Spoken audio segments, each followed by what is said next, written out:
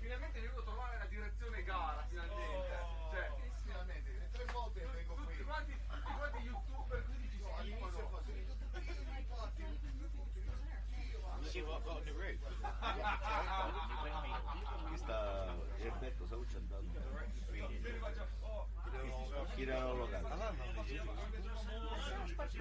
Sì, ma lui c'è ancora.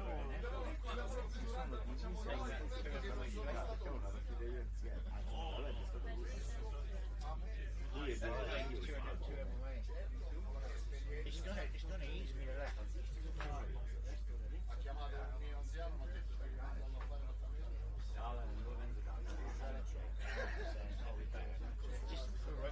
Apparemment sur les prévisions je vais tirer avec du 3 mètres.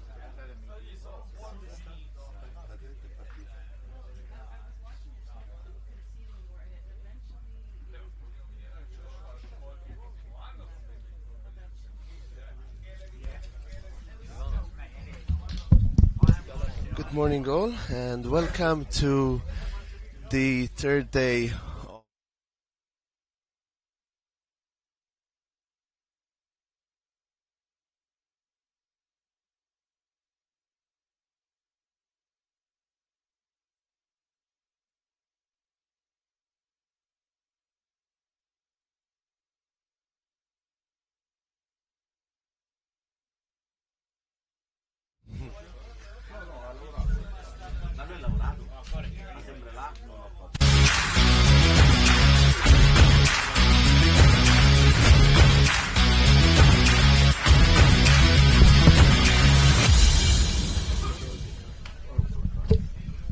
Good morning all and welcome back to Extreme Shot Italia, 5th edition, our global edition with 30 teams, 230 teams, 30 nations and over 30 partners.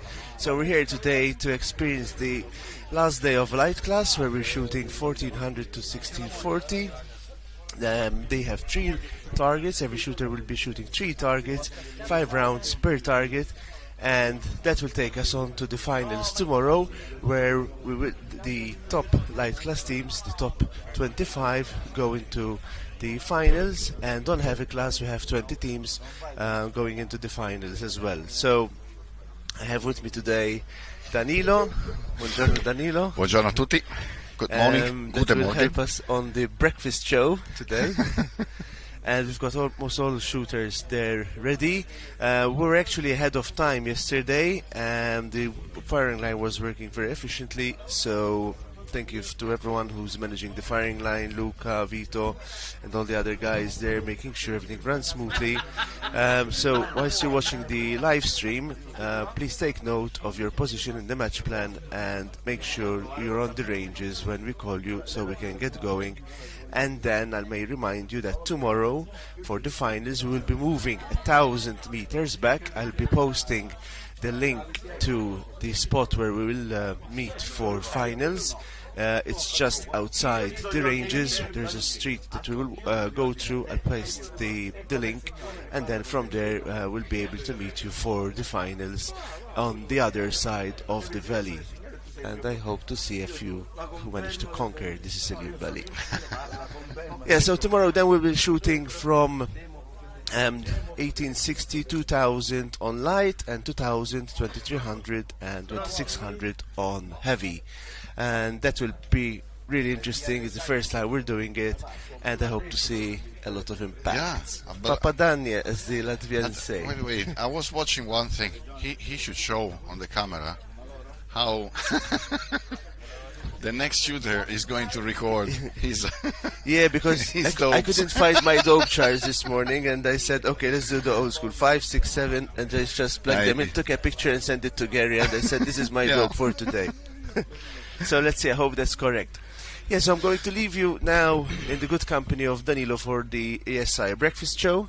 Yeah. And then Jay will be joining us, and Brian Cataneo will be joining us, and a few others. I'll remind you as well, we have the Poise Welt Challenge draw with Drew Bessenson from Poise Welt.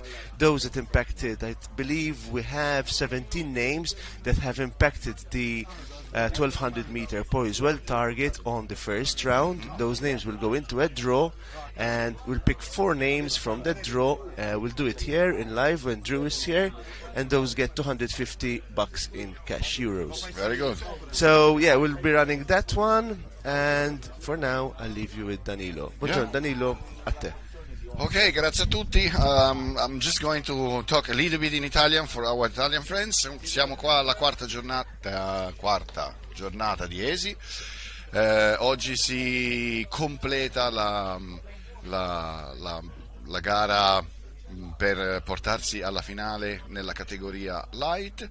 Abbiamo ancora, mi sa, una 70 di tiratori, se non erro, oggi per completare la gara. Al momento quindi abbiamo una classifica provvisoria dove vediamo al secondo posto un team italiano, cosa che ci fa molto piacere e molto onore. Tra l'altro sono due ragazzi, tra virgolette, come potrei essere un ragazzo io, incredibilmente bravi, simpatici, hanno un'esperienza anche abbastanza lunga dentro questo sport, quindi incrociamo le dita, diciamo, dalla parte italiana. Loro si stanno preparando sulle linee e nel frattempo noi che cosa facciamo? 4 chiacchiere.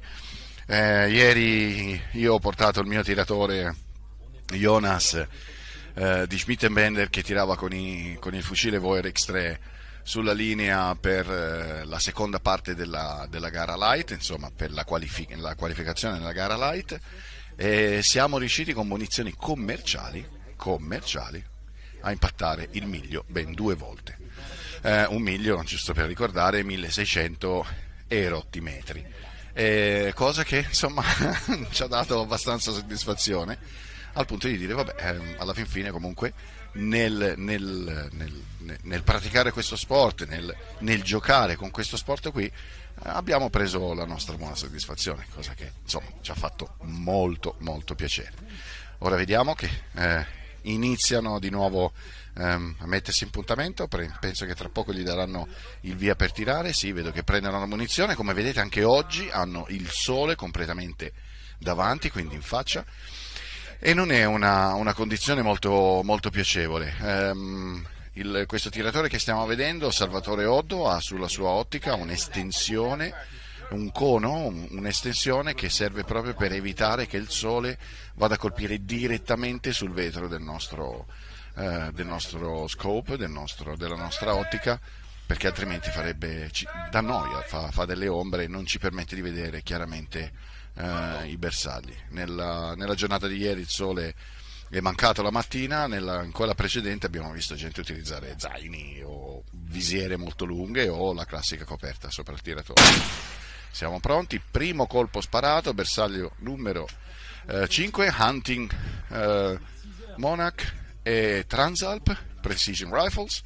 Intanto che vediamo i bersagli, vi ricordo che i bersagli hanno sia un numero ma hanno anche uno sponsor, e che gli sponsor sono quelli che ci permettono di portare avanti questo tipo di manifestazioni, questo tipo di competizioni. Organizzare queste competizioni, lo diciamo tutti i giorni ma continuo a dirlo, non è una cosa assolutamente facile, né da un punto di vista tecnico-logistico né da un punto di vista economico. Vi dovete immaginare che ci sono, per ogni bersaglio, se guardate, c'è una telecamera. La telecamera deve essere collegata con un sistema di trasmissione radio che deve essere anche molto efficace, ci deve essere una regia che mi sta assistendo qua per fare la diretta, ci devono essere piazzole di tiro, punti di ristoro, bagni, parcheggi, chi più ne ha più ne metta, insomma non è assolutamente facile.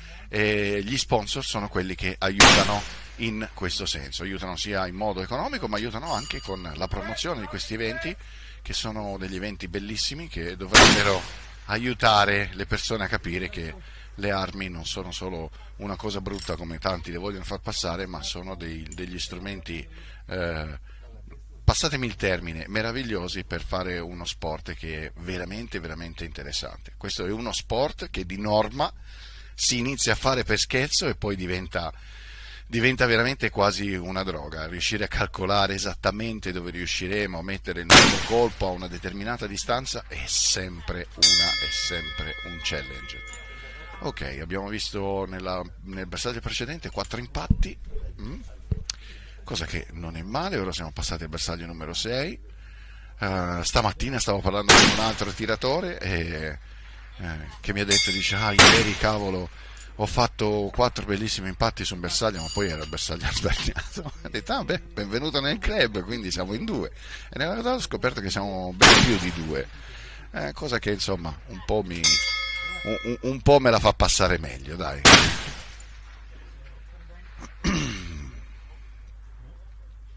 Anche il secondo team passa al bersaglio Hensteiner, bersaglio numero 6, distanza intermedia.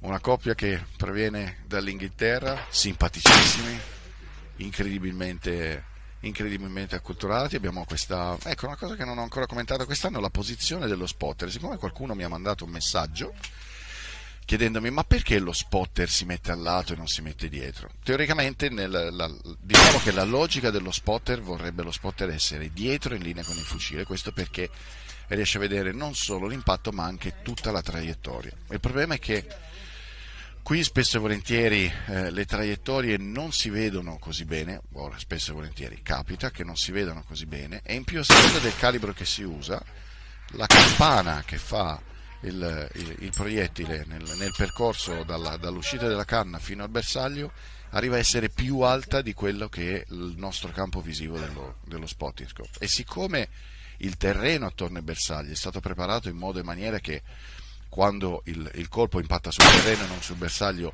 si vede comunque uno sbuffo, uno splash viene chiamato, allora molti spotter prediligono, invece che curare la traiettoria e l'eventuale impatto attorno al bersaglio, andare a curare direttamente e concentrarsi sull'impatto attorno al bersaglio.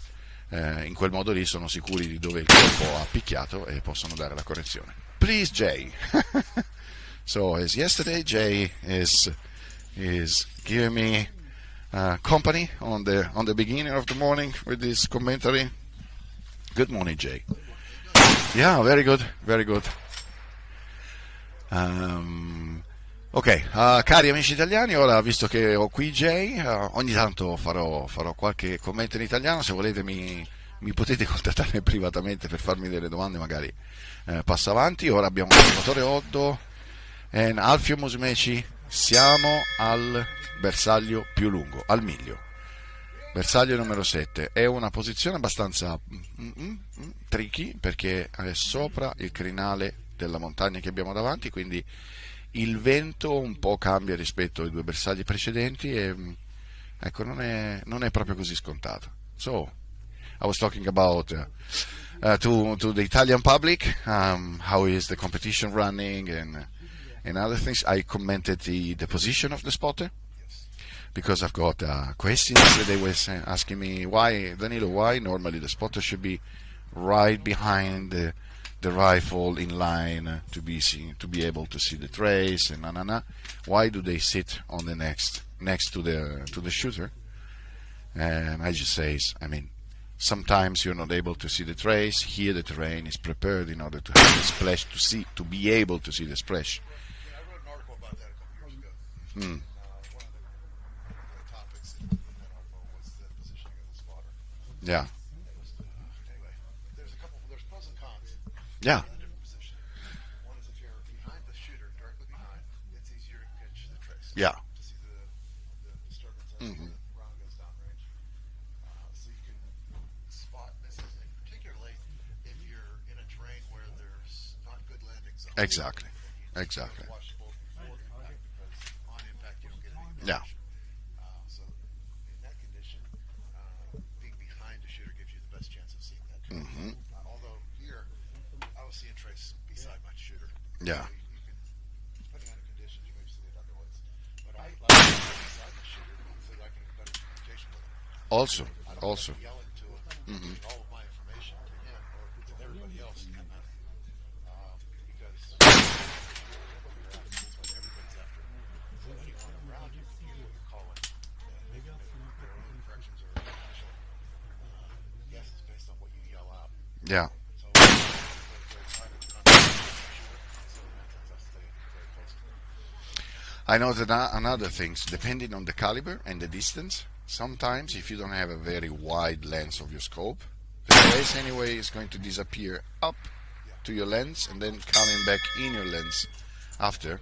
Well, a lot of people will focus zoom out if possible. Yeah, I always say as far as possible. I mean, with the open, but sometimes it happens. I saw with the Greek guy that was here. He was shooting a 308 on a longer distance. There was no way to see the bullet was flying up there.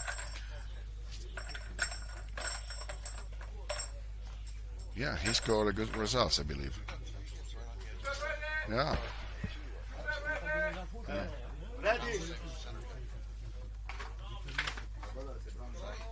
Solid run. Hmm? He had a pretty solid run. Yeah, yeah. I'm not sure how his day one was.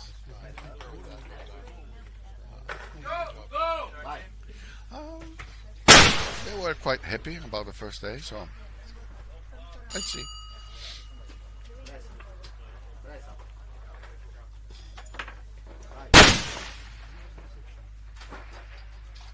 Where's that time of day where the sun is coming through Yeah, the shooter? yeah.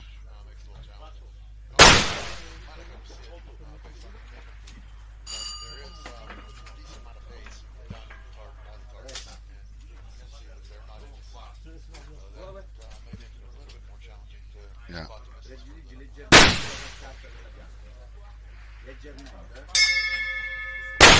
So one thing that is good to say, we have here the shooter. He's Italian. He has problem on his back, and so during the competition they allowed him, instead of lay down on the ground, to stay on a table, so to have a comfortable position and being able to anyway run the match, which I believe is a very good thing. I don't know if in other competition they also allowed you to change your position, but yeah.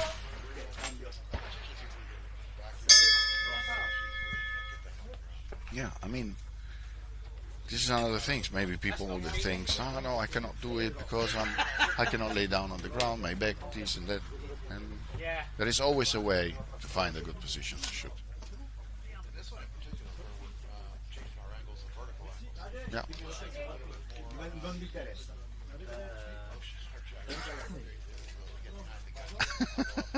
Yeah. Devi fare le correzioni. Yeah. Yeah. Well, he was not, for sure, he was not using your feet.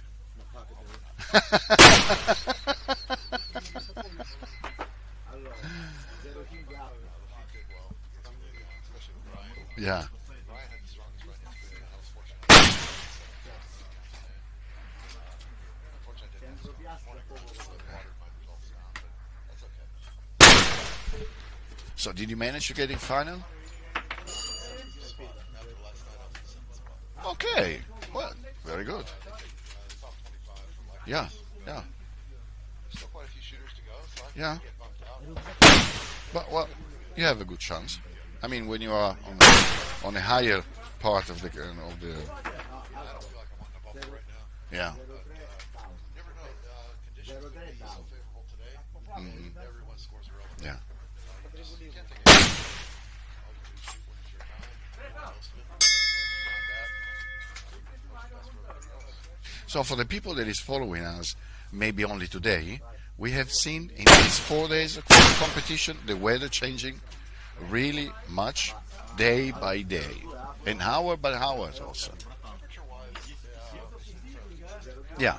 even morning to afternoon. Yeah. Yeah. Shift. It's not much at all. The winds, however, another story.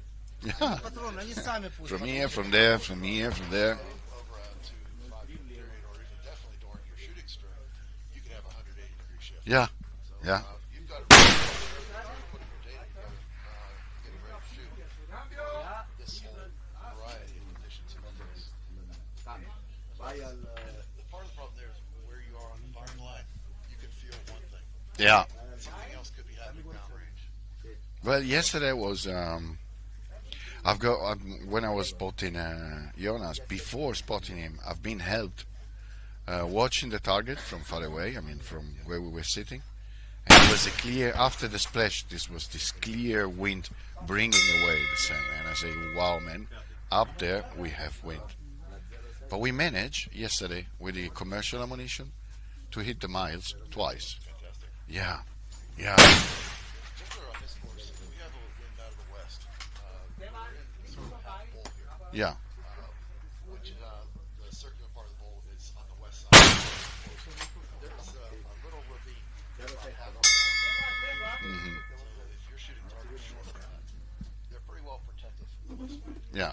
But as soon as you hit that, it's almost like there's a wind tunnel effect where you get almost an accelerated. Yeah. So you'll go from virtually very minimal wind correction in your British dialing speed drift to a point where you have to put in full value on your wind. You start to learn that after a while. But even now, you're assuming in the wind in the direction. And once that shifts, that whole dynamic.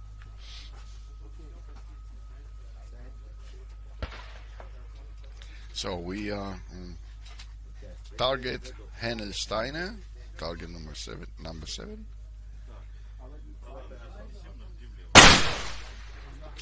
Let's see. Oh, yeah, We'll probably make one here. yeah, I'm feeling pretty good. The wind was good. He's got a good read on wind. yeah. See, he's fighting. We saw this yesterday as well.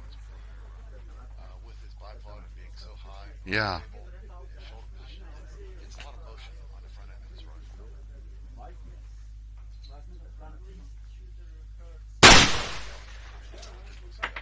Let me see the target. Have some fun. We'll get it. For ELR, consistency is really important. Yeah, Even if you have something that's less than ideal, if it's the same way each time, you can calculate. Yeah, yeah.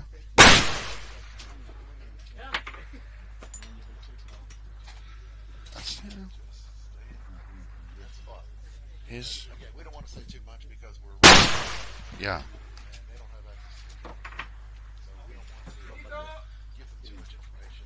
okay, but now he finished. He was consistently. So you've been talking about consistency, and he was consistently in the same spot. Well, okay, for us observing with the camera, it looked like, but actually, yeah, yeah. Well, this is another thing. Yesterday, so when I teach long range, and I teach people spotting, I always say you need to be brave when you give correction. Don't hesitate. If you think you should give so much, just give it. In the worst case scenario, you just made another mistake. I mean, you can. Yeah. And yesterday I did the opposite of what I teach. On two occasions with Jonas, and I told him I had like the feeling, okay, I have to give him 1 mil, and I gave him like 0.8, 0.7, and then I complete with the second round, and I was like, Danilo, you are so mad.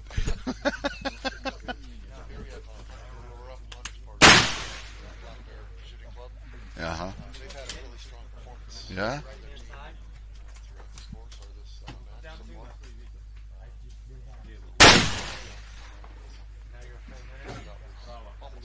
far. Yeah.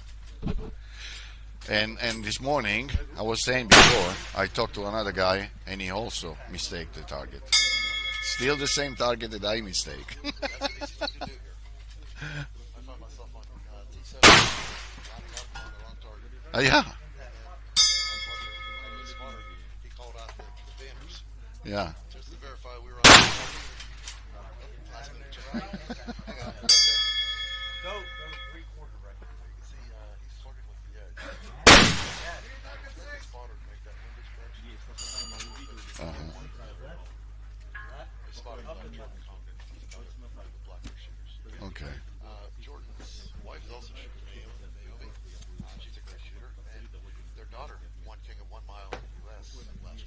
Wow. 14-year-old girl. Wow. So yeah, definitely a strong shooting family. Wow. So we have the Ukraine team. Okay. Ah, nice. Nice impact. They use a small caliber though.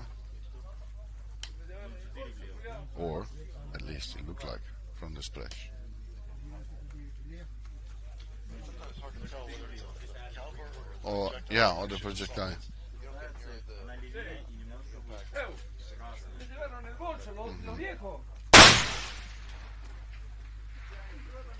That's why I like shooting. I like 4 bullets for my life gun. You get much stronger response on the target. You get big flex and glad. It's not very social, but now you're just not talking to everybody else. It allows you to see where you are. Yeah. Last year during practice session, I was freaking myself out. We were out at about 1,500 meters. That was a long practice. Finally, turned it loose.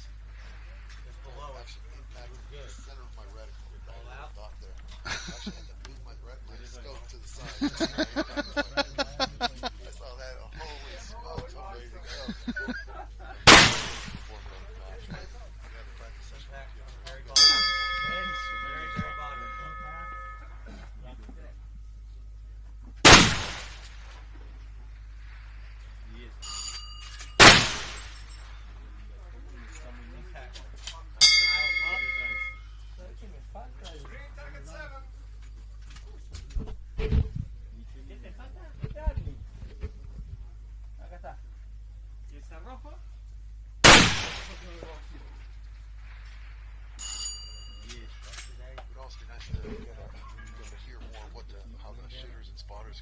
Yeah.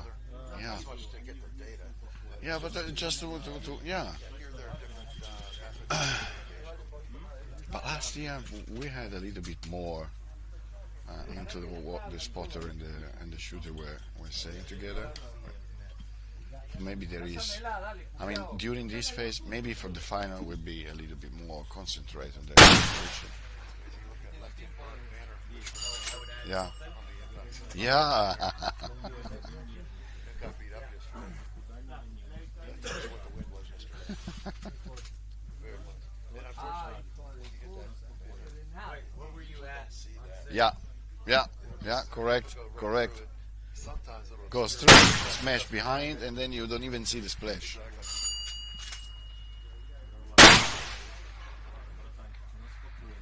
need to come half minute left. Elevation is fine. Yeah. Half minute Just left. on the right hand side of the plate. These targets are about a minute. Yeah. So he's given a half minute. Impact. Bottom of the plate. You almost is. A lot of times you don't get the full correction to the center. Yeah. Impact. Just underneath the water line. Water line. It's generally what we call Yeah. Wind was good. perfectly vertical.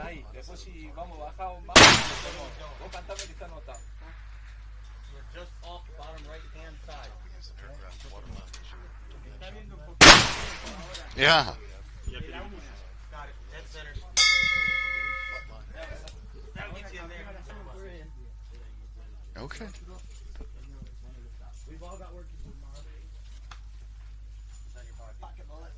Heinelsteiner. Target. Yeah, nobody hit it. Let's see if this team is going to be the first one. Plays, very nice, smashed in the middle. Conditions right now, you can see the grass by the target. Motion up there. Yeah.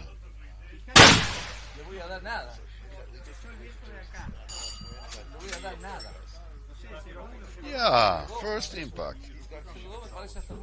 Yeah, he's shooting solid. And what caliber is it? 33? I think that team is shooting 338. 338? It's a 33 Okay. of some form. Yeah.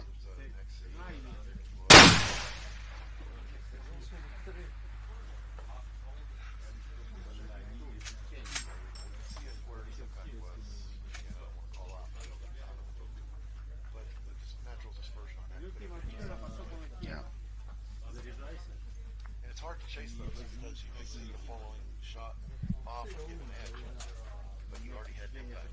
Now what do you do? Do you change or you stay? Did you want to repeat what you did? Yeah. Well, normally, my run, if I am on a target, I'm not going to give you any other correction unless you are really on the edge. Then if you are really on the edge, a little bit you want to push through the center. But if you are more or less there, I'm not going to give any correction. My partner did that yesterday. Very similar to the second Yeah. round here. Wow, water line. I said same thing. Just said the games. I thought we had enough margin to the Yeah. play. And then you have to calculate, right? You have to calculate where is the wind, where is the wind pushing. So if I'm toward the wind, I'm not going to give correction because I run the risk that the wind is flying it away. When I am against the wind, then probably I can be a little bit braver and give this little correction to move. And this the optic from that we have from See his wind. Straight up and down. yeah. That's a nice run. I'm not sure if he was making adjustments in the middle of that, but he was getting the same hole. Yeah. That's just an indication that Yeah.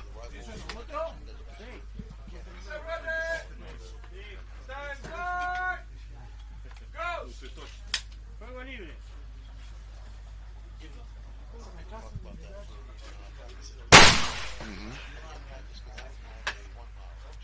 Well, you don't need 1 mile or 2 mile range. Yeah. I mean, what you need to practice on a long distance is the calculation, the ballistic, and so on. But practice your shooting technique.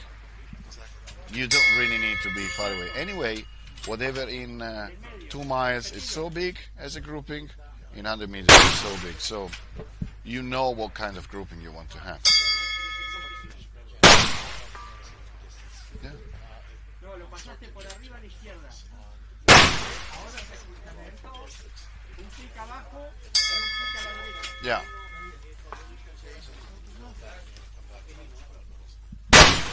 Good morning.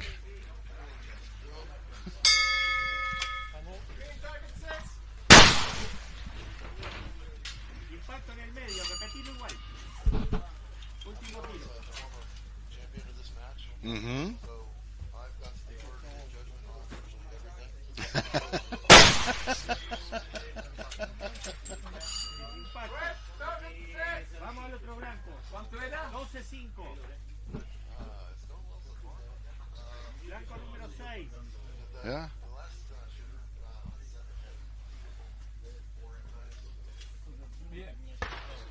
Juego libre.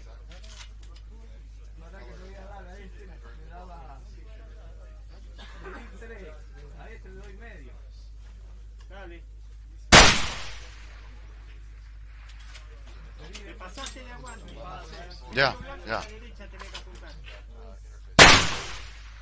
I had one, but it broke. I mean, I need to find something that withstand the 50. It's this electronic is gonna. I have one with electronic lights on it. So Yeah, it's got the Lo sé, no lo vi. spirit bubble on it. yeah, No lo vi por nada. that works. He might bounce around. Spirit bubble. That gives me a different story. El blanco 6. Rojo.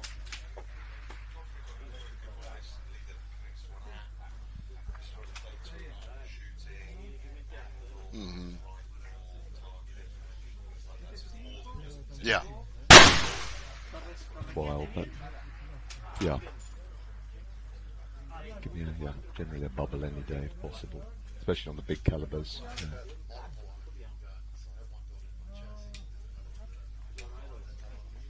Oh, do you? Okay, all right.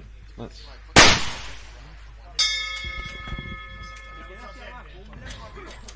¿Te quedaste abajo? Sí, un blanco arriba, la deriva bien. Un blanco arriba.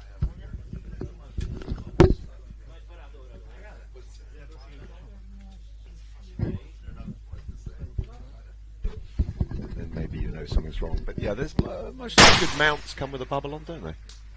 Impacto. Yeah, yeah. Impacto al borde de abajo, un clic más arriba. Yeah. Ya está. Ah, no, me falta un tiro. You can't read it. It's only good for setting the system up. Yeah. 0-1 menos de aguante.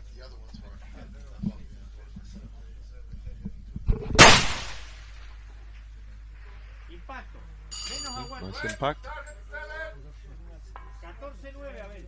No, vamos, 15 gordo, 15-1. Who's that? Lorenzo Gallini e Francesco Light Campobasso. Italian.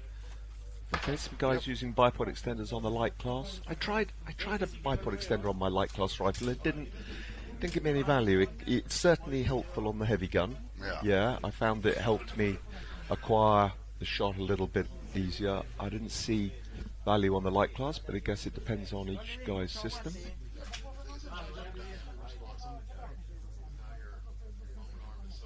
Cuando esté listo. Yeah, I found that the barrel dynamic changed, and it wasn't for the better. Yeah, that was just on the short rifle. You know.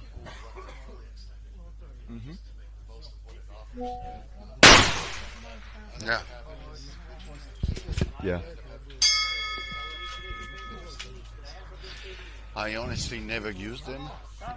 I'm a standard bipod guy.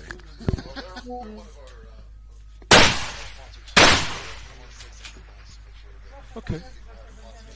Yeah. Look, I got the non-expandable lightweight one with the Queen system at the front, and I tried the Queen, and that gives the barrel amongst too much whip. And you get right up underneath the barrel, you get very low, it's very nice, it looks great, but there's too many, in my opinion, too many nuts to you know, even if they're super tight, I was just getting too much flex. And as soon as I took it off, yeah, okay, so I lost 6 inches, but I'd already gained so much anyway, and that was fine.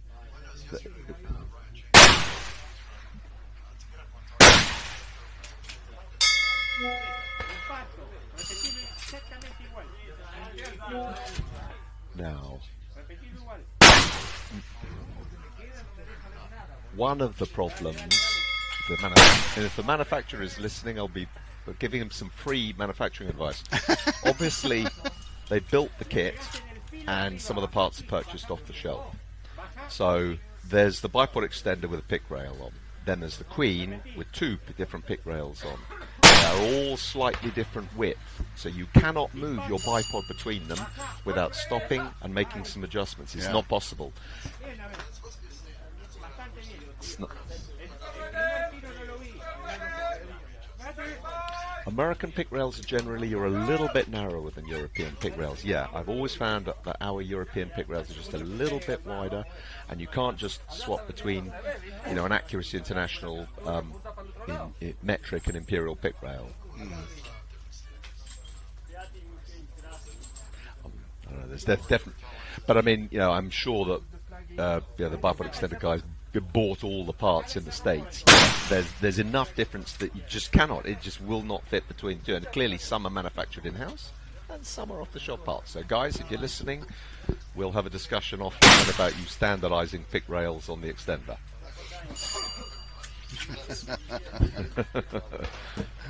You know, because if you've got a, you know, you've got an Accutac, and so many guys are using Accutacs, and you've got great quick release fitting, but you've still got to adjust, fine adjust to get it to lock perfectly. Yeah. And that takes time, and you know, you can't do it in the middle of a run. You could move a bipod in the middle of a run if you had to, as you say, from the front to the rear to give you more elevation, like Ryan had to do to get out the distance. There's some nice impacts there. Plate's already being fairly well peppered. Goodness, hopefully the wind stays like this till I shoot. Okay, these are the conditions. So, Well, you still have of to course. shoot. I'm 11 o'clock. I mean, Okay. it's forecast is light wind this morning, you know, so it might pick up a little bit, but I think it's going to be fairly light. For me, it is really not that the wind stays calm or not calm, but that the wind is constant. Consistent. When you have a consistent wind, you give correction. Yesterday, on the first round with Jonas, we had problem. We struggled on elevation, but on windage, on the second target, I understood how the wind was going. So, from target to target, I was really able to, bam, we are windage, no problem. because was really stable, strong but stable. And when you have vice versa, this wind, it can be even a light wind, but then it's come a little bit from here, a little bit from here, a little from here. Yeah, I totally agree. I had a wind that changed from left to right during the run, and I got a poor score. Okay, I can blame the wind, but at the end of the day, my earlier run, I had a constant, much stronger wind. It's no problem. You can manage that. As you move up from target distance to target distance, it just requires a small incremental change in your windage, and the net result is, you know, you can be on certainly by the time you get to the last target. But yeah, that's, we all know there's a luck element in shooting. My, you know, read always the luck element is to do with the draw, the pin draw, you know, that you have your time slot. That is part of your luck. Yeah. You know, and that you do enough competitions, you're going to get a golden ticket now and again in your, you know, your draw. And some competitions you won't. Yep. Chris, Cool. tu peux faire quelques photos? Oui. Quand Anyone cleaned it yet? Non, ça je peux pas. Par contre, je vais te les faire maintenant quand tu te prépares. Comme ça, on verra le fusil. Ça va si je te les fais? The probably now the Ukrainian. Yeah. Okay. Okay. I don't see. Oh, okay. Yeah. Okay.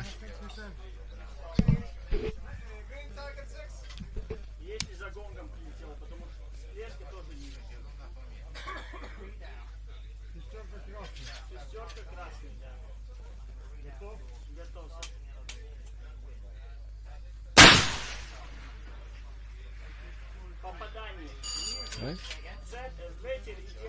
Low. Yep.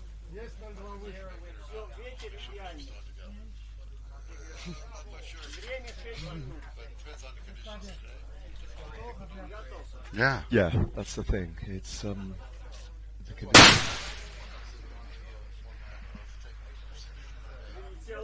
yeah, I think that's pretty good actually. We had, you know, this is, you remember in France, one day of atrocious weather, remember, very heavy rain and hail, and some guys had to shoot. And I was 2 guys from shooting when they cancelled the shoot for the day. They had to cut it fine, and I was thinking, yoo-hoo, and I shot the following morning, and the weather was much better.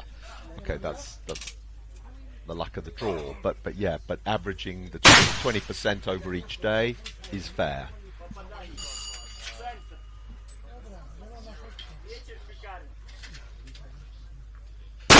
That's, yeah.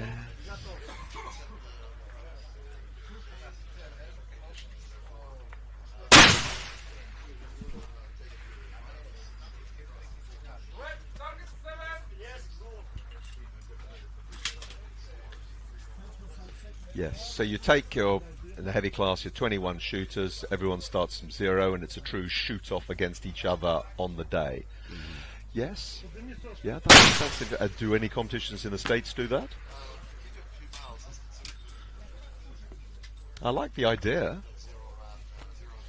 So you finish the selection, you get in the final, and then you start with 0 point. Everybody. Nice. Nice, yeah. Yeah. Yeah, Okay. yeah, right. Of course. We know we are everybody up to that level. From this moment on, we start again. Play your cards and go on. It's in bracket. It has a certain valuable correction as idea. That one of the things that would also eliminate it. A small beef, but it's unavoidable in the nature of the heavy class competitions, is that heavy class competition, there's not enough heavy class rifle shooters, so you've got to open it to light class rifles. So in France and in here, the early stages are shot at what I would call light class distances. The light class rifles can enter for fun, get a very high number of points, more than the heavy class rifles, because heavy class rifles are not so fast shooting at those distances, and start with a lot of points, probably more than the heavy rifles. If you zero it out, then you're favouring the guns that the shoot was designed for. But I understand at the moment that I don't know how many guys have got heavy guns here, but it wasn't the 81 or whatever 82 people that's entered. Maybe it's only 40 heavy guns. Yeah. I understand we're not there yet. We've got to encourage people to start adopting heavy guns. A lot of guys are looking at now buying heavy guns. They're interested in it. They realise it's doable. Yes, it's more expensive and it's another category. But I've noticed that a lot of guys now, particularly those in Europe who can drive, it's difficult flying. But we're thinking, we're going to do 1, 2. And if you're travelling all the way to the competition, I want to shoot both because I'm spending the time and effort and money to get that. Let's do 2 guns, guys. And I like that. I think that's good. And hopefully you'll then get enough, and then you can separate the comps a little bit more.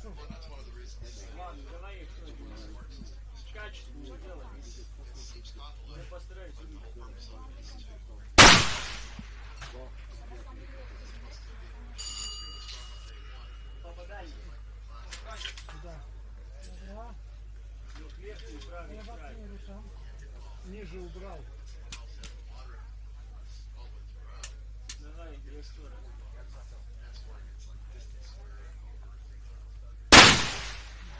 Okay.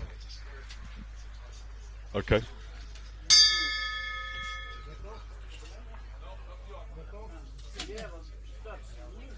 Okay. All right. That makes sense. I do think that's the way forward. But we'll see. Yeah. Of course. Yeah. You can never, ever, ever have everybody 100% happy.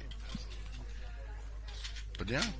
Yeah, like weight well, limits in heavy class. Well, I run on a heavy class, of course. And at the beginning, I thought the heavy class would have been between 416 up to 50. And then I start hearing Raw telling me, 375 is in. I was like, okay, 375. It's a big fight for a 50 caliber. Compete with a 375, especially on the beginning of the match. And then he told me, no, but the big class is the open to everybody. And I was like, okay, then it will be even more challenging. Because you guys in the States, you do 50 caliber shoots. Yeah. Yeah. Yeah. Yes. Okay.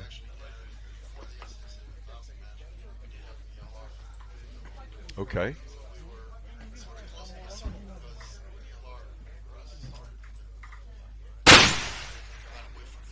Yeah.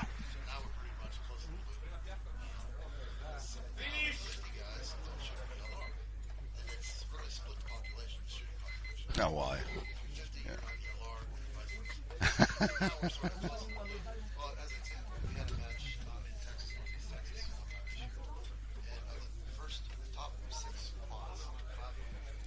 Okay.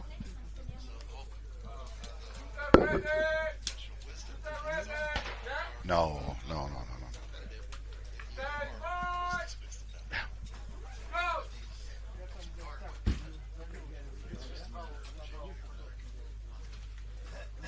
Okay. But there's a weight limit issue in the sense that here it's 50 pounds, in France it's 40. I've got some friends who've been, speaking, what do we build at? Yeah, you're back at 50 in the States, but not in Europe. You think it'll go to 50 in Europe? Oh, okay. Okay. That's interesting, right? Because that helps the 50s. Because I think you need a little bit more than 40 to build a proper 50 barrel platform. I mean, I scraped through in a 416. Not really. You're a strong man, Jay. A heavy man. Okay. Yeah, but anyway, in Europe there is another problem with the 50. That not all European states can have a 50. That's true. Yeah, of course. So it's so funny, really. My company, which is set in Austria, they, every time that they sell a 50 in Italy or in Germany or whatever, they need to wait authorization from the government, because in Austria 50 is a military gun. So Okay. it's Look, it only became legal here in Italy 12 months ago. yeah, it was right before the last match they came So here. I put my barrel, 50 cal barrel on and brought it here to shoot for the first time here at Trapani earlier in the year for fun, and it's a combat barrel rather than a competition barrel, but it shot perfectly well and it's fun and we enjoyed it. But that was the first time. In the UK we've been shooting them for years, but that's different. We've been more closely aligned to the American market. Oh, Rod is shooting. Is that Rod? Ah, okay. Aha. You getting ready? Okay. Please stay on Rod. We can make a lot of commentary. Okay. We are friends. Well, that's not a 33XC, I know that for a start. That's a 300 Norma Mag RPA, very good old English system. Unfortunately, they're out of business now, but they make very, very good, solid chassis and action. In fact, he's bought another second-hand one recently to use as a master. Yeah, okay. Okay, impact. Yeah. I think he is probably the only guy running an RPA here, but then because he's shot a lot in the UK, he knows them. They're very good. But sadly, a boutique manufacturer that went out of business. Yeah.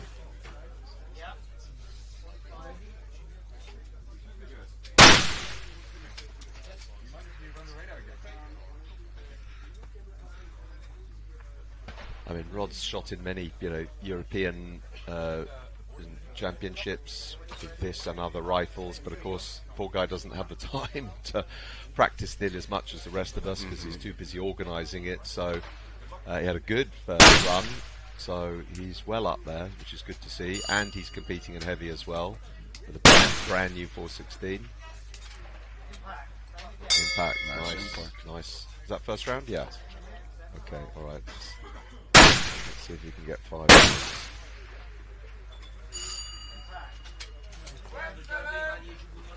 I didn't see that. Was that just off? Low. Or appears to be low. That's low. Yeah. It's not great from the camera. No, it's not. Someone said to me the other day, "You're shooting low." I saw from the camera. I'm like, no, I wasn't. I was shooting right. Why? What happened there? All low. Or it seems to be all low. Oh, Central impact there. So the first and the last in the target, and the 3 in the middle. How frustrating is that?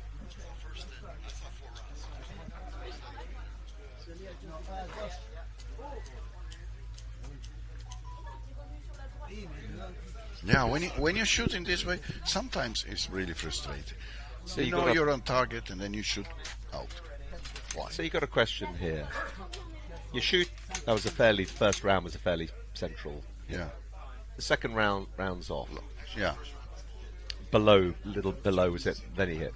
So he has an impact. So the question is there. Your third shot's a miss.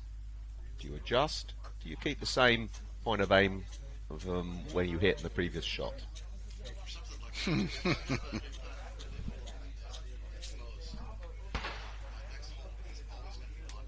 Yeah. Exactly. That's one of the problems, and quite often your spotter might automatically not think the same way as you, and he's thinking, right, come left 2, come down 2, because he's doing what you've asked him to do, give you an adjustment, and you've got to decide, do I accept that, or do actually no, I was on, I'm just going to favour top left, top right. And he had an instance there where no doubt he made a decision. We don't know what it is, but that's always a tricky one.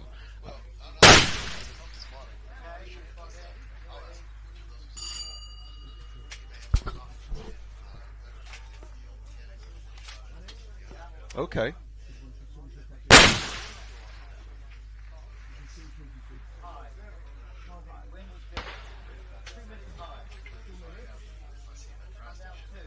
Okay.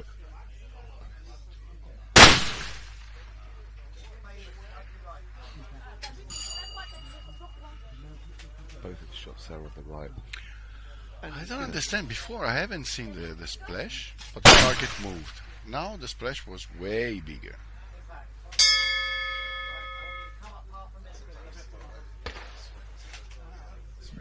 Yeah.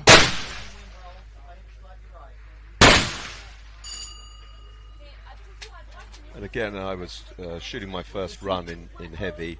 I got a good spot up and had an impact, and then the shot's wildly high right. So I wasn't running the Garmin, didn't know. But I'm pretty sure that's a fly around. So we ignored it and carried on like, okay, I lost the points, but we ignored it. We didn't adjust off it because the next shot would have ended up being way low left. And that's, again, you've got to, unless you've got equipment running, you've got to have a feel for, no, that's a flyer, that's not me. Or if it's you, yes, of course, you've got to make that call as well. But I've certainly found loading 416, which is a tricky round to load with a lot of airspace in the case. Yeah. You can get a flyer, you can, unfortunately, even with really good. What I'm doing with a 50 is having the Garmin next to me, because I really noted. I'm shooting, like grouping maybe, it's nice, and then you see the fly. And if you check the Garmin, you see 99% of the time, well, let's say 80, the 20 was me, but the other time was always the speed of the bullet. Yeah. You see a big drop or a big high, and then you say, okay, now I know. And this can help you in the next shot that you do. I mean, if you shoot, you are in target, then you shoot, you are down, and you check, and you are 10 meters per second low. Then what do? You give correction? No, you just put another cartridge in, and if you know that the average speed is the one where you impact, and then you shoot again. I mean, there's definitely merit in having Garmin or other devices running, but again, depending on the shoot, I found that it's more data sometimes than I want in my head.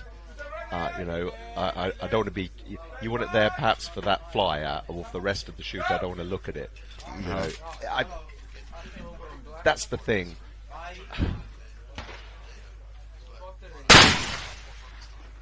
Yeah, no. This is me too. But since I was running this test with the ammunition in the last month, I just got this habit.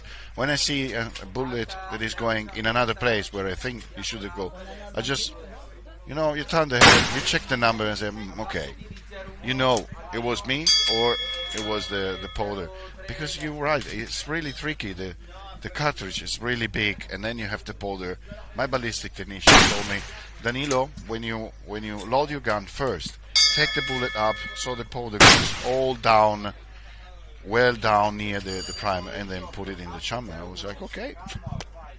Yeah, so admittedly this is with all my calibers, but a lot of guys use bullet caddies point down. I always like to load point up, because with the big calibers I want a little bit of time for that powder to have settled. Even in the car, I don't want it lying on its side. I want to let the round settle. Often actually I don't use a bullet caddy. I just use a case tray. Yeah. And let the powder settle. I understand the desire to pull the bullet out, from a caddy with the needle down. But some of the calibers that got a lot of airspace in, maybe I'm just a little bit, over suspicious. But no, no, it's true.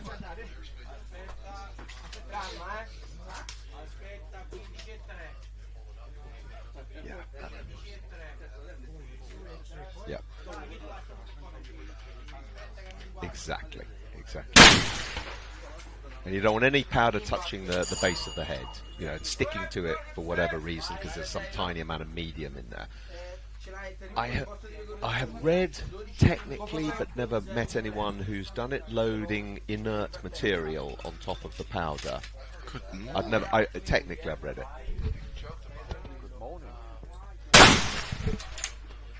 That's the thing. I've read it in technical books, but I've never met anyone who's dared do it, or what medium you would use. Like,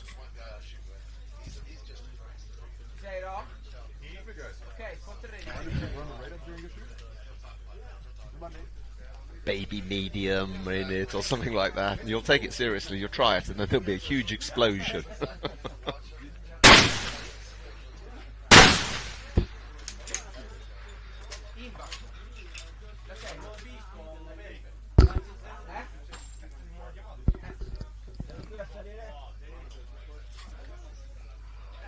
Okay, so you can't. Yeah. Okay. Yeah, that's a good school for hand loading.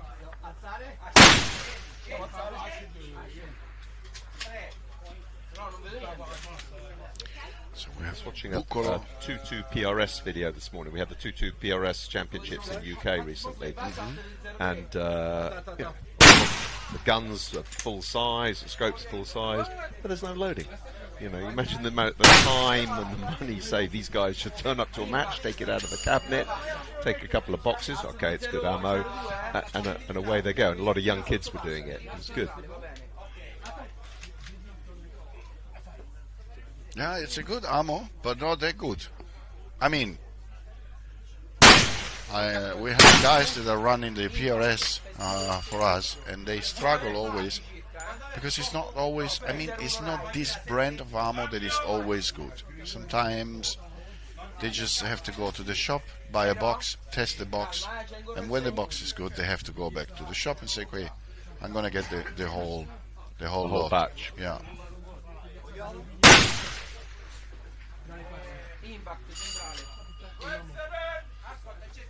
You can even hand load 2-2. I've got a No. load of No, you can't. Yes, you can. Yeah, you can, but it's really. I mean, it's, I haven't tried it. I've got all the gear. I haven't tried it yet.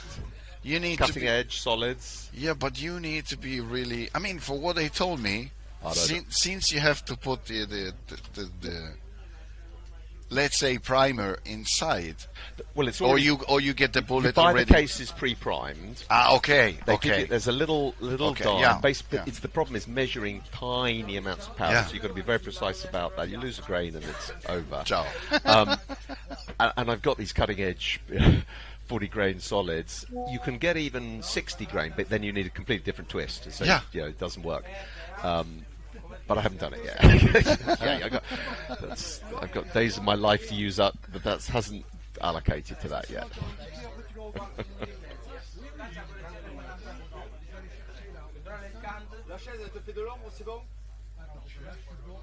No, I haven't seen that. So we have Buccolo on target number 7. Roberto Buccolo? Yeah, Roberto Okay. Buccolo. A fine shot. Yeah. Roberto Buccolo is obviously wind cut bullets. And his spotter David Marcor, both very well known Italian shooters here and in the king of the 1 mile and 2 mile events. They're a particularly good shooter spotter combo. I've seen them post some training videos together. They're very good.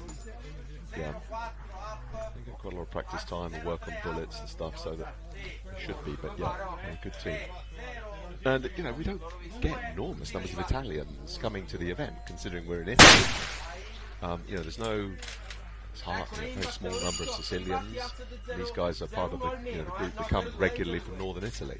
There are not very many Italians that are running these sports. No, because there are a limited number of ranges, Yeah. even up in the north. I mean, in Sicily, you can throw a stick and hit a pistol range.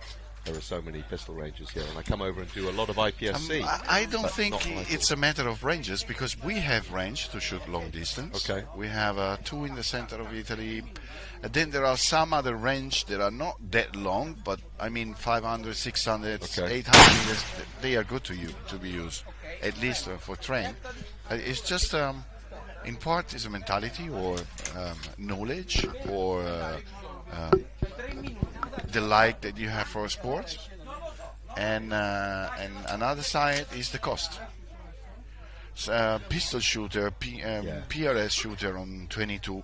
The PRS, I mean the center fire, has a good group of people, but way less than what they have in 22 because it's the cost. Yes, no, PRS is much more popular in the UK than ELR. People would assume there's a lot of ELR shooting in the UK. There isn't actually. There are facilities, limited, but PRS is much more popular.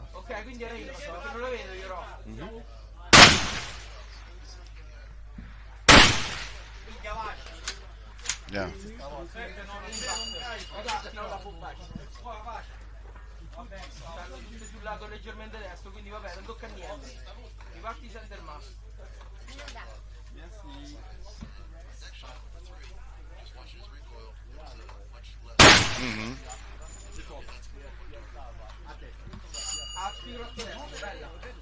Yeah. That's interesting. I mean, so when I learned like most people to shoot, we're holding the rifle firmly in the shoulder. There might be a bag, there might not be. It might be on your arm. Now we're taught we've got these big guns. They run back on a rail effectively, and I notice some guys don't hold the rifle in the same way as firmly as I believe you can do. And a lot of guys want to shoot with their thumb off, so they're not going to have enough pressure on the pistol grip. I understand. So you somehow though you've got to get that a little bit firmly into the shoulder when you change the angle. And I like the bag riders that have got a little curve on the front, so you can push the rifle back into your shoulder when you come up to prevent. And just running it back on a rail on a bag, rabbit ear bag, yeah, okay, maybe. But as you say, as soon as you've gone up, it went under, didn't it? It's a challenge. Well spotted. That's one of the difficult things about ELR and these particularly vertical variations on targets. Now, there is a good intro to a certain type of bipod feet. There's a guy with a wooden board there. Yes, you can see what he's doing. He's actually angled the board up to control the direction of his recoil. He understands that the direction of the gun's recoil will influence the muzzle. If he had a flat board on recoil shooting uphill, the muzzle will come up off of the target. Whereas he's angling for the target, which controls the direction it's going to stay on target. We saw this problem a while ago, like over the past couple of years. So last season, at the end of last season, I decided to do something about it. So we came up with the rail feet concept, which creates a plane effectively at the bipod foot. So it separates the bipod from the ground, and it just gives you a rotating surface or rotating plane to control the direction of recoil. So that's the whole concept of the rail feet. RailFeetELR.com if anyone's interested. Very nice. Yeah. No, they must be I have interested. a pair. I've started to test them. To be fair, I didn't do enough work before this. I would ask you a question though. Do you think they're probably better suited for like a board, a hard surface, than a piece of rubber which may be uneven? Yeah, actually, that's the beauty of them.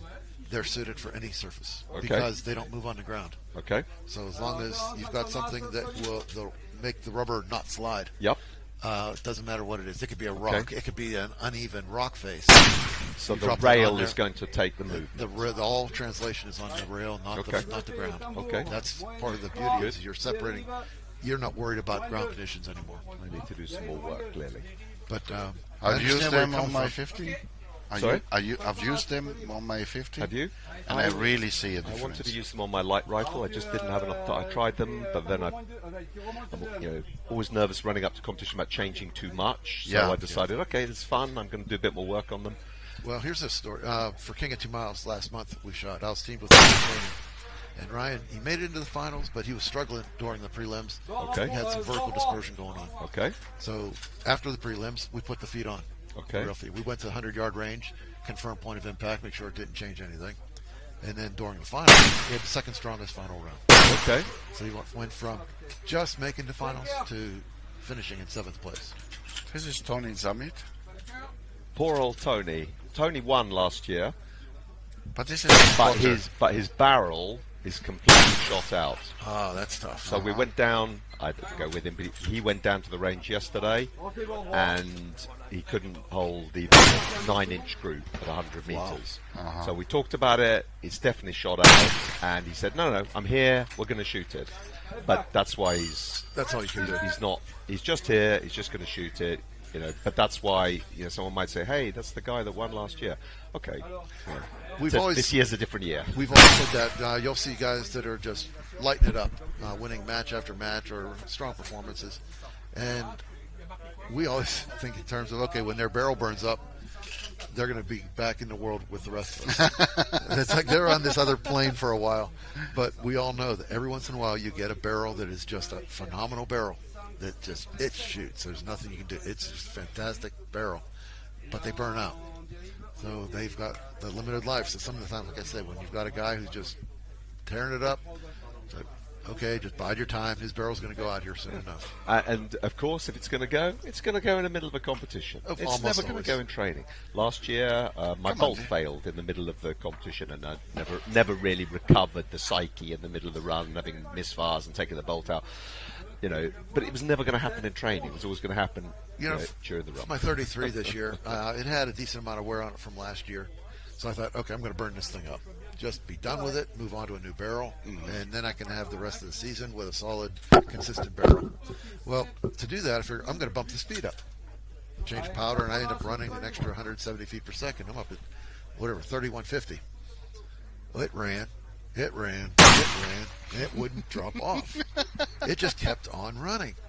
Well past the number of rounds that I was expecting to get out of this barrel, especially since I was now running a hot rod. It's like, holy smokes, what's going on with this thing? It still hasn't burned out. I took it off just so I could shoot, because we've got some really important matches at the end of the season. I swapped it out, just entering so I wouldn't lose it in the middle of a match. It's still running, though. In fact, I put it on my partner's gun. He's running my barrel that should be burned out, but he's still running it. It's amazing. And in terms of knowing that a barrel's burnt out, Tony's example yesterday was quite extreme. His group was quite extreme, and his velocity spread jumped to like 68 feet per second spread. So that was an obvious one, I'm guessing. You know, I haven't got a lot of experience of knowing when a barrel's, but looking in, I'm not so keen on looking inside a barrel. It's what it's delivering. Is that the best way, Jay? I don't worry about looking in, personally. So how do you know or decide? For one thing you're going to see is your speeds are going to start dropping off. They are. Okay, fine. So you may lose 20, 30, 50 feet per second. Okay. And it's a rather rapid drop. And then your groups are opening up. So plates that you used to be able to drill, now you're having trouble staying on the plate. Okay. My experience on barrel they are gone, but this happened only when I was professional in the military. Was the barrel was shooting, more or less accurate, and then suddenly from one shot to another, it would start shooting one round here, one round there, and you were always thinking, okay, the optic is gone. We need to change the optic. Then you check the optic is working. What is the ammunition? The ammunition started an ammunition, so it can't be the ammunition. And then you knew the barrel is gone. I'm always slow to blame my equipment whenever I see a miss like that. So I'm always thinking I did something wrong. And okay, whatever. Eventually, then I'm checking all the screws, action screws, optic screws, make sure everything is snugged up in the gun. Last thing I check is my equipment, that barrel. Eventually, I come around to believing, okay, fine, I've checked everything I can. It's still not shooting right. Barrel. Yeah. Barrel. And sometimes you just think, okay, I know it's a bit long in the tooth. It's an old barrel. Let's give it a break. Give it a send-off and put a new barrel on it. But now on my 50, I have over 2,000 rounds. 50s don't burn out. Those things Yeah, just come run on, and it's run. You're not running the bullet fast enough and then to burn it up. 800 meters, 820. Yeah. The fastest that I ran were probably a couple of 100 rounds on 850, 860. You know, I bought a rifle, a 50 from a guy once, not too long ago. He was getting out of the sport, so he was looking to sell his whole kit. I asked him how many rounds he had on the barrel. He said, 1,000 rounds.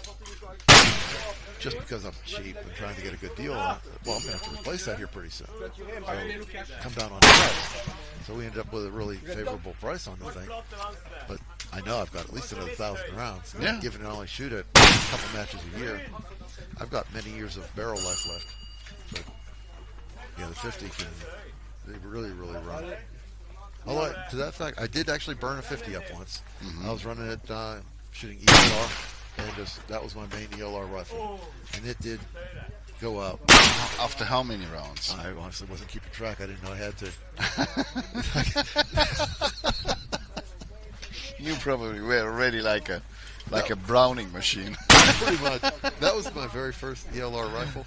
New to the sport. In fact, when I got into ELR, I wasn't hand loading. I was shooting factory ammo. I was sort of looked down on as a redheaded stepchild in the ELR community because I wasn't following the conventional wisdom. Now, for me, going around, everybody says, yeah, you know, when a bullet hit 2,000 rounds, blah, blah, blah, it's going to be the moment that probably you have to change the bullet and say, okay, let's see. So I keep count just to see what is the life of these bullets, but for the moment, really, and I don't treat well these bullets. I'm really a bad owner.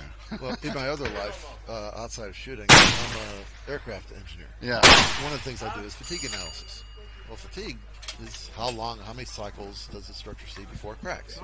It's sort of in line with barrel wear. And one thing we know is the scatter for that prediction is huge.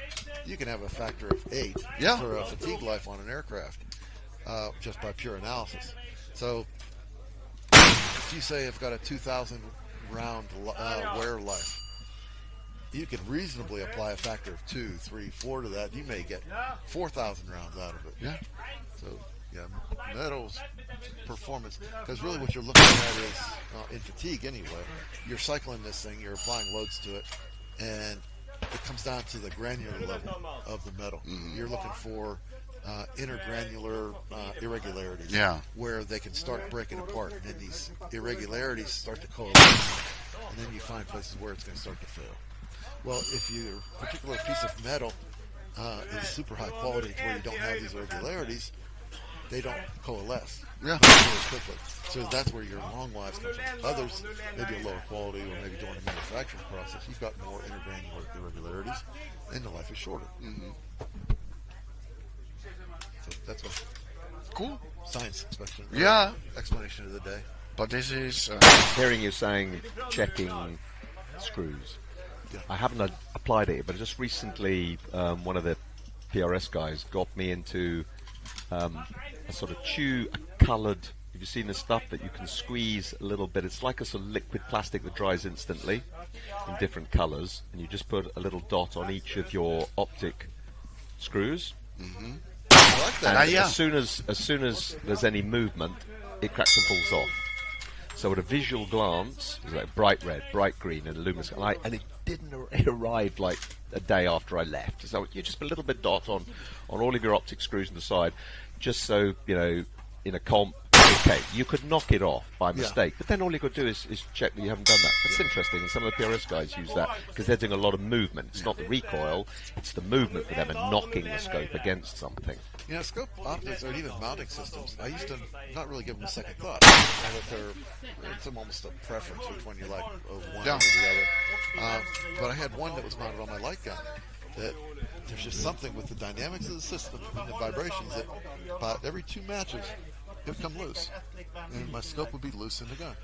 Okay. It's like, what is wrong with this? It's like, how can that happen? But if there's something, just the way that mount vibrated relative due to the impulse of the gun, it was not a good match. So I had to put a different mount on it, and I haven't had that problem since. It's amazing. It's something I was discussing with a gunsmith yesterday. You know, we're very keen on chassis systems. I've got loads of chassis rifles. There's a lot of parts there. There's a lot of screws, a lot of things you need to keep an eye on, particularly in the big calibers. There's quite a lot to be said about a traditional Macmillan stock, a couple of specific, points of contact, and that's it. Some people only run stocks. They don't like the feel of a chassis, the impulse on it. They much prefer the I understand. of it. I'm in neither camp, but I understand that it's not necessarily chassis have the overwhelming edge. They don't. There's pros and cons. Yeah, and some of it is availability. Yes, true. So if you want to shoot, you want to build a gun, you don't want to be waiting 2 years to get a component. No, some of the really good stocks are very hard to get hold of. Yeah, I realise. Yeah.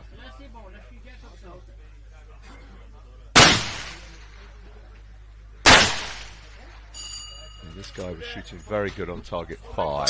We skipped him. We didn't see him on 6, and he's getting strikes on 7. He's shooting a 300 Norma, I believe. So he's on the low end caliber-wise. Or no, sorry, he's shooting a 300 PRC. Okay, we were one of the guys from Malta got a 300 PRC. But David Markle ran 300 PRC here for a number of years very successfully. Yeah, for these distances, you can get it done. When you start stretching out to the 2,000 meters you're and going to run beyond, out of puff. then it starts to get a little tougher. Even So we had 1860 last year here in the finals, 1860 and 2000, as we are going to have again tomorrow. And a lot of guys with 300 Normas, very confident, no problems, 230 grain and 1 mile impact, whatever, 4 out of 5. But 1860 was a disaster because you're in transonic, the rounds are like nowhere near what your data is telling you, and that was one of the worst distances for some certain calibers. Unless you practice those distances, it can be tough. And also, it depends on your bullet selection. If you select a bullet that runs at 1,000 meters or 1,500 meters, it may not transition well. No. And that's the bullet design.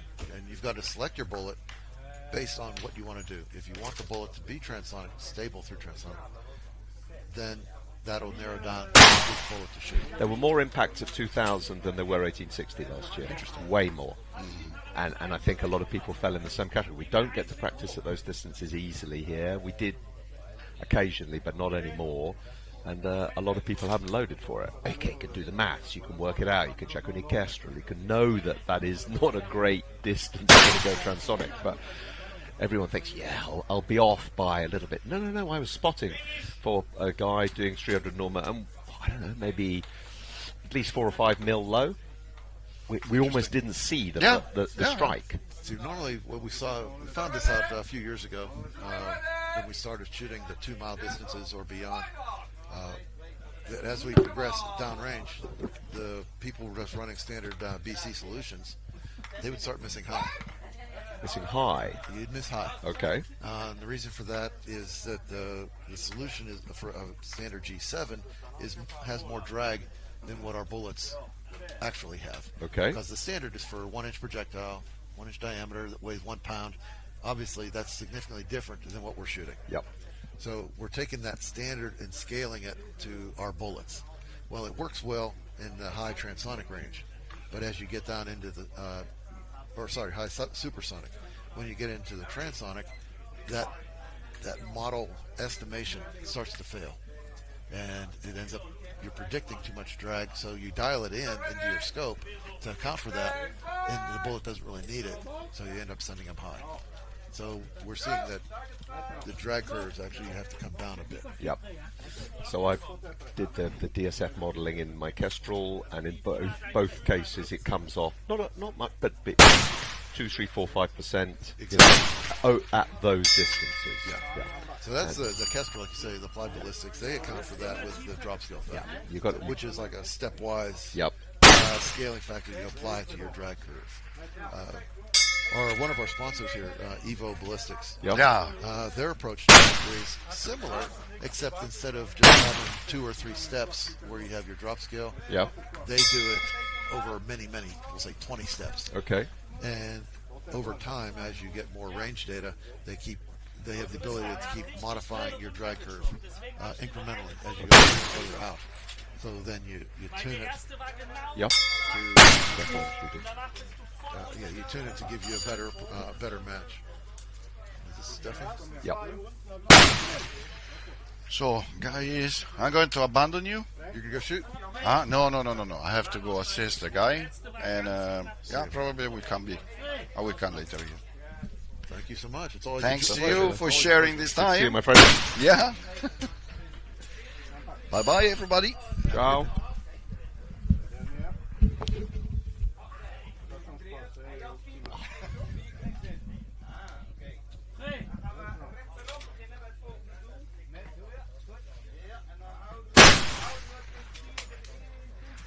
So I apologize. We sort of gotten away from watching the individual shooters. We got into our discussion. We have.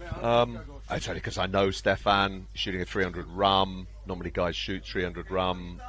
It's an old rifle. He's used it for many years. Very accomplished shooter in both light and heavy class. He's a heart surgeon. He's, as you'd expect, therefore a very good hand loader. Very meticulous. Very meticulous. Yep. In fact, we were surprised. We saw we were looking at his speed data after his preliminary run. Yep. And it was surprisingly open. Okay. It wasn't nearly as tight as we would expect to normally expect to see out of stuff. His loading is impeccable. Is he on now? Target 6. Okay, he definitely got a couple of impacts on 5. I didn't see how many. Yeah, the scores are quite a bit higher today than they were yesterday. Okay. I think the conditions are they're more in line with what we've been experiencing all week. Yesterday's it was quite a bit of a shift from what we've been seeing. So some of the shooters were having trouble catching up to the conditions yesterday. Okay.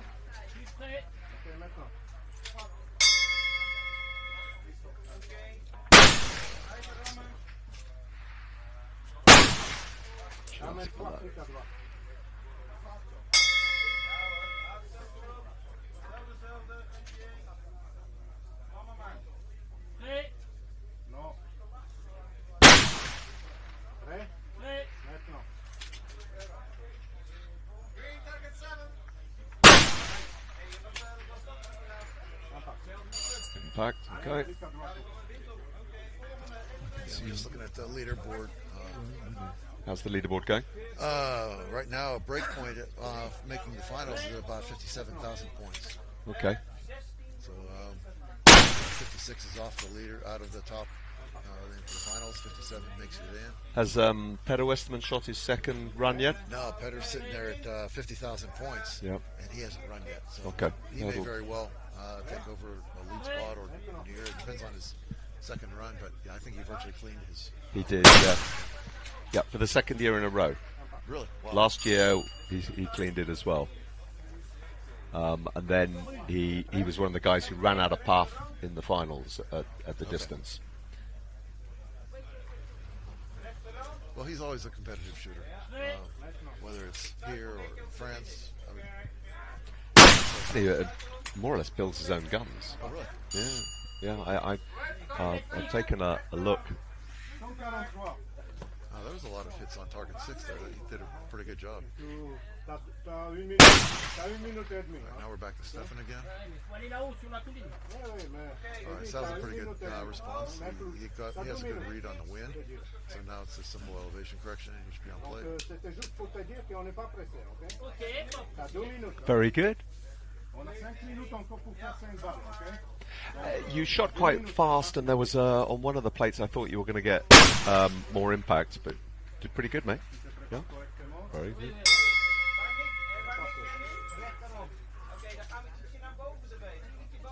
We gave you credit, or I gave you credit online for the fact that you're the organizer of the tournament and you don't get as much time to practice as the rest of us. Exactly. It's So a challenge if you're involved with organizing and running a match, herding all these cats, yeah, and then get yourself very into your good. own personal, trying to figure out what data to run and everything else. That's a challenge. I don't envy you at all. Yeah, exactly.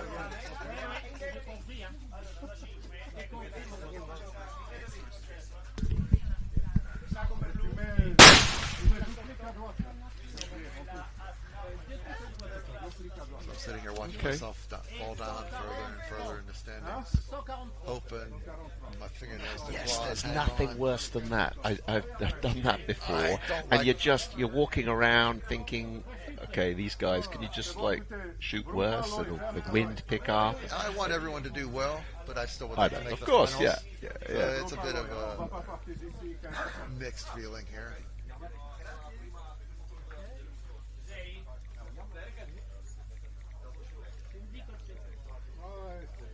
We've been debating, Rod, about scoring systems, so we'll be putting you under some post-match pressure. You know, you're gonna adopt the system that they have in France, maybe, where 20% of each day goes through. There's even a concept in the States that you clean the points for the finals and everyone starts from 0.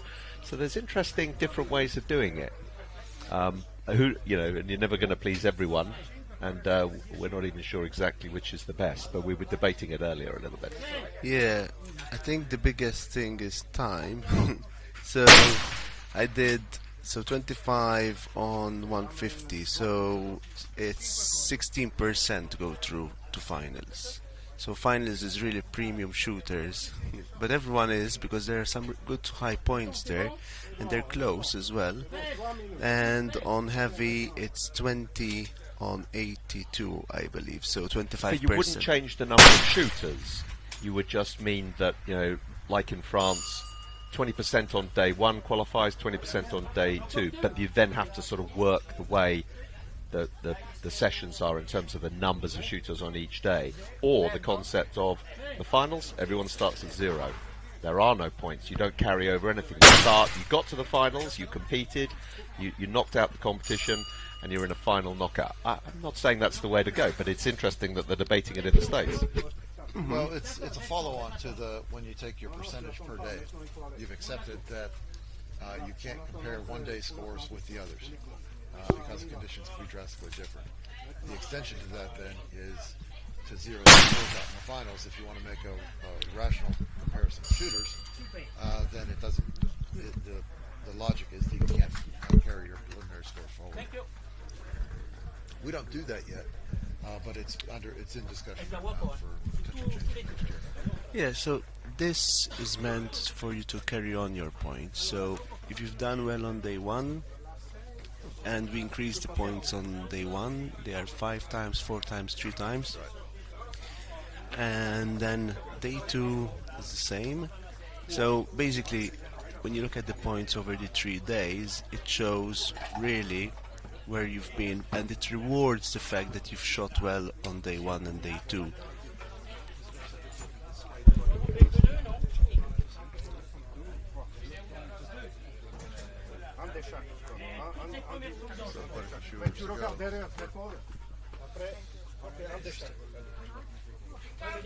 Yeah, we're running until 4 o'clock this afternoon, aren't we? Yeah. Yeah, so you've got a whole day of shooters.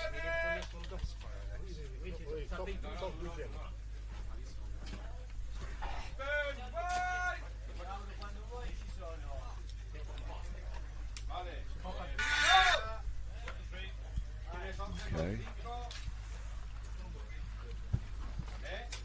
What have we got here? We've got anything coming up telling us who it is.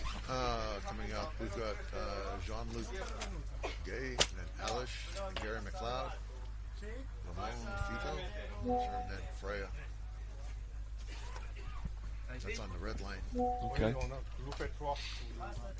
green, coming up, it's, let's see what we have.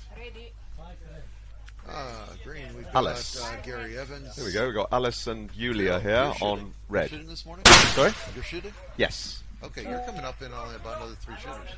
Yeah. This is where we are. We're down to this. I'm supposed to be at 11 o'clock. Well, Yeah, you might want to get ready. it's good to see you guys. Yes. All right.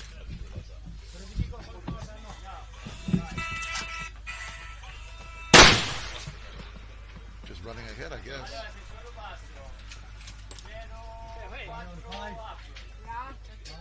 Okay. It turns out Bill's going to shoot next. Bill's about 3 shots downstream on the green line, so he had to bail out pretty quickly just to get ready for his string.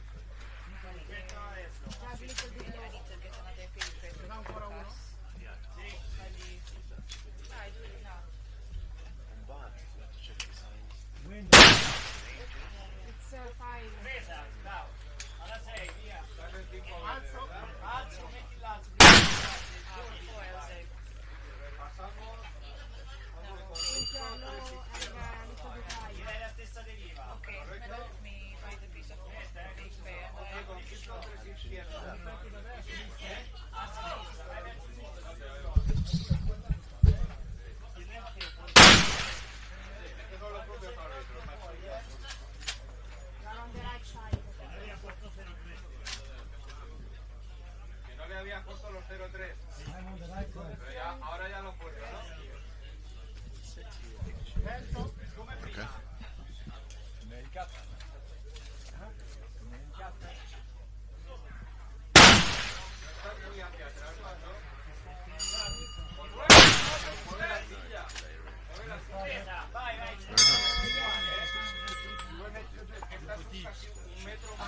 Okay.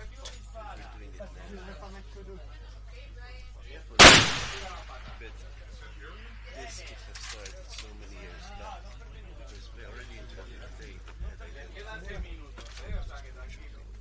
That's true. and that's why I built the gun I built because it was the first film. So when I came to mine, I built exactly the first gun. That's cool. Like when we tried the first car, 10 years later, it was the first car. Yes. The same song.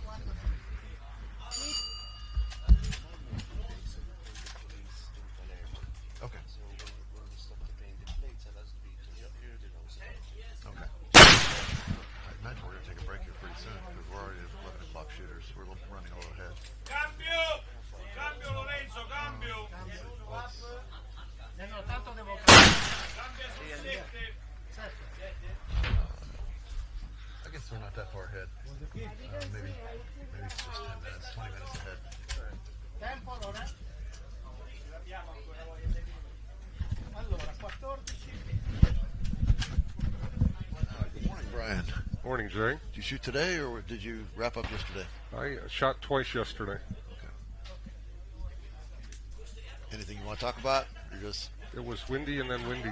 okay. Gotcha. But no, this is ELR, right? Yes.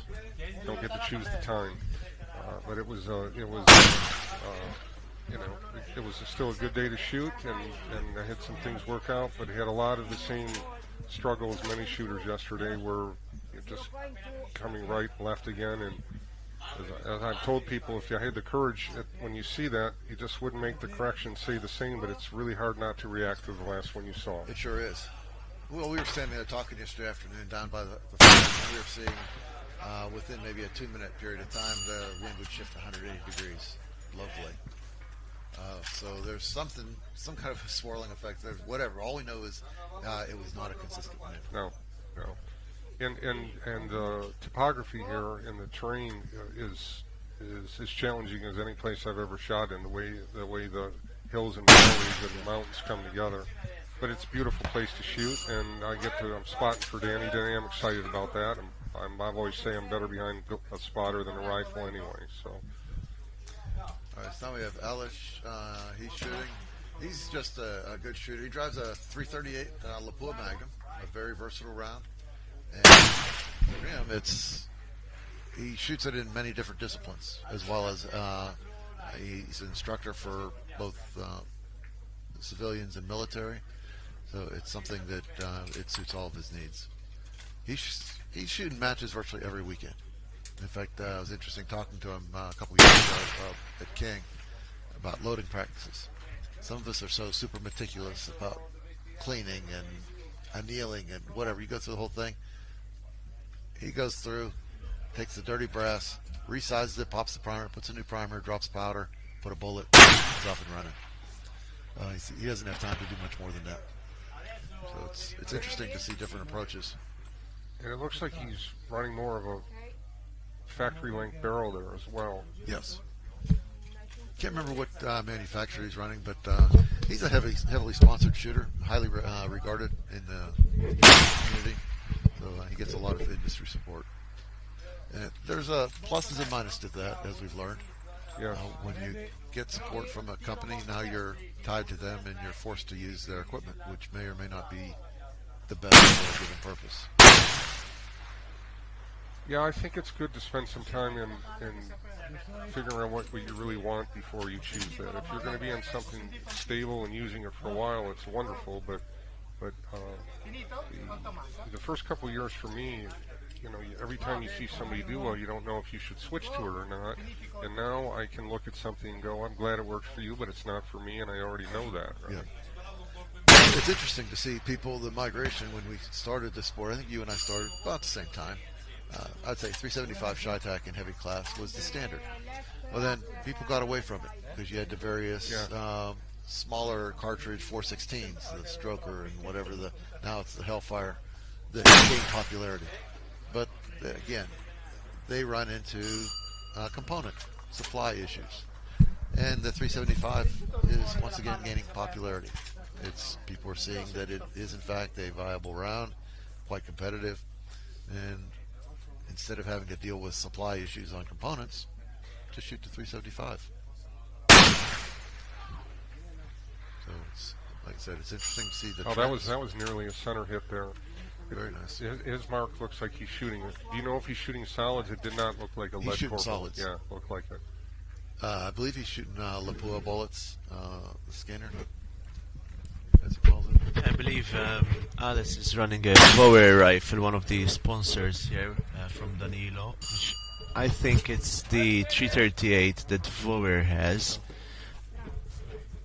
His windage was very consistent on those last two. That was nice.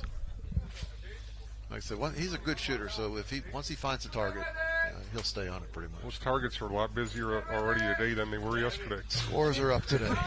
Yes, they are.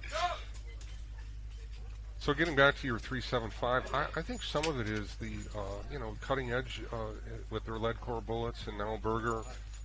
If you look at the consistency in how they're running, they show up on plate, and they're more economical. Yeah. If you look at over 1,500 rounds in a barrel, you save enough money shooting those to almost pay for the new barrel when it comes around. That's true. There's a lot to be said for spotting impacts for when you're shooting a lead core, being able to see where you're impacting the plate. A lot of times you shoot a solid, you just don't get that same response on a target. This is Angel, shoot 338. What is LMM? What is LML? What does that stand for? Do you know? It's probably LMI. The full magnum improved. That's what it that should have been. I guess. Yeah. Okay. I've never latched onto all those little subtle improved or this or that. I tend to run just the standard when I select. I think, like Jay, the they fire have the that. brass. These are the Spanish team. Wow, that's moving. These are the Spanish team, and to my best knowledge, they can only run up to 338. So if they're improving it, they're probably trying to get more out of that cartridge just because of the jurisdiction issues, right? And like them, there's also Latvia. They can also run max 338. Are they allowed to run the XC? To my knowledge, no. So they're running Norma Megs here, in light and heavy. And Jay from France running a 3M Norma Mag. We've seen a lot of those at the match too, doing very well. Yeah, it's a very well-behaved cartridge. Very easy to handle and maintain position on targets.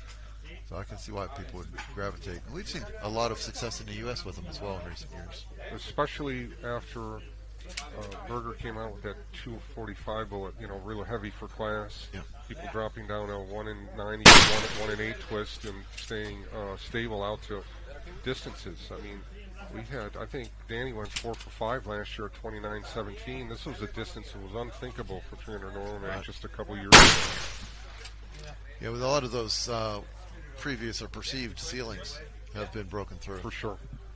That's why the discussion is had here about 2,000 meters hitting transonic, as though you can't be accurate beyond that. Again, we see that all the time when we're shooting at home at 2,900 with the Norma. It's not that big of a deal. Well, and what's really been great for the industry, I think, is there's a lot of competitors that are then involved in product and product development, and that's where you really see advances. You can have the budget to buy really good dies today. Glass is really good. The ballistic solvers are good. And what I tell people, one of the striking things is, what do you think the big changes have been since you started in 2019? I would say consistency at distance. You can remember, Jay, in the U.S., if you got 38% hit ratio, you had a really good chance of winning the match. Yes. You're not going to do that below 60% now. And sometimes it's 70%. Unless you're at a course like Spring Canyon or something like that, it's just such a very difficult course to spot your misses. But if you're shooting a course where you're able to see have your landing misses, zones, then you're right. That 38-40% isn't going to get it done anymore. Well, he's stringing a few impacts together. Yes, he is. Now the major challenge, of course, is always getting your gun set up, getting the angle up onto target 7. It's a great placement for seeing misses, which is a big improvement over last year, but it provides more of a challenge for the teams to get your gun configured to get up there. It can. I've learned to. I got taught by somebody years ago to, when you're in a situation like this, and I did it on my string.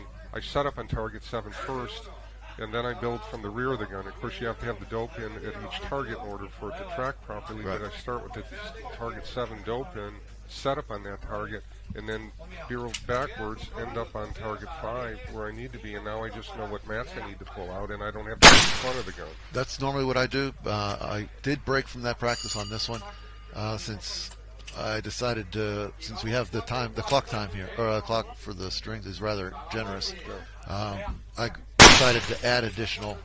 Also, this rule is that the spotters can help you manipulate your gun here. Right. But if I don't like to break position on a gun, so normally I would do all manipulations on the back side. But on this one, I did add another pad on the front just to get up to 70. Yeah, I see most people seem to have a clear understanding what they need, though. Like this gentleman, he made one adjustment to the front and seemed good. We're not seeing people having to go back 2 or 3 times and really touch the front. Yeah, people they're good at, like you say, it's a lot. It comes down to preparation. During your prep time, you figure out what do I need to do, so that when you do make your transition, you're not guessing, you're not back and forth trying to figure out what I need to do. You go to that next step, plate configuration, bipod lengths, whatever it is. You go to it, get behind the gun, send off your shots. I'd say that's one of the major advancements in ELR as well, from early days to where we are now. And it's a very quick learning curve for people getting into the sport. They learn very quickly that that's what they need to do to be successful. Yeah. That and anything you do to increase stability in the front and rear of the rifle. Yes. Yeah, I think the bag rider concept, it was huge.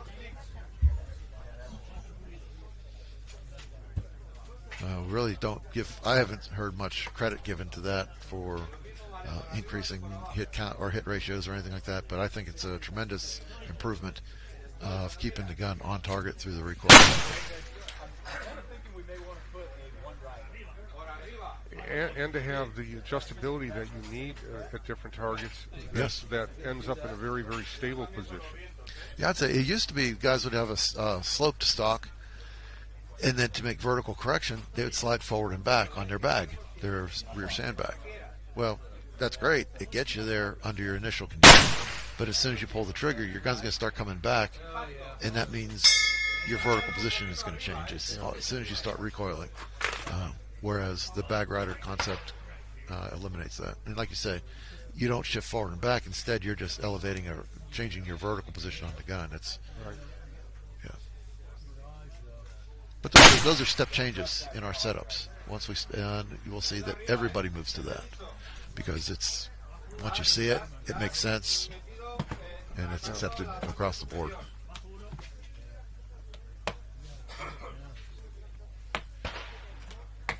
Yeah, today, a lot of hits on these targets. It's just the numbers today are just incredible. Yeah, way different. Yeah, you can see the Schmidt and Bender left banner. It got beat up yesterday. I see that. Yeah, the right to left wind was considerable yesterday.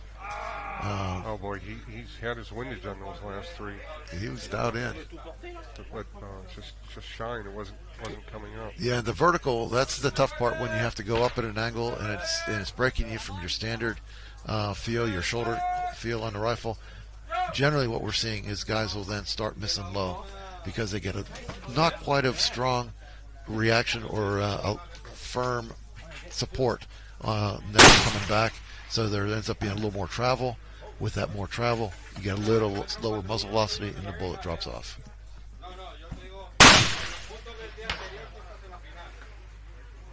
Is that Bill? No. No. That was that shot was quite a bit right. I wonder whether we're starting to have different conditions. I don't see the grass really doing much down there at 5. So no, but I can feel a little more breeze right here than when I first sat down. Yeah, I can see the plants here. So there must be some kind of a change Just of caught it condition. up right on that upper right corner. So he made his corrections there. Hopefully they saw where it struck on the plate. He can do a micro correction on plate now, down and left. So on that, would you hold bottom corner, or how would you correct on that? Well, I'm like you, Jay. I only hold when it's the last round. I heard you talk about this the other day, and I'm in the same school of thought. In shot 2 or 3, the problem is if you start to come off of a hold and then you need to make a correction after that, you darn well remember that you're not holding center anymore when you do anything after that. So if I'm on shot 4 and I miss low right, I will go to inside a top left corner for my 5th shot, and for speed perspective.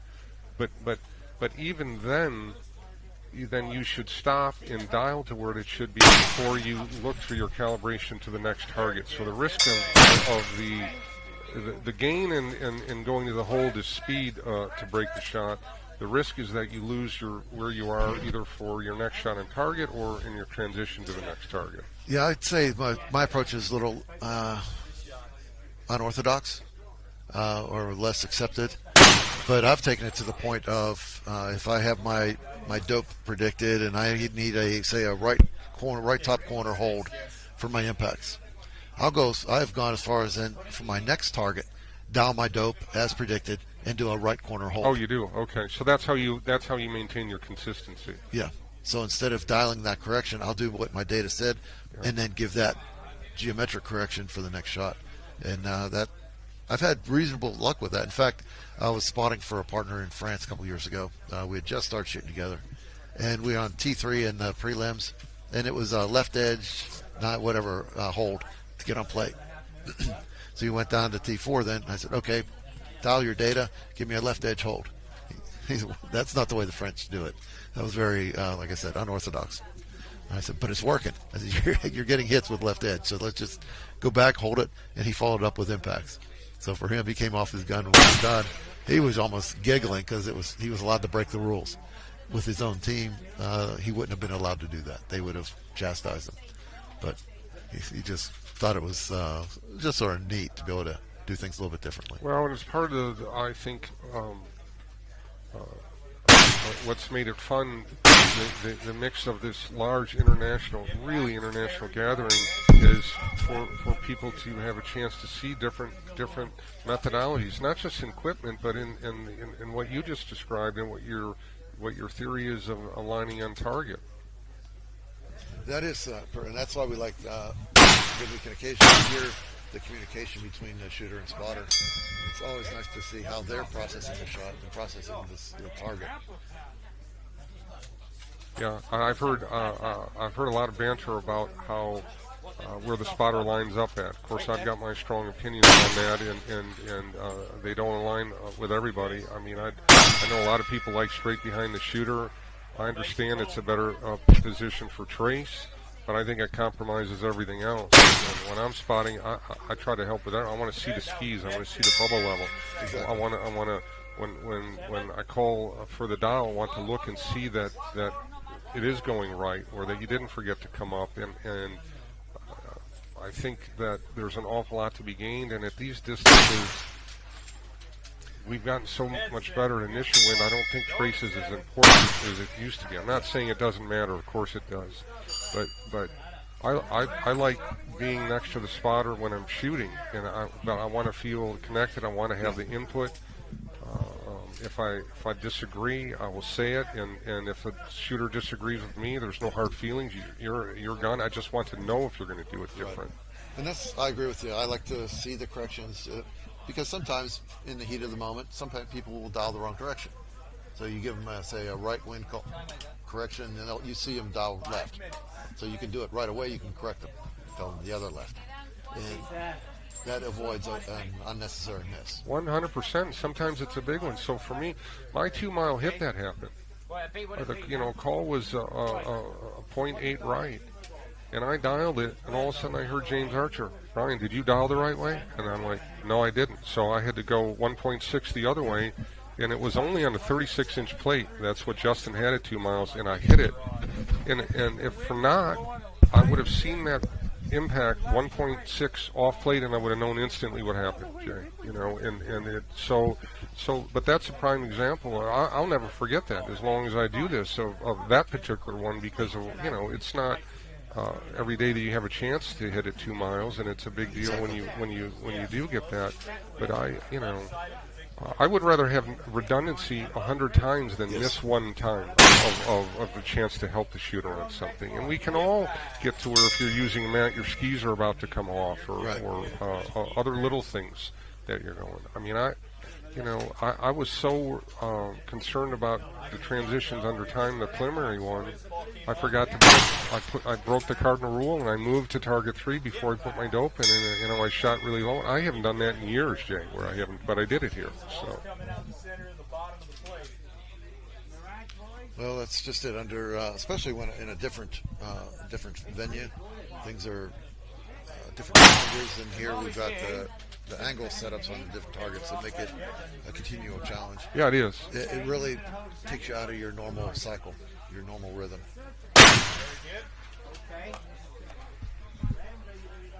Impact. A lot of hits on target 7 today. There's just a lot of points to put up on the board. Boy, look at that Schmidt and Bender banner. You're not kidding. It looks like Swiss cheese. Yeah, and the right side is pretty clean. The left. And the thing with that is, if you hit there, you weren't necessarily going to see where your impact was. It may be shielded by the banner itself.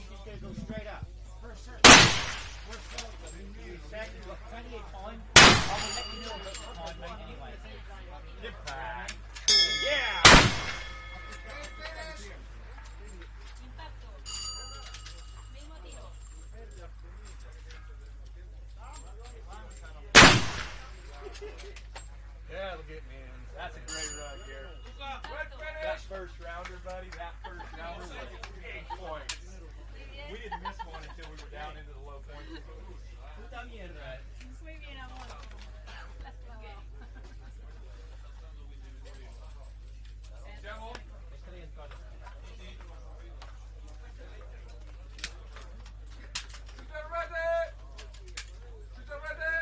Ready?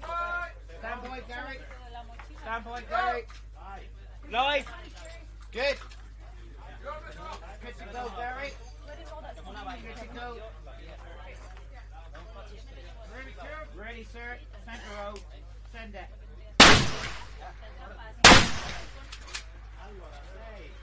Hold left hand edge.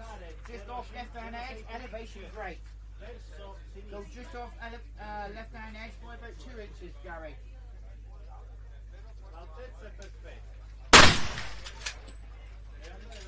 Wow, stop there. Stop. Win.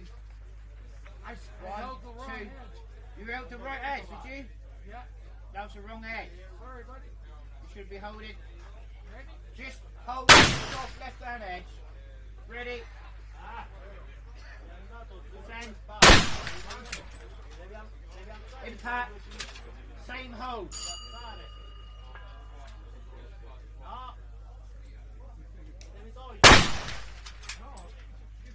Impact. Same hold.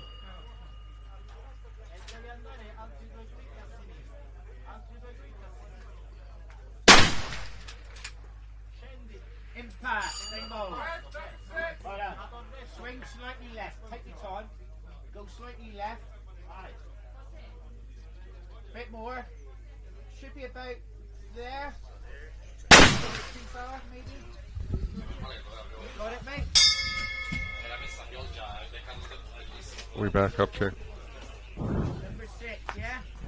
You see the blue behind it, yeah? Okay. Good man. Right. Hold center.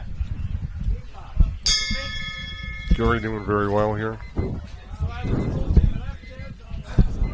Yes. 300 Norma mag. Sorry? Yeah, just left the center, mate. Just left the center, okay? Send it. There's a certain psychology, I think, in shooting as well, where if people are hitting a lot at a given point in time, then people have the confidence and the understanding that it's doable and that they can do it, and that they end up doing it because of that confidence. Yes, I agree. You can feel more electricity today Yeah. from the excitement to get to the line and shoot. And you know, people certainly recognize that, you know, the opportunities here, and you know, you don't want to make mistakes. And of course, yeah, I compare that with some courses we shoot where the final target may be 2,500 meters. That may be T6. Well, because it's the furthest target, people give themselves some leeway of whether they're actually going to hit it or not.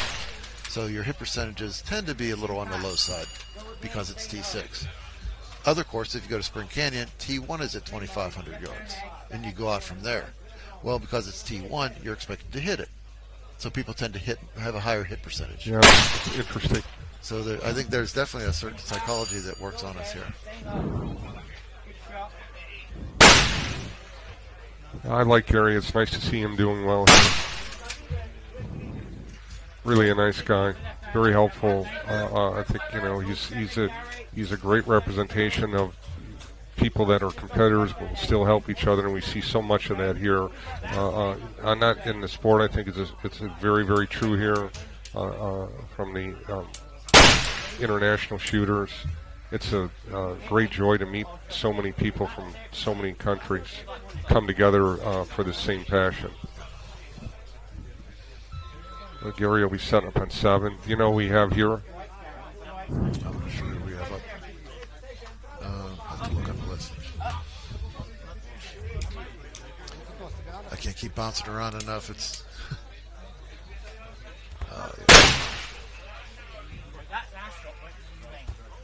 He just caught the upper right corner. Hopefully they saw where that hit and are going to once again be able to make a correction. He's either holding or uncertain. He didn't go to his dial. But maybe he saw it and he's just holding it.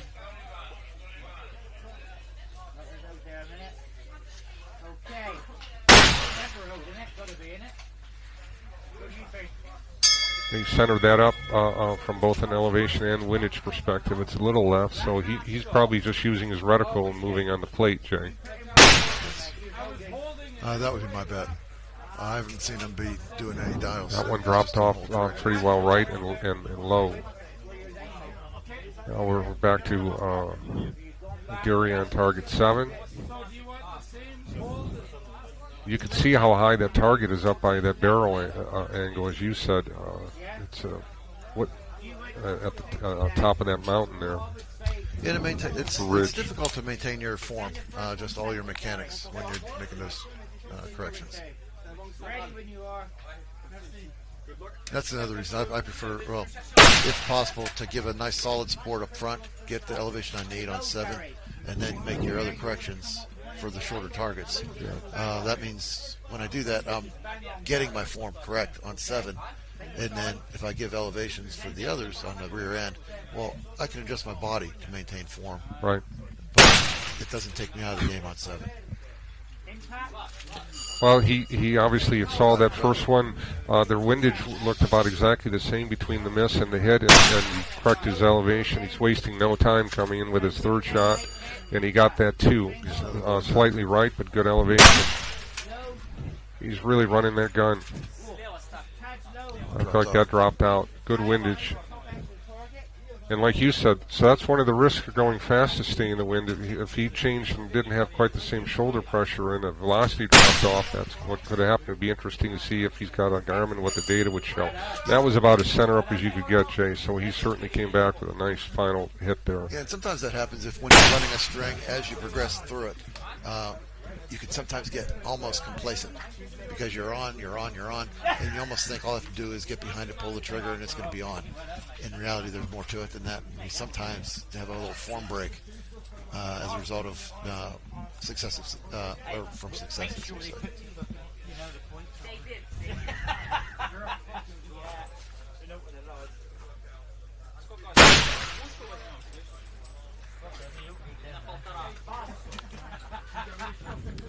These guys are getting really good feedback. They should be able to see those impact points and correct up onto the plate. And really good initial wins that we're seeing, even all the way out to target 7. Yeah, we need significant significant right wind yesterday, which we usually don't have. So it was significantly different than the preliminary days. Yesterday was a different condition.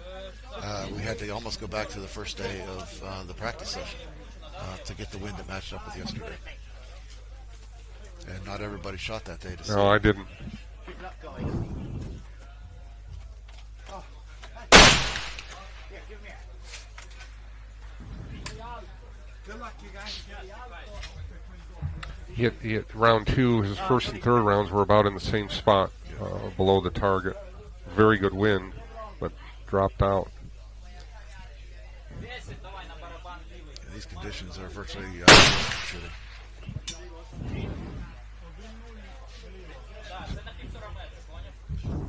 Looked about the same amount low there. Yeah, and you're not sure whether he's got the challenge of if he's already got an impact and he's got one that drops off, do you chase the one that dropped or do you have faith in your impact and go back with that hit? So that's always a challenge for shooters. I tend to try to favor opposite the miss, give myself a little bit of margin, but definitely don't leave the plate because I had an impact on plate. It is a time when half corrections can be a good strategy. So. Yeah, it's hard sometimes. You see some shooters doing full corrections. They may have an impact, follow it with a miss, and then do a full correction off of that miss. It's one way of doing it, but I prefer not to do it be that aggressive. But if, for instance, you're in changing conditions, that makes sense because now you're trying to keep up with the current conditions. So there is some credibility there.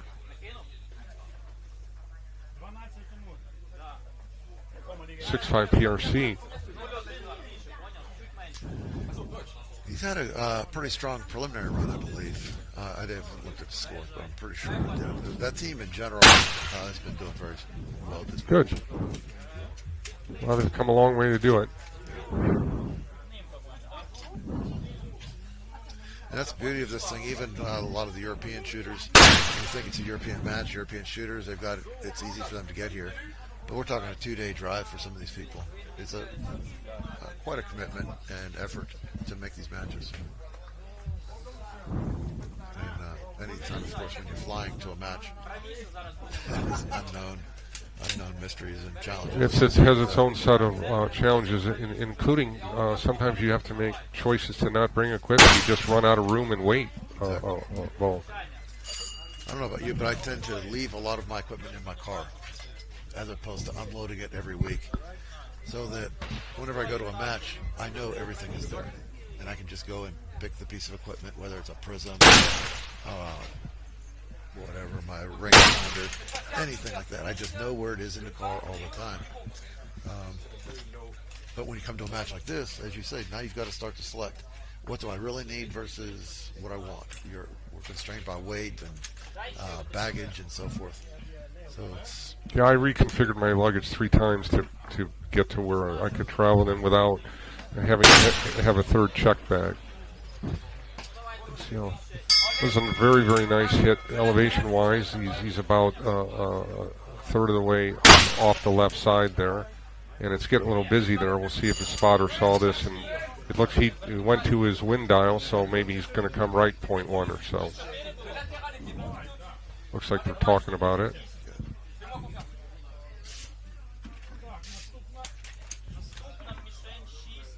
Yeah, almost looks like he dialed a right wind in. This is an interesting setup. He's got one bipod leg on the ground, on the grass, and the other one on the mat. So that's a little bit unconventional. So his wind was very center under the target. He was low there, Jay. That whatever he did to correct his windage was a good correction. That's interesting. On the previous one, you called it left. For some reason, my eyes saw the target swing as the right impact. I saw the dot show up. Okay, I didn't see the dot. I was watching the target swing.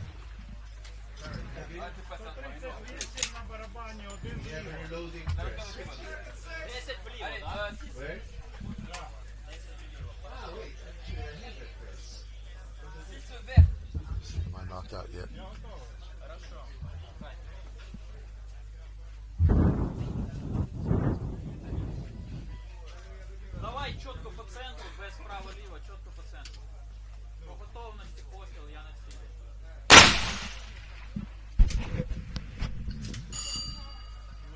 nice impact elevation-wise. He's a little on the right side. Not showing the shooter, we're showing the spotter, so we don't know if they would have went to the wind dial here. We'll see what happens here on the second shot.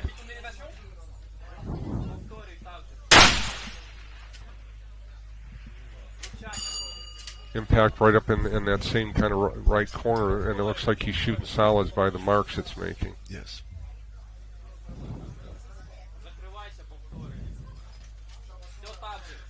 When it comes to the scorecard at the end of the day, they're all the same. So it's just a question of moving his grip to the center to increase his hit percentages. So there it was. He probably made a correction down, and he dropped off the plate. Sure did, yeah. But the windage would look better. It looked very centered up on the plate. There are times when we're shooting a match, you shoot one and you're maybe high off the plate, and you make a half plate correction, and then you're down off the plate. It makes it feel like the plate is shrinking on you. It sure does, yeah. Now you do a quarter correction or something like that to try to get on, and you feel like you don't have much margin for error to stay on the plate. It's a very odd feeling. Nice impact there. That was centered. You can even see the small pattern on that was fairly symmetric.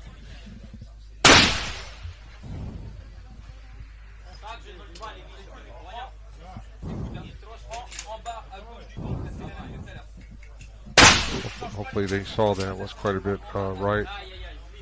Serial France, shoot 338.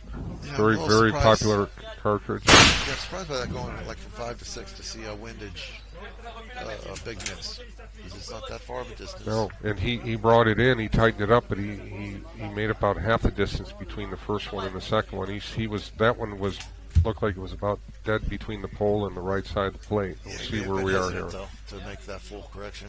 So it's quite possible that up on the hill, due to the terrain, there's something locally causing that bigger shifting that we're expecting.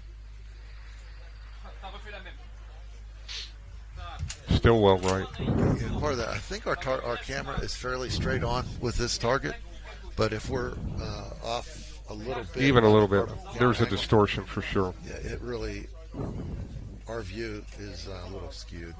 What will look like a big bad right miss may not be that far off the plate.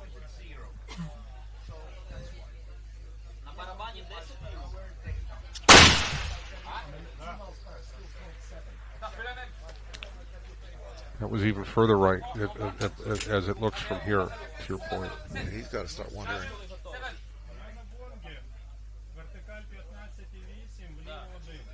Yeah, sometimes what that can be also is as the shooter progresses through his string, just the torque from the bullet getting into the rifle, into the barrel, will cause the rifle to twist.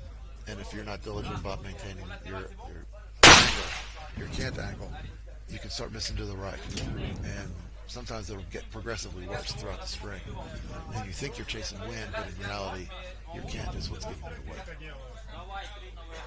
And that usually manifests as a low right miss.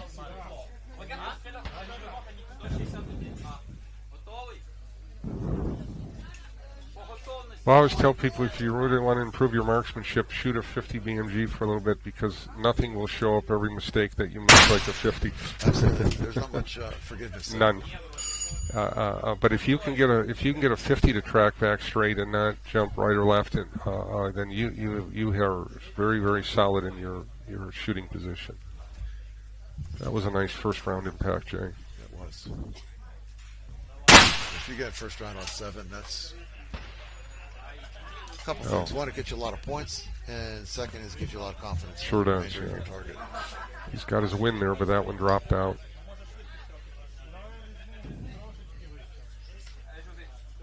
It's like on 6 and 7 yesterday. I was dropping the first 2 rounds, so I was giving up half the target points, just getting the win corrected.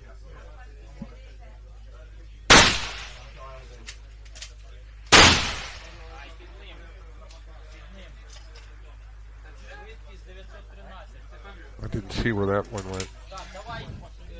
No, our angle's a little bit obscured by the terrain on this one, so too much high, we just can't see where they land in the grass, the scrub. And that can be sometimes a challenge for the shooters as well, although I don't notice it here, but if you get up into the grass, they can sometimes eat the dust and the impact point. Yeah, it's a little surprising after his first round impact. Seems to be struggling a little bit. Well, you know, it's a faster bullet certainly in a 6.5 Creedmoor and a 6.5 PRC, but it's still going to be lighter weight. And you know, you're getting out at a mile there. That's pushing it a little bit on that bullet size. That's true. Your group, your dispersion is just naturally going to be bigger, which is going to be tougher to keep it on target.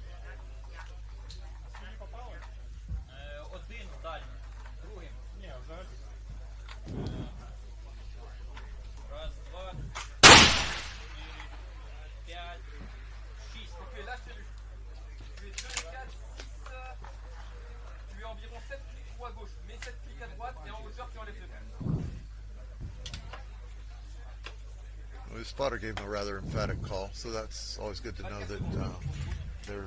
And they, if he's got counterclockwise turrets, it looks like he came right. And of course, I don't know. It could be clockwise. I don't know that scope. But maybe that bullet went through that banner, like you said, and it was hard to see from here. But it seemed like the spotter saw it, so that's good. Okay, we saw that one. Yeah, dirt well left.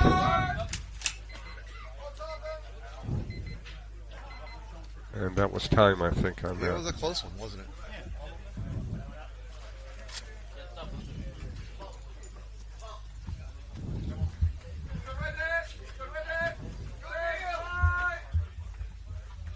Well, they sure make their transitions here, Jay. This is one really well-run match. It's incredible. I know whenever we had the growth from year to year, we were saying 300% growth rate on the match. And I was nervous to see whether, even last year where we had 75, how we're going to process those through. Is it going to get done in time? We're going to be shooting into the night. But it was extremely methodical and efficient last year. Yeah. So then we saw another 300% going into this year. We had to expand the duration of the match, but Luca, who's running the line down there, as well as Rod and Corinne, do a fantastic job of keeping everyone prepped, ready to go, giving advance notice just to make sure. And the nice thing is, if there are adjustments to schedule, maybe someone on the fly, yes, they are. They're very good about making people aware that, hey, schedule's a little bit shifting. Maybe we're a little ahead of schedule. Be ready.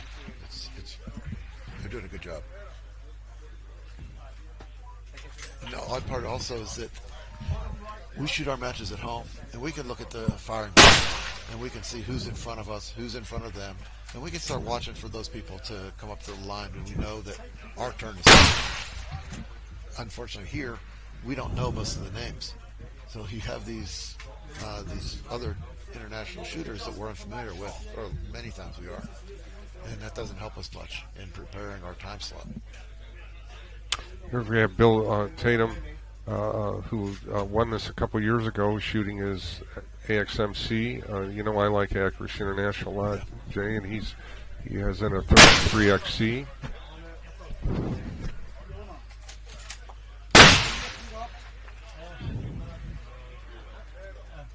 Got his windage corrected there, but I think that was overplate by the way the dust was. It looked like it was behind the target. Okay, I couldn't quite tell. I saw it underneath it, but again, I'm not sure where that impact point was. It may very well have been back behind it. That's always a challenge for people new to ELR. Sometimes you shoot and you've got a nice solid berm behind the target or a rock face, something like that. In which case, if you see it, the splash under the target, you know you shot low. Other times, you may have a flat plane, or like some of these, and you'll see the impact below the plate. But in reality, it went over it, and you can just see it under the plate. That can be very confusing. It can be. Yeah, I agree with you, and that again takes seasoning to look at the terrain. Yeah. And the most experienced ELR shooters will still fight with that. The very first ELR match I shot, the first 4 targets had a nice solid berm. So we knew if we hit low or saw the splash low that it was a low hit. Then we went to a target without that. It was a flat support. Unfortunately, I believe that the distance was lased wrong. It was off by about 30 yards. Wow, that's significant. Closer. So now everyone was sending them long, sending them over the plate. From the firing line, you could see it under the plate. So everyone thought they were short. To a man, kept correcting up, and I think there were only maybe one or two people that hit the plate, and that was I remember it being about a 2650, 2650. It's a long shot, but not undoable, not unreachable. Definitely not by today's standards.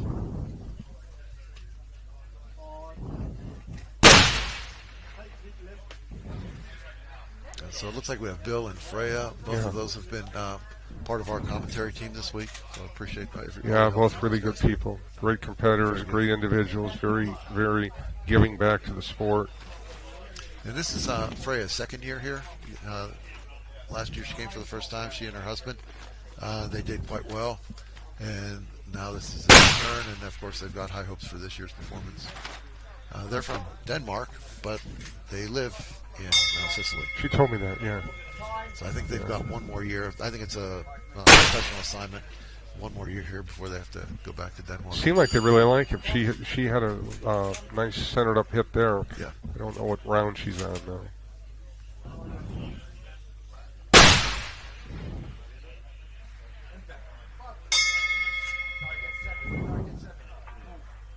We're not watching Bill, but that sounds like he's found his mark.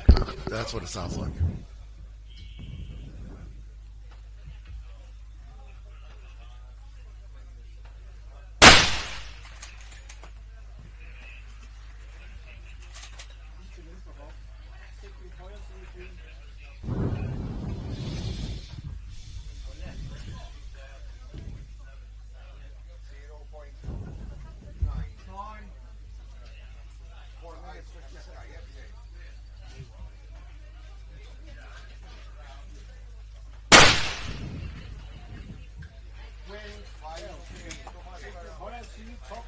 Bill making his final adjustments, getting settled in 7. He shot an Accuracy International AX50 LE in the heavy class, chambered in 416, and made the final. So he certainly likes Accuracy International, shooting the same here in light brand. Very high quality rifles.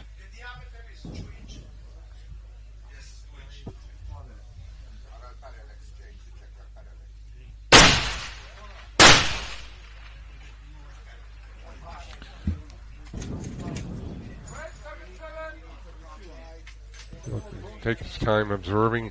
It's interesting, you watch some shooters are really completely reliant on their spotter. Bill certainly is helping his spotter and doing his own spotting as well. Stayed in the scope the whole way and then went to the dial, which I think is right. You should have two sets of eyes out there. I agree with that. Yeah, we've discussed that over the past couple of days. You see some shooters, they're there, they pull the trigger, and they're immediately off the gun. I'm not in favor of that. Generally, your spotter will give you a good correction, but I definitely like to confirm it with what I see. And likewise, sometimes the spotter will give a correction, maybe a 0.3 mil correction or something. But for whatever reason, I may want a different number, 0.2. So I'll make that. And again, we had sort of talked about spotter position. That's one of the things I like to do as well. Is if as a spotter, I give a call, again, maybe 0.3, and then I see them dial 0.2. Well, now I already know that most likely it's going to be one direction or the other. Yeah.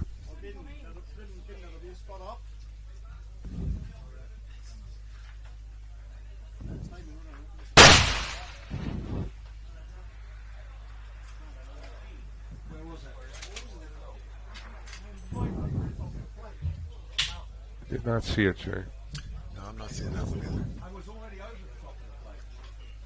either. Everybody is uncomfortable on the positioning for this target. We're just squeezing down to the ground on the target.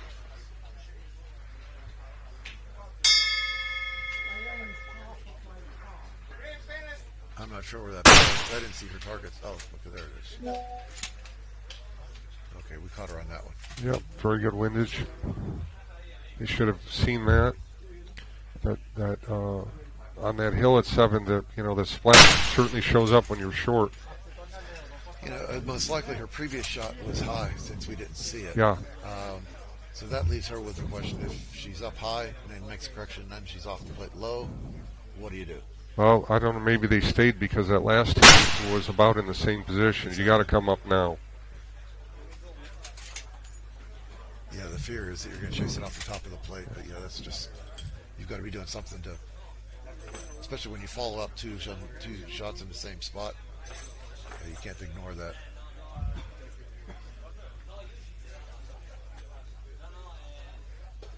And again, she may be reading her chronograph. She may have had a slow shot.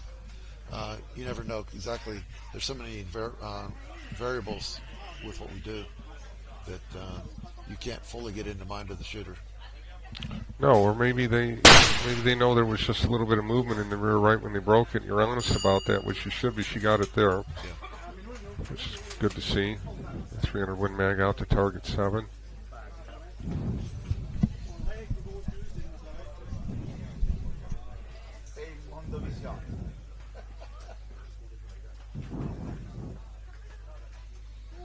Sounds like Bill finished up his run. Yeah.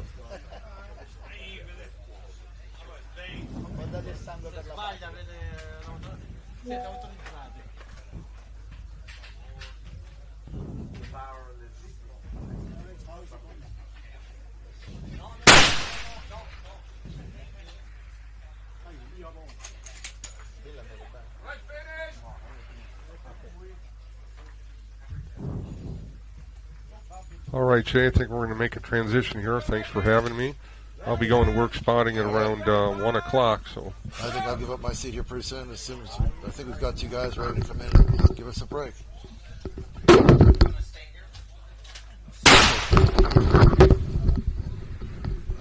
guess we're here for a few more minutes. Just a couple.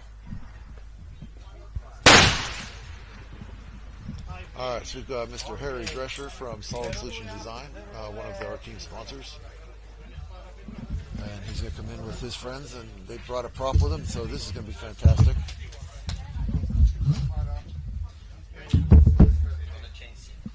Looks like also another support from our Technicalities Solutions chassis, so very good. If you want to stay, you're in the middle.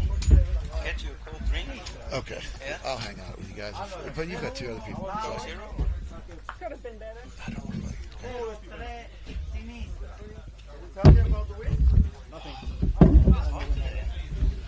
Yeah, it's a warm-up, but a lot of points. So really high scores today compared to yesterday. This sort of speaks to the concept we were talking about, King of 2 Miles, where we do the percentages by day. Yeah. This would be a good indication of that, because we're going to see that most of the finalists are going to be coming from today's shooting. Oh, definitely. Yeah. Also, the printing of the impacts on the target when we drove up this morning, very interesting. Very vertical at first. Slight difference when you're moving from 5 to 6. Yeah, I mean, Stefan, we just shot. We had an interesting run. About 8 hits on the target. 8, that's good. A little bit vertical spread on the top target, so yeah. Garmin indicated that it was a little bit speeding up, so Roman Ochaba had a great comment. It's like, dude, you shot too fast. It's like, yeah. Well, yeah, yes and no. You know, that's very valuable feedback. They were next to us. So okay. Yeah. So I brought 2 things with us. So when we are not looking at the shots, it would be nice to introduce my buddy here over here. And I spoke yesterday also with Rod. I said, dude, why don't you put a gun on the table? He said, yeah, show it. I said, oh, okay. Are you sure that's okay? Okay, it's okay. So, do you happen to know the scoreboard at which, how many shooters are left? Because it's only 10, we still have quite a few. There's probably about another 40 shooters left. Oh, that's perfect. Yeah, that's perfect. Yeah. 40, 50 shooters, something like that. Yeah. Let's see on the schedule. Yep. We're up to the 11:37 shooter, maybe 11:48. So we still have shooters scheduled until 4:30 this afternoon. Yeah. So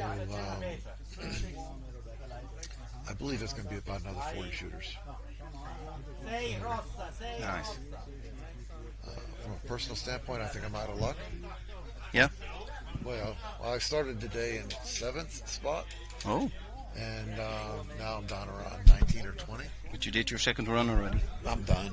Yeah? I was just hoping for, that's why today, like I mentioned, today's results are so much stronger than what we were seeing yesterday on the whole, that most of the shooters from yesterday are getting bumped out. So.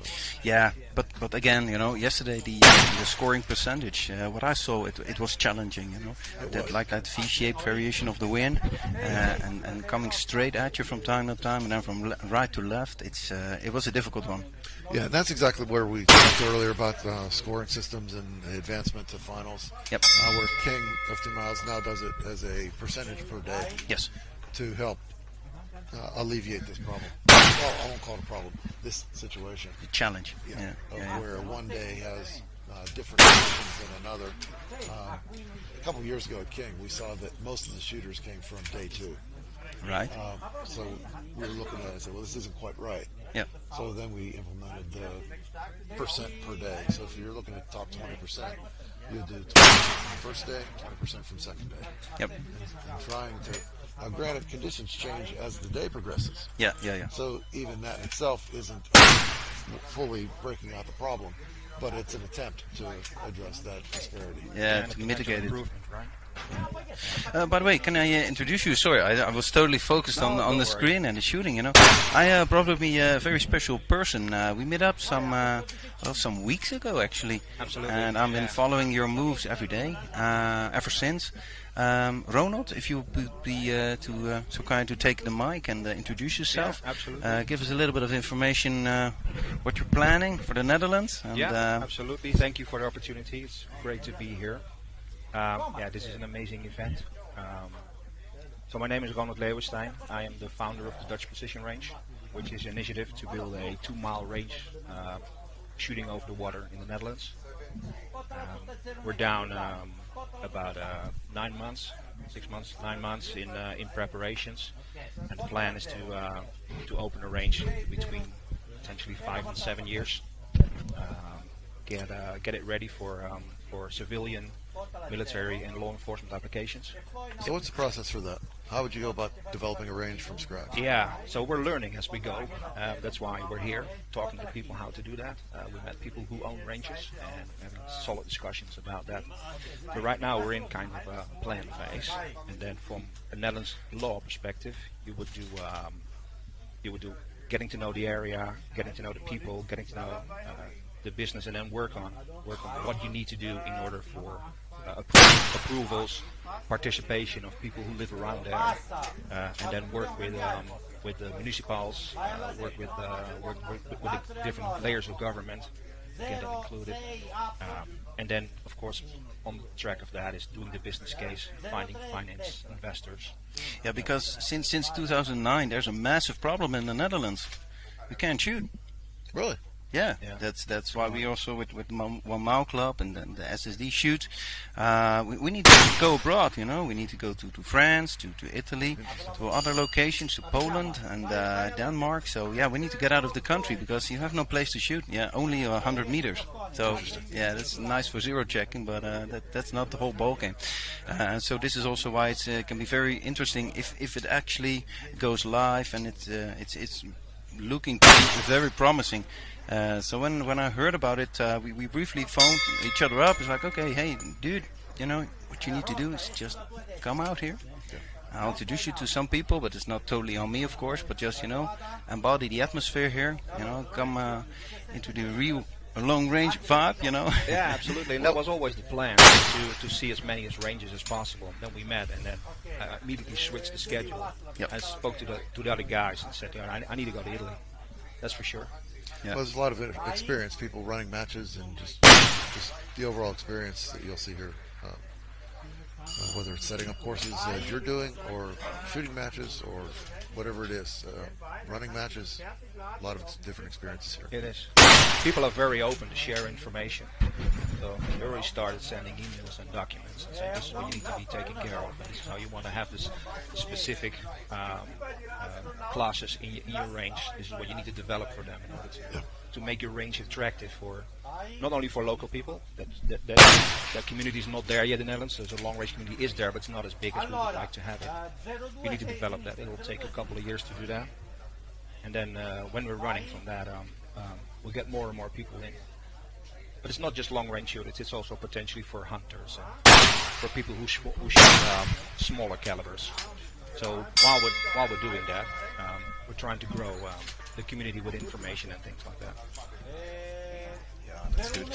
Yeah, I think we can all benefit from it. It's not per se a social or an economic structure, but it's a massive project, and I think the whole of the Netherlands and every neighboring country can benefit from it.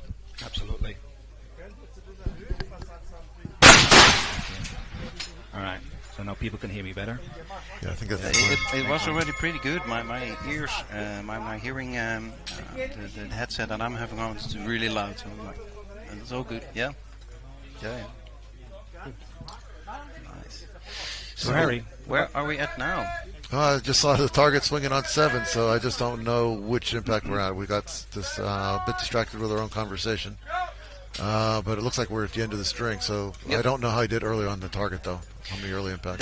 That target 7 is really, really nice for your vertical spread. Again, on our runs, it's massive. You know, so.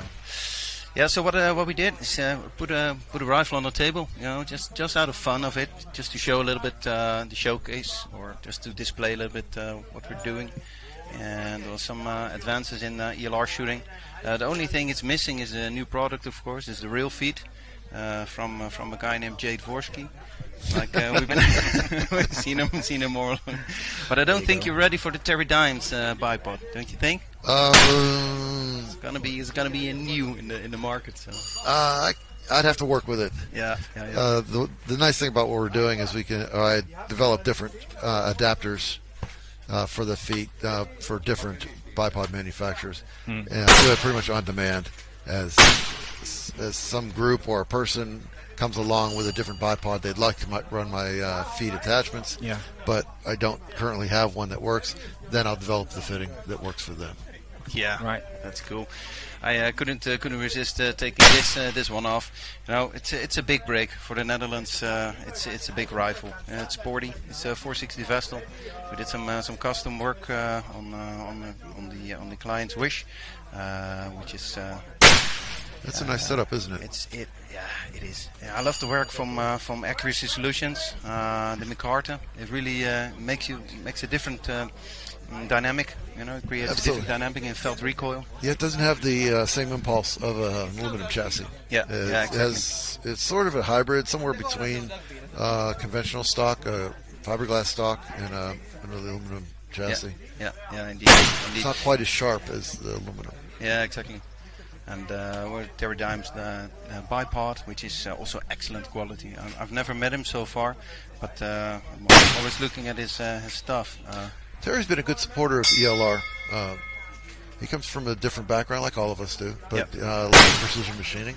So his work is always on the beautiful side. Yeah. So it's aesthetically pleasing. But yeah, Terry's always he's got his own chassis, and as well as the other accessories, bipods, and he's got an elevator on the rear end for micro adjustments on the elevations.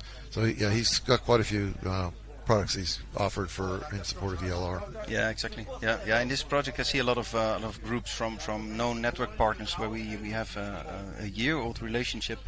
Also, for example, the small detail, the grip, it comes from Dave. Dave, exactly. Dave P. from Longshot. So that's also precision. like one of the buddies from the network. It's like, that's good. You know, we got a Pierce Action 20X, big beefy bolt, and I was talking with some other shooters, and some of those people, they you know, this bolt is pretty big, you know, it's pretty hefty. Well, it is heavy. So there's a small theory. It's like if you're really slamming your bolt shot, would the bullet actually protrude a little bit further out of the brass with this hefty big calibers? Would you reduce your jump if you're having any jump? So that's a nice. I think you'd have to really rack it forward. Hey, the stuff I saw on the range, I'm not naming anybody, but it's like, just slamming it, you know, slamming it in, slamming it out. Yeah. Okay. Of course, that depends on your neck tension. Absolutely, and that's where I was going. I was like, you know, when we came up with the rifles, like, we're gonna speak about neck tension. Like, yeah, that's nice. Yeah, some people run really loose neck tension, and I'm sort of the school of consistency. Not so much. I don't have to put a gauge on it to know exactly what the force is to seat my bullet. Yeah. fact, I don't have a gauge, but I do it by hand. Whenever I'm actually, it's during the mandrel phase. Yes. When I'm resetting back up before seating the bullet, I want to know. I want to get a sense for how much force is it taking to open the neck back up to my final sizing. Yeah. And for me, at least, if I have to push too hard to get that mandrel in, then that case comes out, and I'll take it all the way back and re-anneal it. Yeah, exactly. Re-anneal, resize, and then go back to mandrel again to see if it matches up with the rest of my ammunition. And if it doesn't, then it gets set aside. Yeah, and also the annealing process is extremely important in consistent reloading, consistent ammunition, of course. Also, this 460 Vestal, there was nothing, so we actually had to send brass to New Zealand to have it analyzed so they can melt one up or whatever they do with it. And it's a little bit of something. So yeah. Yeah, I thought the early Vestal, the goal was to get away from the 50 bolt face.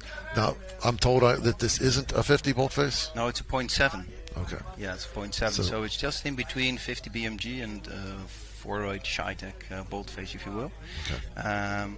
But also the brass, it comes with its challenges. And it needs some a little bit more work, So like we discovered together during the event, actually, because it was completed 2 weeks before the match. It was just like, hey, come on, let's go, see if we can do it. But the rim of the brass is not completely as it should be. It has a 5 thou too thick, so it kind of extrudes in the bolt face. And you also saw Lorenzo shooting with it, and it tends to get stuck a little bit. Now, does it require the sort of the 50 BMG action strength, we'll say, like the 20X here? Most certainly. As opposed to the 10X with a bigger bolt face, would that work, or do you need the heavier bolt, heavier action? No, it's typical the 50 BMG type of action, because also the body is wider than the recessed base of the cartridge, so it really thickens out. So it's a proper 50 BMG style cartridge with a rebated rim.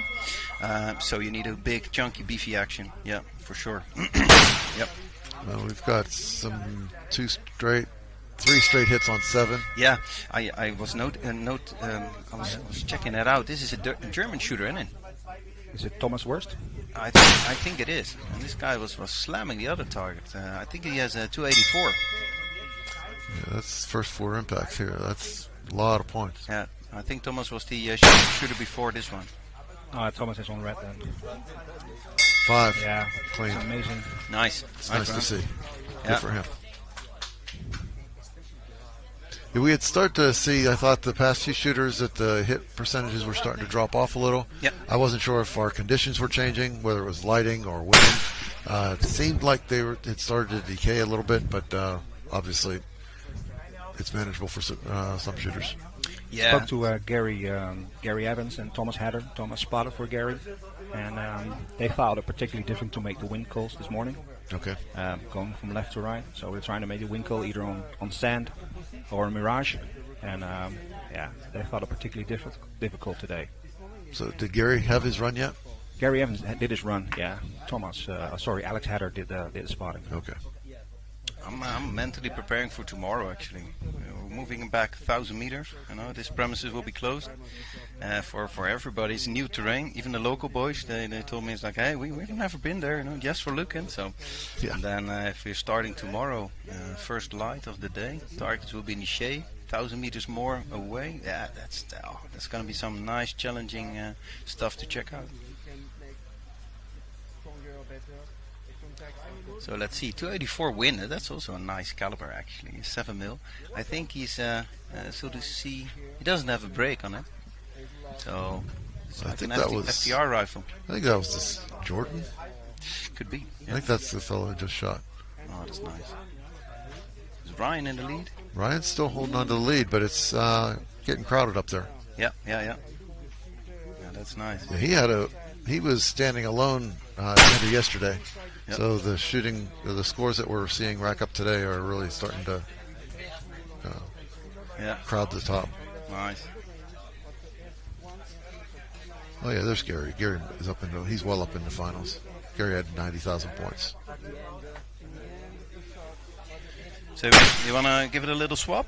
Absolutely. Yeah. All So right. thank you so much. I'll stay here in the seat. Yeah, I'll for give a a while. swap. Yeah. And then come Thank on you, over, guys. Talk Thank to you you so later. much for Cheers. presenting your great concept. Absolutely. I cannot wait to see it happen. So thank you so much. Thank you so much, Jay, also for your kind words. Good to see you. Yeah, thanks. Cheers, mate.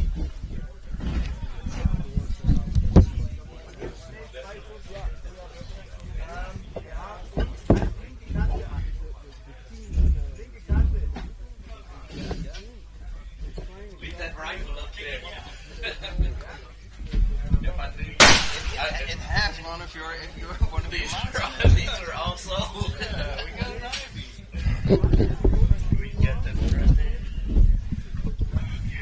How you doing, guys? Doing very well. Good. All right, here. Good to see you. Good to see you. Yeah, good to see you too. Yeah. So what you wanna go by about? Well, the wind's beautiful today. It is. It is. Yeah. Kind of. When Gary and I got up to shoot, it kind of lied to us just a little bit. We were watching the dust. Yeah. And the dust was going one way, and the mirage was going another, and yeah. So we picked the wrong one, and had to make a quick correction. But Lost one shot or? one. Yeah. It got back on, and Gary's a phenomenal shooter. So Yeah. yeah. This is just an incredible place to be. Yeah. The States are beautiful, but this is very beautiful as well. Oh yeah, I loved it. Camerapositie even wisselen. Camerapositie even wisselen. Dat wij in beeld zijn als dat kan. So, yeah, sorry, I was addressing her. Like, it might be interesting to so we can showcase your product here. Yeah. I'll just so make to swap the camera position if we could. Hey, but go ahead. It happened to us again too this morning. I had to save one to see more. Yeah. But it's jealous. Yeah. So But that's a strategy, you know. Well, yeah. The nice thing is everything is on target, of course. Yeah. But I drove up and I saw the target, the printing of the bullets on the targets, and some of them had a nice vertical spread. I felt immediately it's like, it's gonna be an awesome day. Good. Yeah. Humiliation. It so there we pays are. to be observant. Yeah. So, guys, I'm going to take a little bit of the lead. If Yeah, I'm talking please. too much, just interrupt No, me. please. Here with me is two very, very nice persons. We had some dinner. Some of us know each other for years. In the meanwhile, could you introduce yourself? I'm starting at your position. So, Stephen. My name is Stephen Ivy. I represent my own company, Ivy Shooting, from Tennessee in the USA, and we specialize in mounting solutions. So our adjustable scope mount, which is also on Mr. Drescher's rifles here from Solid Solutions Design.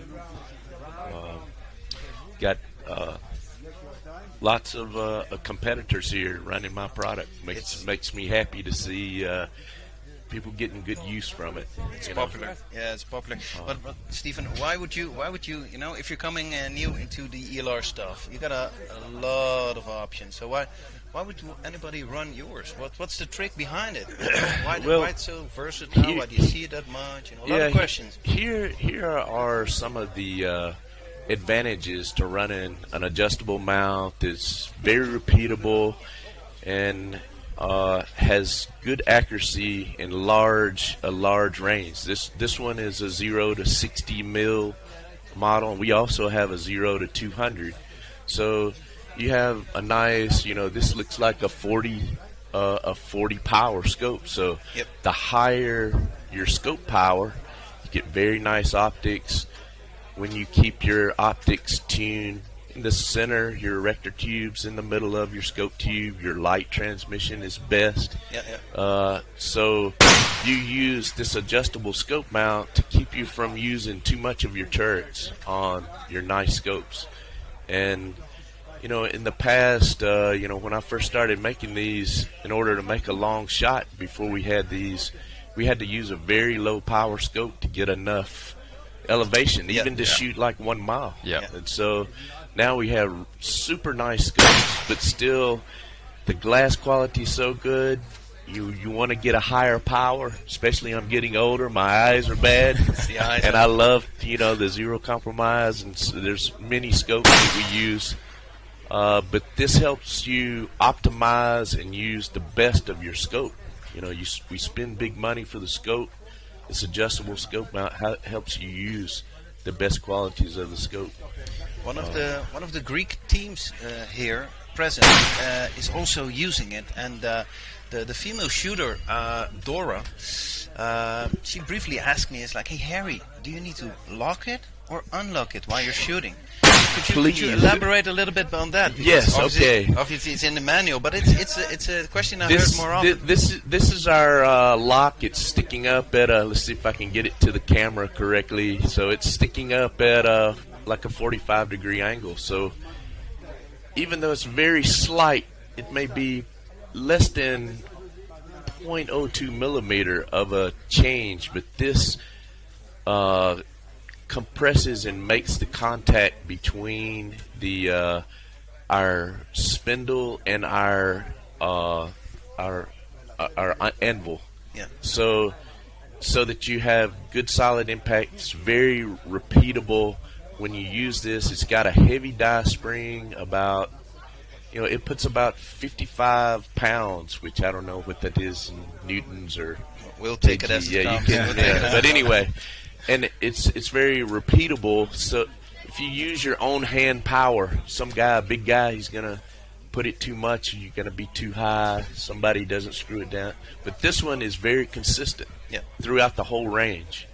So before you make an adjustment, you undo it all the way, and then make your setting, and then lock it back down all the way. It goes to the same point every time, no matter what setting you're at. You know, you can kind of click it down. It's got a firm click at the bottom, so you know you're there. Oh, you do? Yeah. There's a bottom to it. There's you a can bottom. feel it. It's kind of a detent, and to get it off of it, you got to pop it, so it won't come out even your 460. It will not come loose. It will not come loose, and it's consistent. Yeah, it's built to last. You can also tell from my side as a manufacturer of rifles, you know, it's beefy. Also like the feature of the bubble level in it, which is like, you know, if you will, you can of course go for an electronic one, but if you have like nothing, that's right. You need to make that shot right now, so it's good, you know. And if you have a secondary level, you can put. I put one out that's easier to see. But when you set your rifle up, you should always consult the one on the adjustable mount first, because you know, that's what we machine everything perpendicular and square to. Nice. And then you set your own to match. Yeah. So it's a proper American-made product. I believe so. American-made. It is American-made. I believe everything except I can't guarantee we mine the aluminum. So go ahead. Yeah. Coming back, I'm seeing good. Tony and sorry, it's Oliver Saliba from Malta. He has been in the higher ranks on this competition, coming from not too far from Malta, of course. And let's see a little bit his run. He's already at the advanced, at this number 7 target. I'm not hearing the bell ring that much, so it could be that he's also in that you know, aerodynamic jump over there with the wind and all. Yeah. So Alex, would you introduce yourself while you're shooting? And you Of know, course. we had dinner, which is pretty interesting. It's and a lot of fun. I keep looking at your Kinport shirt all the time, and I was like, we're the same. But please introduce yourself. Yes. Welcome to the podium. Thank you. My name is Alex Harder, and we came from Wyoming. Kind of have a lot of the same features, terrain features in Wyoming. Yeah. What we don't have is these stunningly beautiful calm days. Right. So we do focus on when it's a really big wind day, say 30 miles an hour.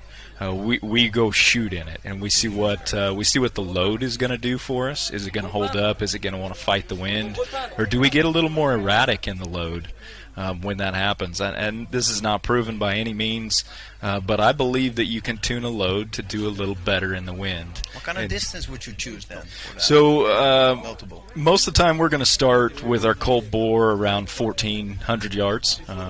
So we're not going to shoot any less than that when we start. We may shoot a close and a far. The fortunate thing that we have in Wyoming is our vast amounts of BLM, which is Bureau of Land Management, government land. Yeah. And the government allows us to go out and pretty well do what we'd like. if we would like to go ride four-wheelers, of course we have to keep it on trails, but also if we would like to go out and set a target at 2 or 3 miles, we can do that. We can just... If only. Yeah. If only. So we've been exceptionally fortunate living there and practicing there. It's really paid off well. Wow, that's interesting.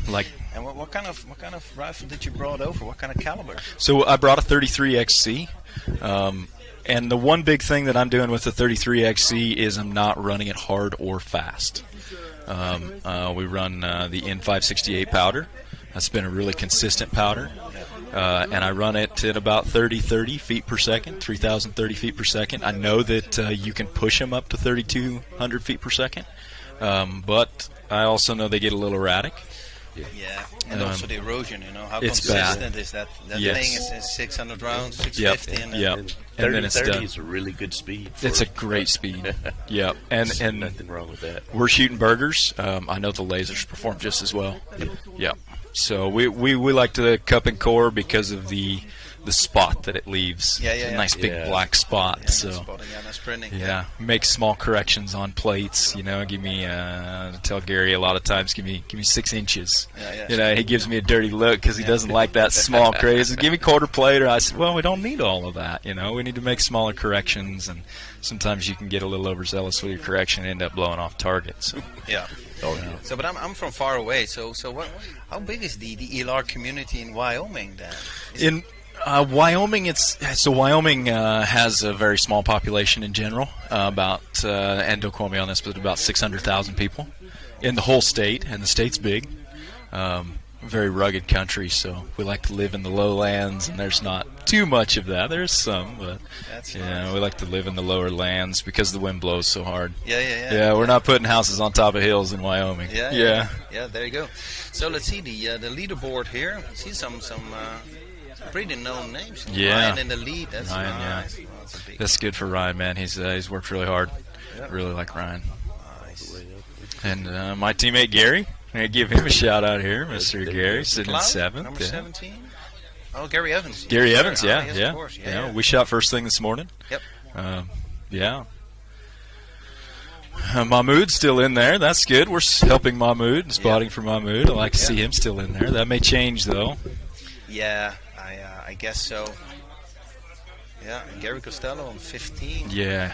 Happy to see Gary in there. Also love to see the Frenchies, 4 and 5. They have an excellent string of participating at matches. Yeah. See them popping up everywhere. They're doing something really well. Yeah, very nice. So if you're looking at the leaderboard, how many of those shooters are using your mounts then?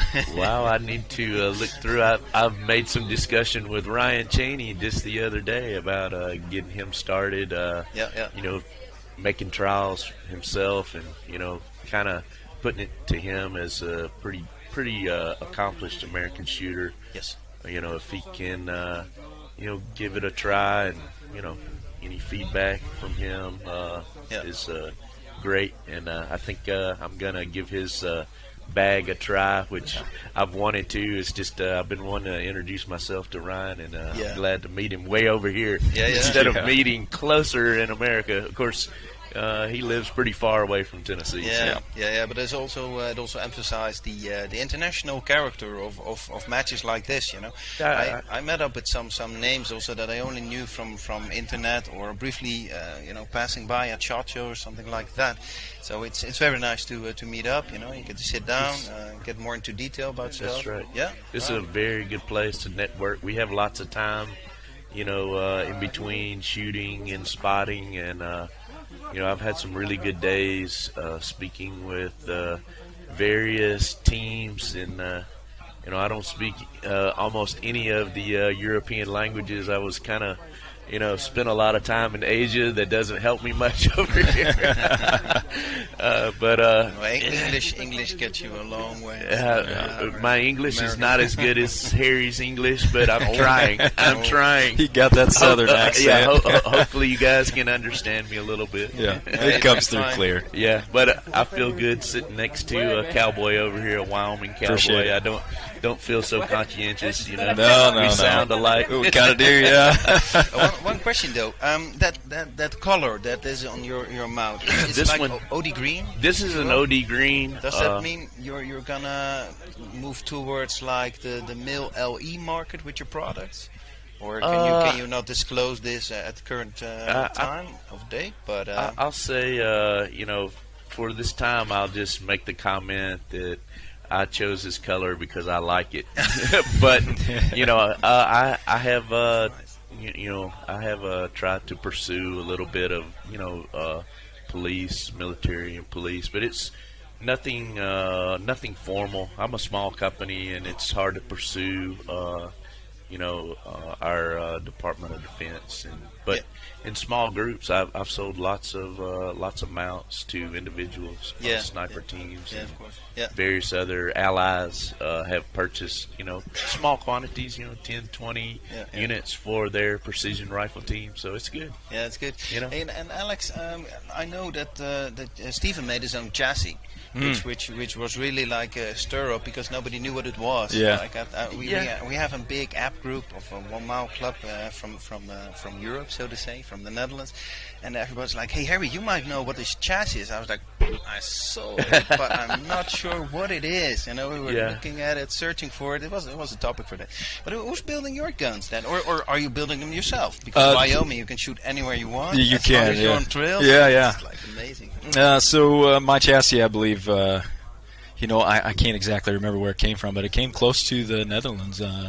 So I shoot a Vision chassis. Oh, right, from the Norwegians. Okay, Norwegian, that's very nice. Very nice product, and I've had it for probably 2 years at this point, and it's fared very well for me. Very pretty. They did the Cerakote for me. It's just perfect. So you're like an early innovator, if you will, because they're not that long on the market. I don't believe so. Especially for the long actions.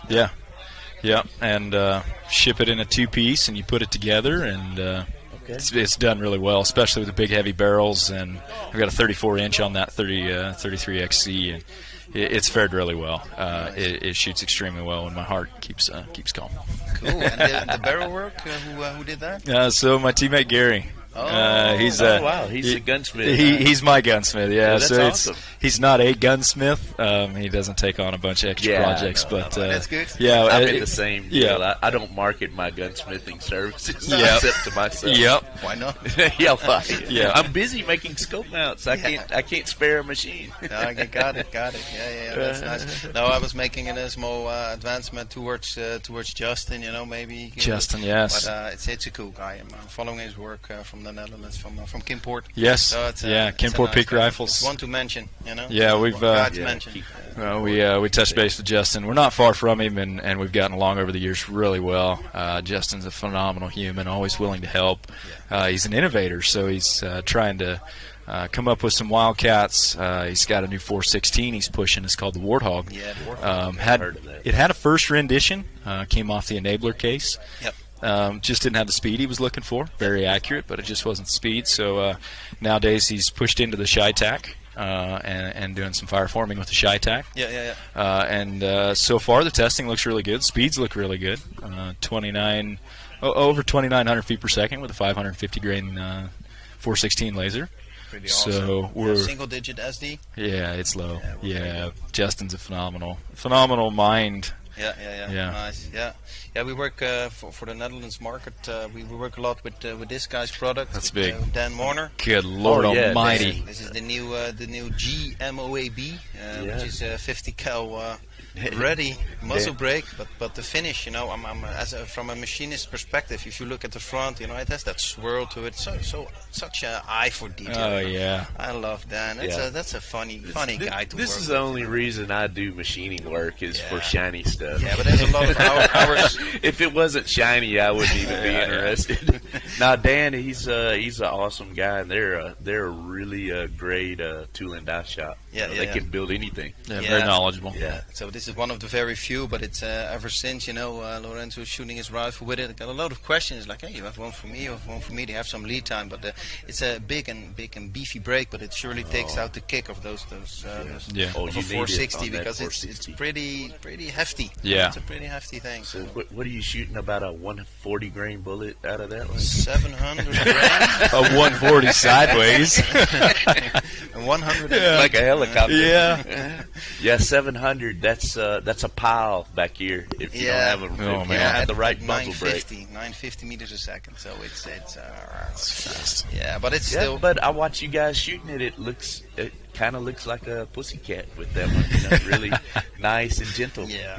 Yeah, it needs to take care of your shoulder. It's a thing. But it's a developing product. It's the only one outside the States, so pretty fond of it. It's of course we built it, but it's Lorenzo's gun, and it was fun. It was quite a rush.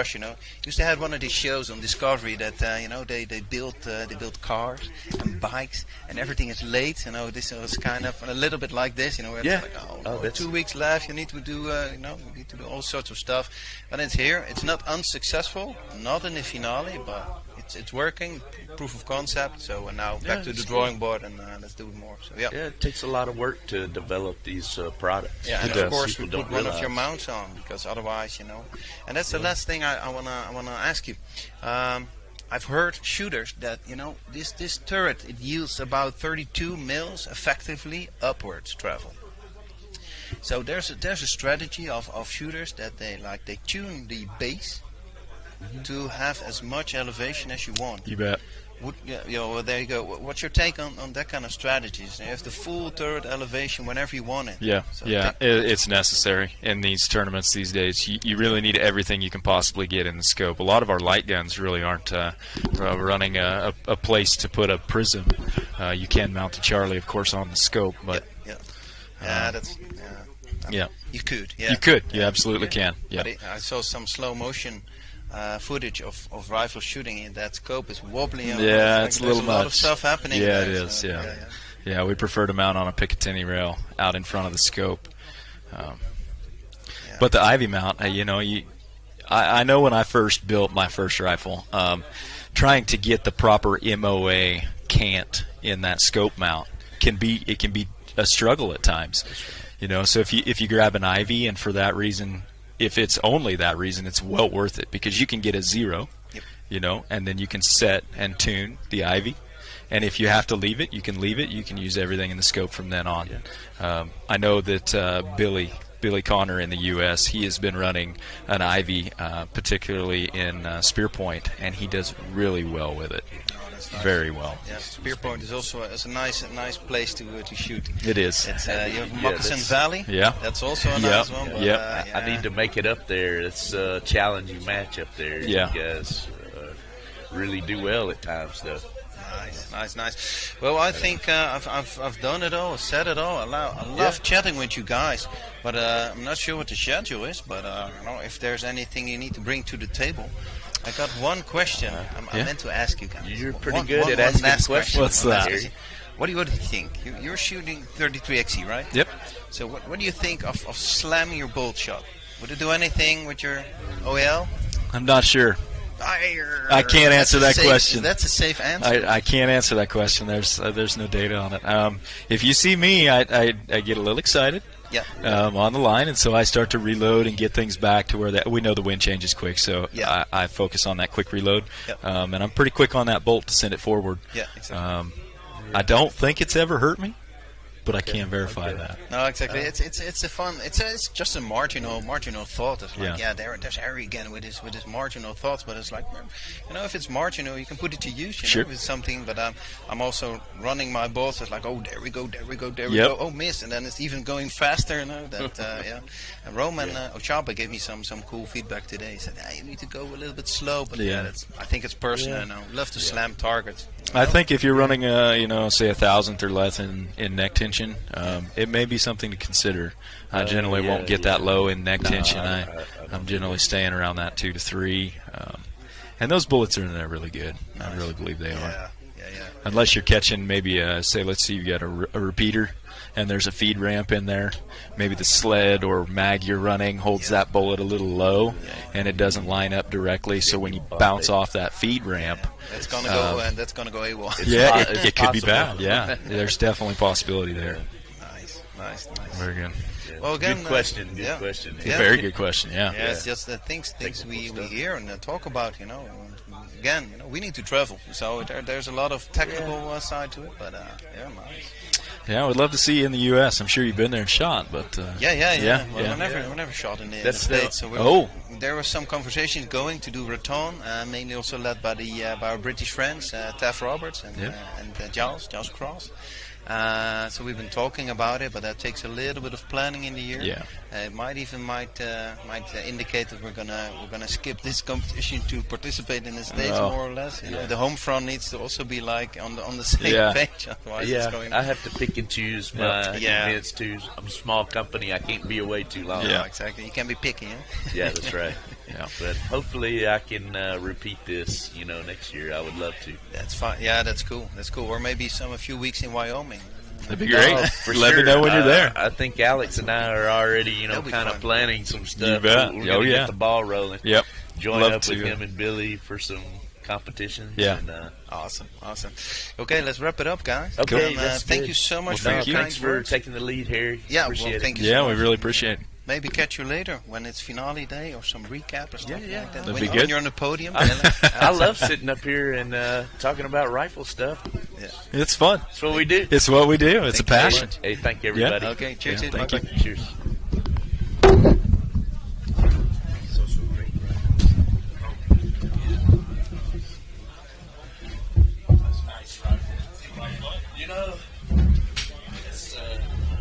Mike's still on. Okay. I was going to say something good. But you got to watch me.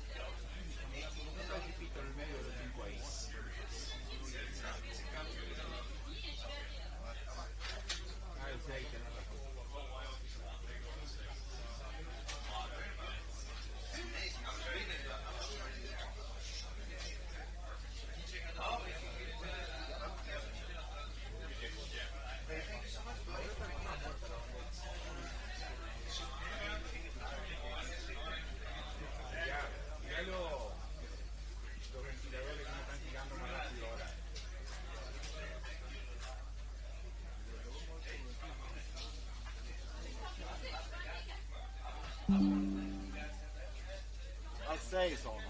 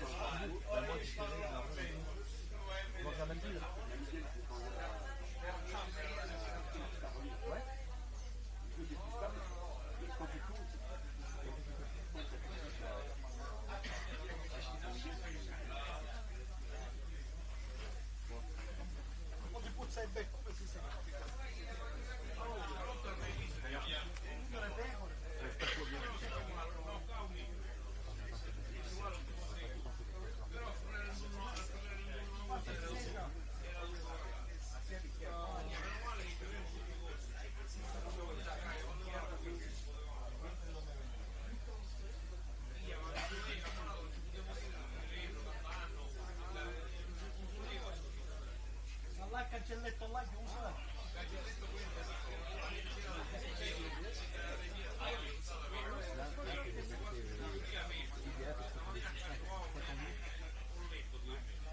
No, trovavamo le pecore direttamente. Infatti ora Andrea mi disse che ci sono le pecore sul costone altissimo. Ammazzavano tutti. Sì, inizia da fare. Siamo pronti, Vito?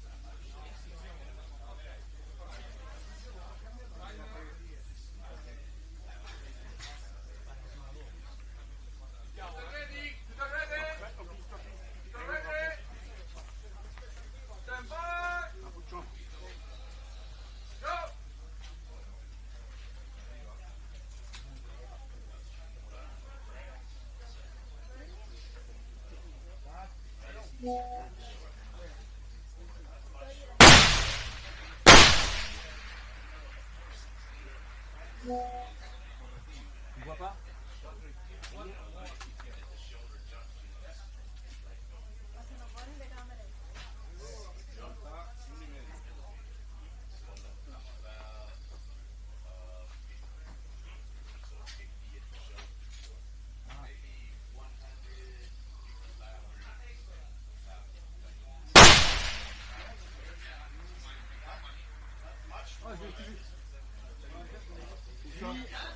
Un tour trop bas.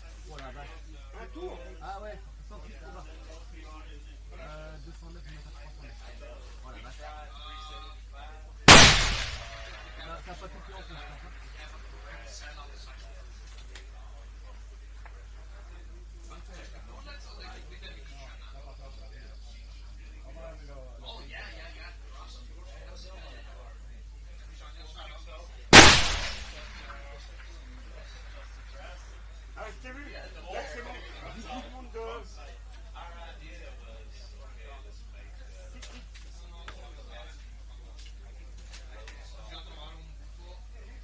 Là, c'est bon.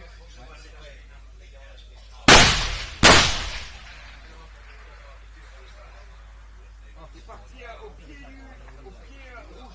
À droite. Au pied rouge. Je remonte de combien? Je monte de 3 pieds. Non, 4, pardon. En latéral. Latéral, c'est 5 à gauche.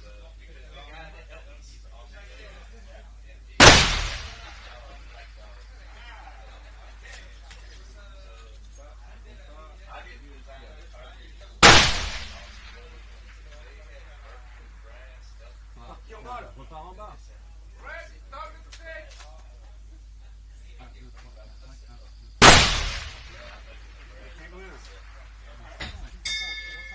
Faut que je passe à 6.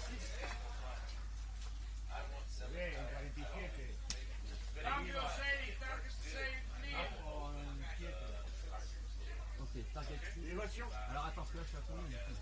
Ça va combien?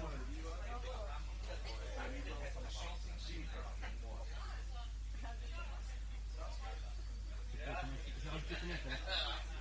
100 plus? Plus 10. Je rajoute 100 plus. On va payer.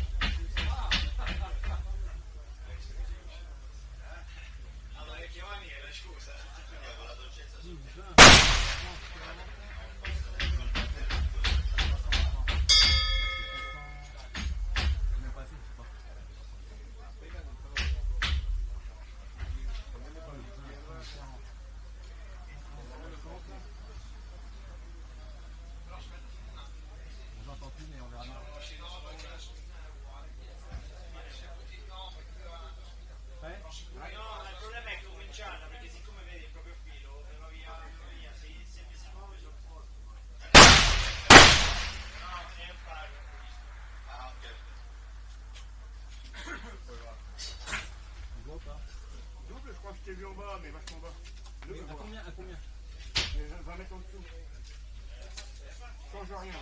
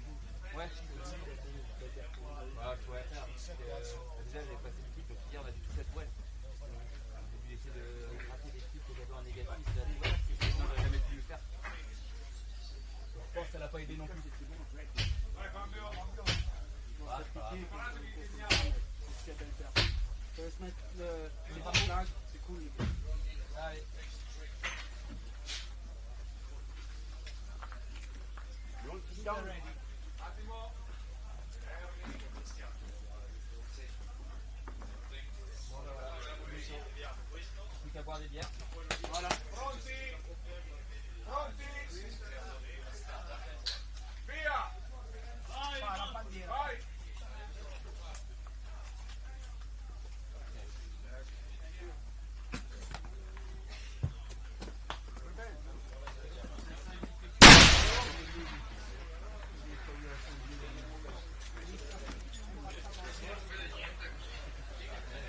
No, no, no, no.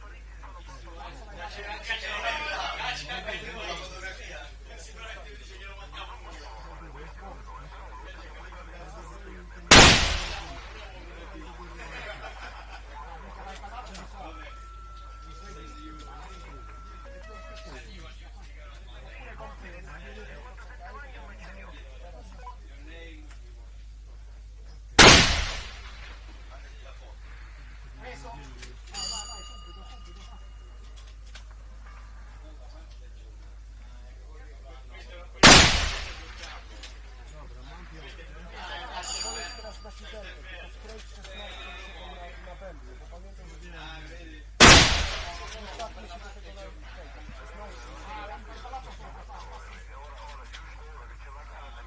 I teraz się powiedz,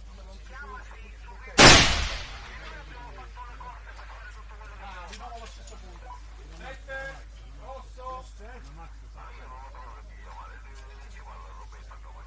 Wystarczy? Mów, bo ja jeszcze podniosę. Daj mi lasso per me.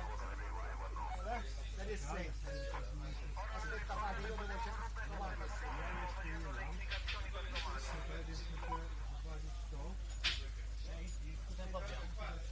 L'abbiamo, jeszcze możesz zjechać na tej.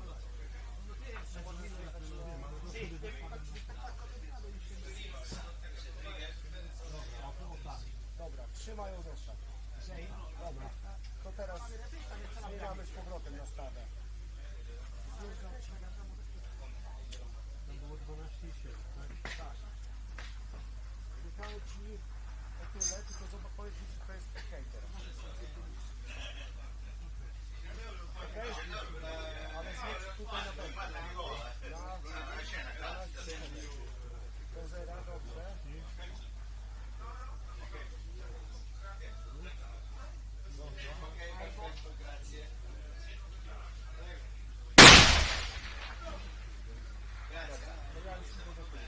Jest okej? Masz pod łapę? Ja już muszę popatrzeć. Już po tyle blisko. Tylko weź się połóż tak jak byś leżał. Tak byś leżał? Nie wiem co strzelają, zaraz obejrzymy.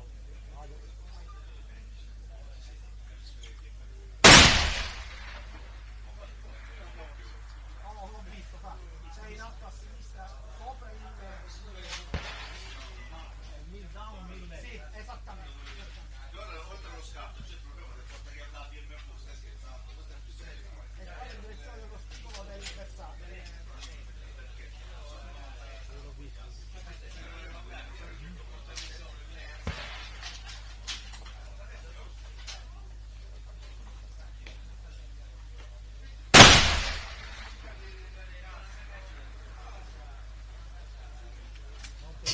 Obserwy tam sobie obserwy. Bo ja na razie nie mogę namierzyć, gdzie oni walą.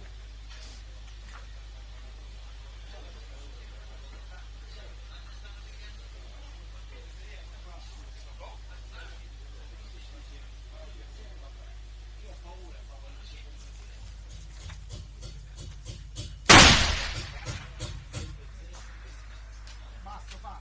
Mezzo milla. Mezzo milla. Alzato? L'angolo. No, lo compenso. Allora fa sul bordo superiore della testa. Mam się przesunąć.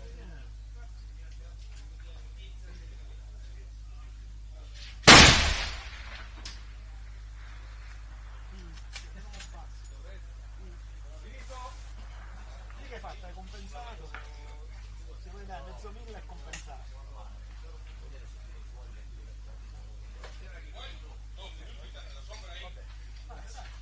Non è andata. Teraz qui pomalutku, ok? Nie spieszymy. Non è che ci sono svariati. Uja? Yeah, ready. Piątka, poczekaj.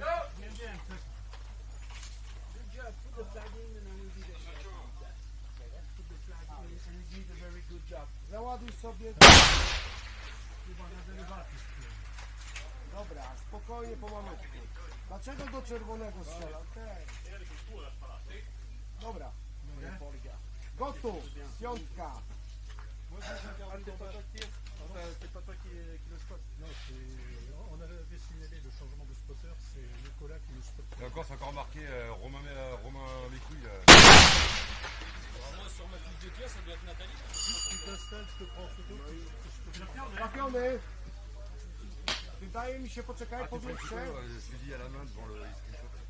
La boulette. Na lewy skraj. Dodaj 1/10 w lewo.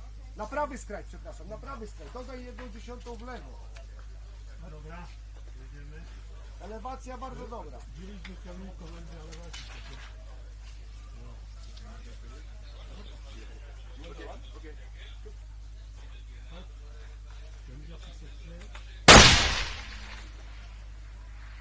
Celu. Popraw, tylko ustabilizuj postawę. Ok, allez. Cuisine. Merde.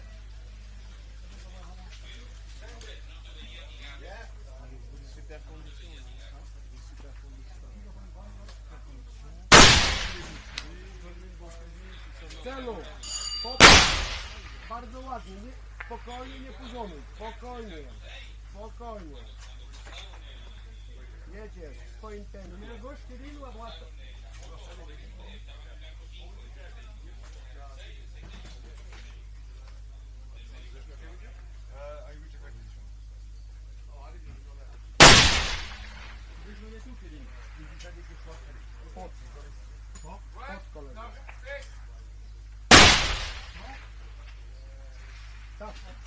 No, no, no. No, one more. No. Four shots.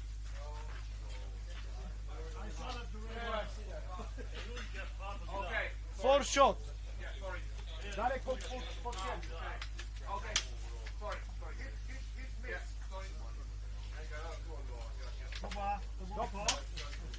Wydaje mi się, że delikatnie tak, ale jakbyś... Dobra, to mogło być, wiesz, pucha, dobra. Dobra. Normalnie. Normalnie piątkę wal.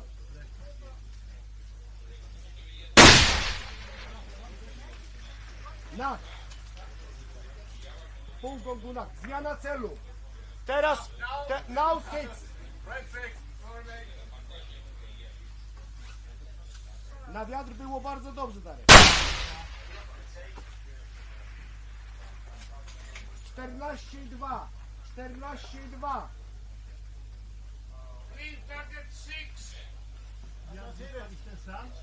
Słucham? Tak. Nie zmieniaj, bo ładnie szło na wiatr teraz. 6 minut 30 sekund. Bardzo dużo czasu, ale już sprawnie jedziemy. Szóstka czerwona.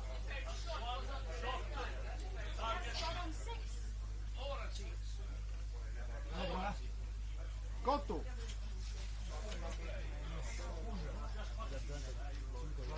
Gotów.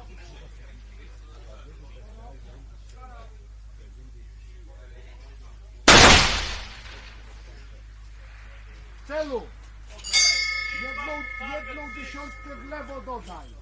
Na pewno w lewo. Na pewno w lewo. Jedną dziesiątkę w lewo. Dobra, idziemy.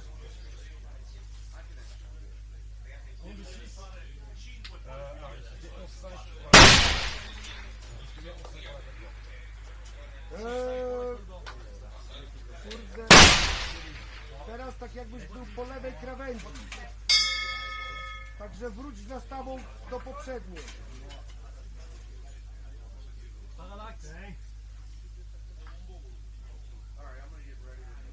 Poprzednia elewacja była bardzo dobra. Tata, pierwszy strzał. Gotów.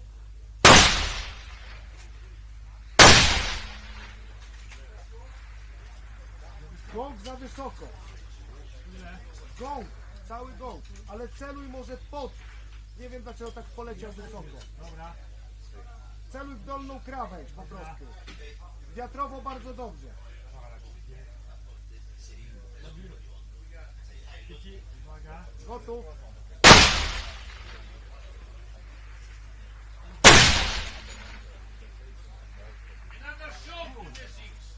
Znowu pod, tak jakby wiatrowo dobrze. Nie wiem co się dzieje z elewacją. No wysoko było, nie? Tak jakby górą przeleciał, no. Dobra. Ostatni.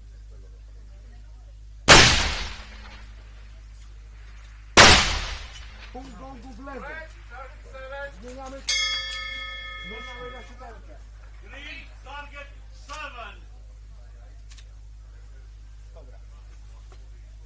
Pomału, spokojnie. Teraz nadrabiasz punkty na najdalszy. Dobrze, ale gdzie jest ten? Worek. Który?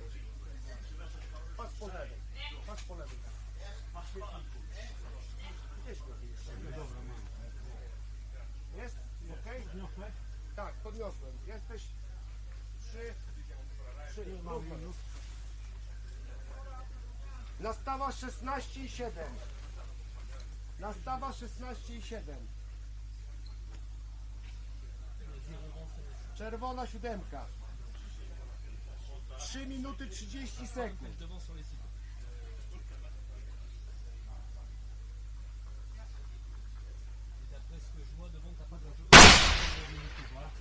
Wiatr miałeś bardzo dobrze. Znaczy nie, odczekaj, ostatni był po prawej. Czyli tak jakby za mało na wiatr. Tak. Dodaj delikatnie, tylko i zobaczymy. Dobra. Ja jestem gotów. Nastawa 16,7. Elewacja. Zmieniona? Dobra. 7 czerwony. Tak jest. 7 wiatr. Jedziemy.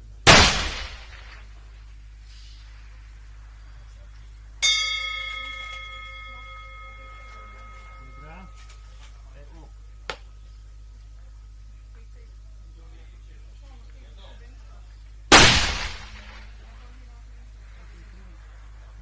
Celu. Zaraz sprawdzę gdzie, ale na razie się nie zmieniaj, tylko strzelaj.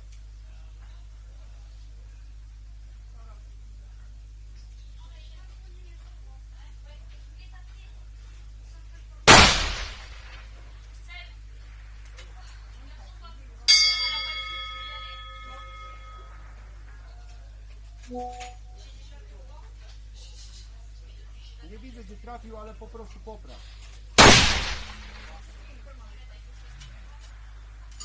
Celu. Minuta 50, dużo czasu, 3 strzały. Nie śpiesz się. Załadowałem. Dobra jest.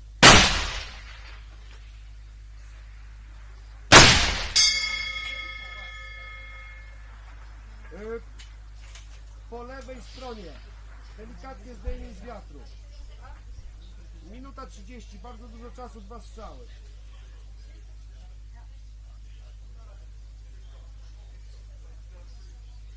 Czyli troszkę w prawo, ale taki piczy włos. Tak.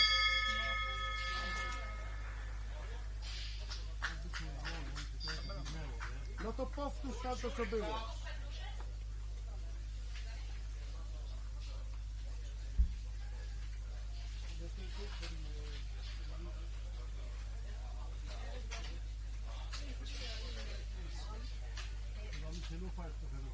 Dobra Darek, nie kombinuj, tylko 46 sekund. Ile strzałów zostało? No to dobrze. Okej.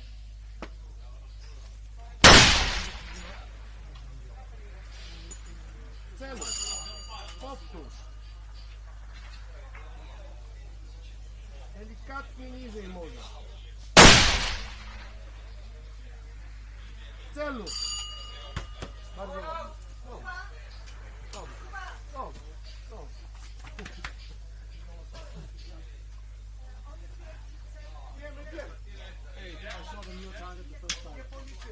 Yeah, no problem. I saw.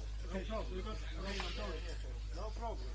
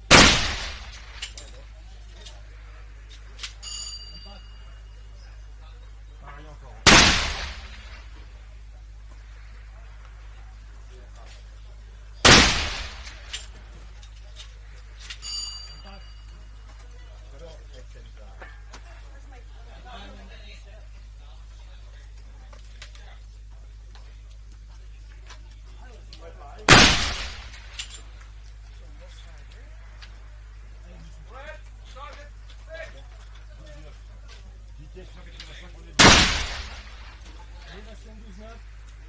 Et left 0,4. Regarde, j'ai dû faire au droit, parce que je fais pas un left de moins. T'as tapé un peu en dessous, ouais, tu peux mettre un coup de plus. En élévation? Ouais. Ok, et à droite? Et à droite, tu fais gauche. Donc tu peux mettre un coup de plus. Un coup de plus ou de moins? Plus. Faire bord au droit, d'accord. Au lieu d'être un left 0,4, tu peux faire un left 0,5.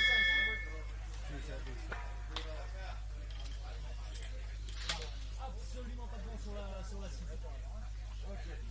Niveau c'est bon. Parallaxe. Parallaxe. Ici. C'est bon. Vert comme tu veux.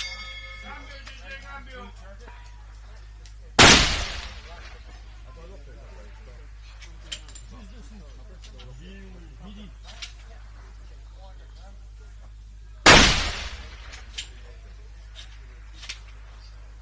Midi, pas supérieur droit.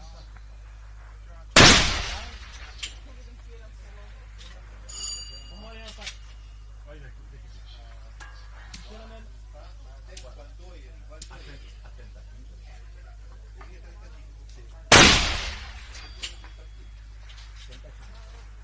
Tu passes dessous.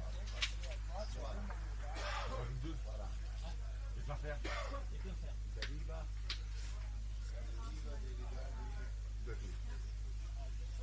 Vert pour moi.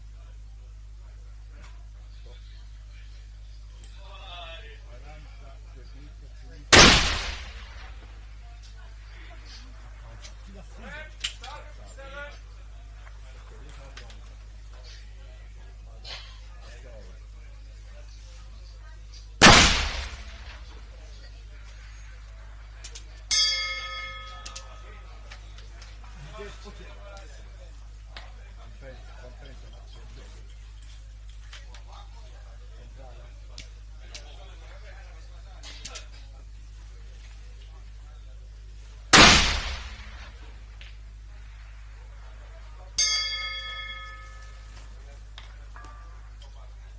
Réglage. Réglage, dis-moi. 15-3. Left 0,4.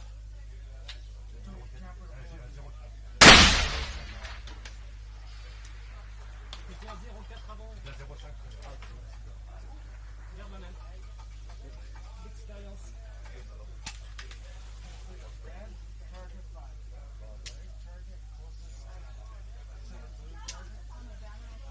Il nous reste 5 minutes 30. Ça fait mal à la minute. Il y a le dernier météo.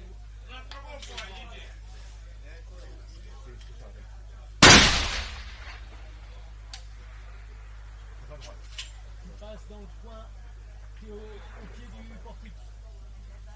Alors, Donc ça fait 7 et 7. 7 up. 7 up et 7 left. Alors, right. Right. Pardon. Vert. L2. R2.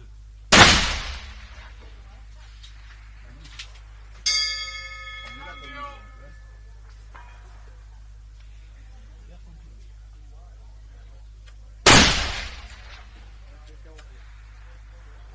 passes dessus un voyage. Non, je regarde la 5. Ouais.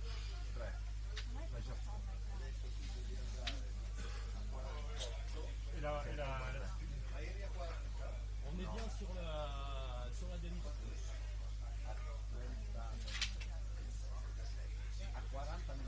Vert quand tu veux.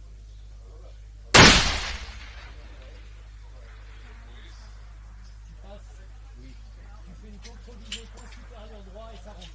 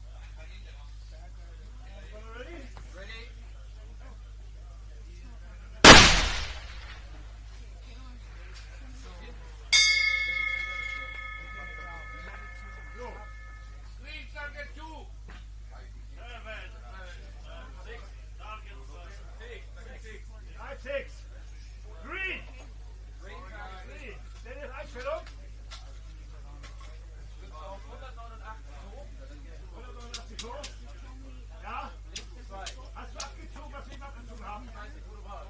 Wir waren bei 155. Was haben wir eingestellt gehabt? 70, ne? Ja. 15 weniger als 189. Ich mach 165. Ja. Alles klar, Seite? Links 2. Links 2, bleibt 2. Ja. Alles klar. Ja. So, dann ready? Ready.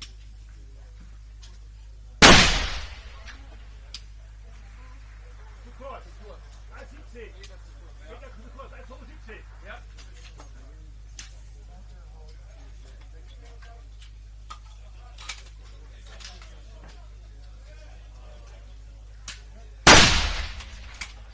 Ready? Ready.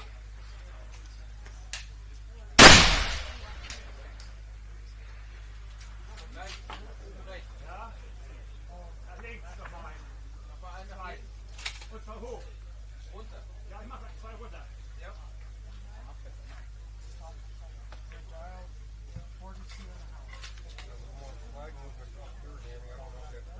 What are ready? Ready? There's nothing down there. 6 with the scope on the left. Weiter nach links. Oder links anhalten. Links anhalten.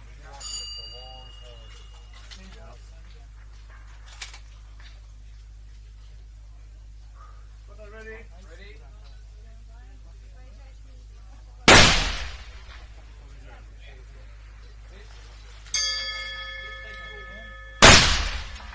Okay, 7.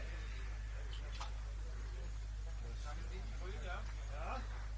224.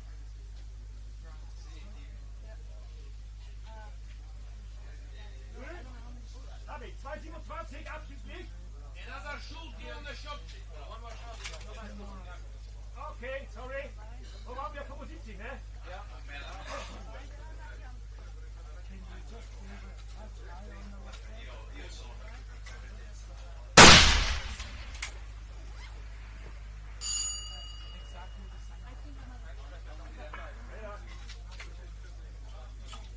So. 6. Ja. Linke Platte.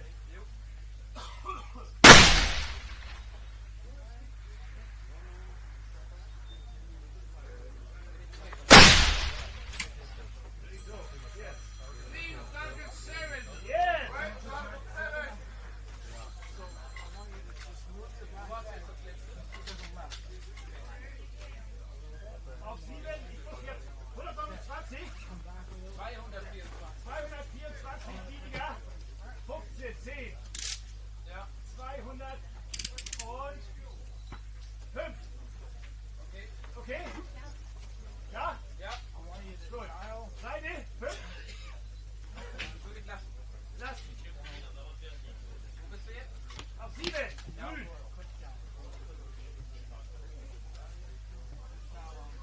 Ready? Ready.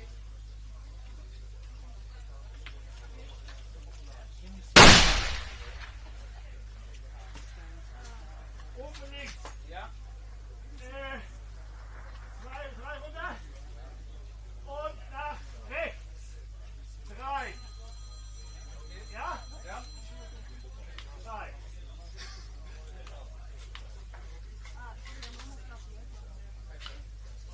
Ready? Ready? Ja. Yeah, 4 minutes.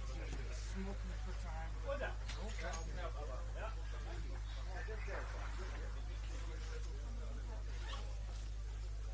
Links oben anhalten. Ich glaube, Ich habe jetzt 2 Klicks gemacht.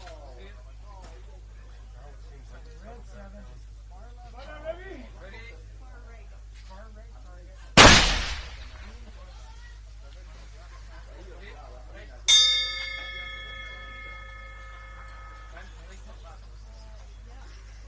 Ganz rechts einmal. Linke obere Kante. Ja. Runter, ready? Ready?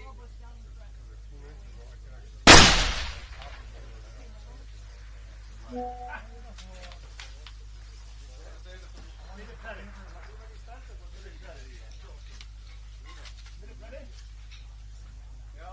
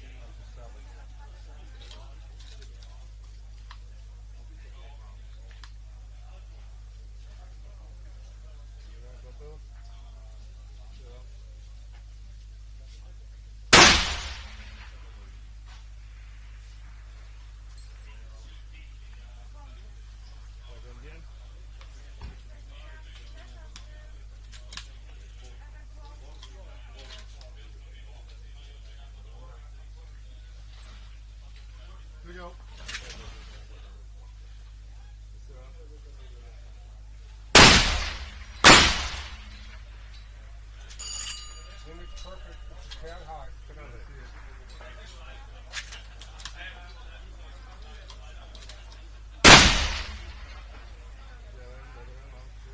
That one was even higher. The wind is good. You've got to come down 0.1 now, boy.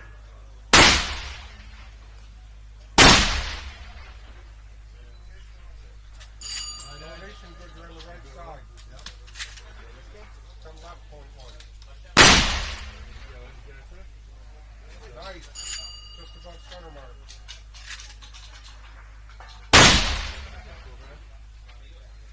Awesome. Alright, start slow. Yeah, start slow. I went through my progression, dog all the way up to 7, went up there, found out how many by-5 clicks, and then I left it on 7. Right finish, well done.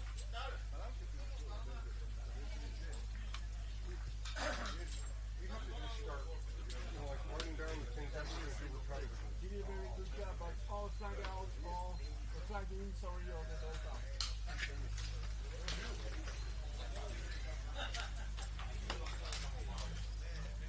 I need a bolt holster. Yep. How much time we got? 4.5 minutes or what?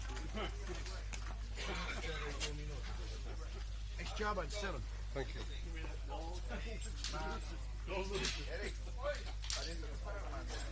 I got one just like it. Vedi, posso posare la roba.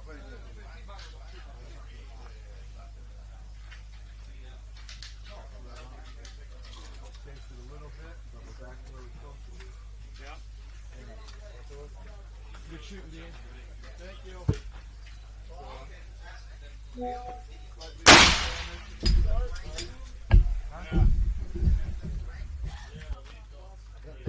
There's a break? Sì, fa un pausa. Sto solo cercando una posizione molto ferma, però se va al sole con la campana o no? No, c'è all'ombra, va bene. Allora così direi che è perfetto. Oh my God. Però preferisci con la gomma. That's all right. No, I mean, it's good condition. You can set Sono troppo a destra. Italian style. What do you want to wait for the wind? Is that what you were waiting for?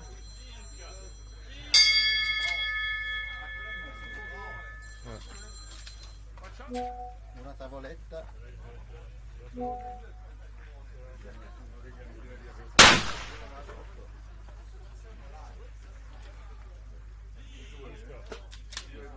Tutto tanto così qua. Dopo quelle cuffie non mi senti, Oh.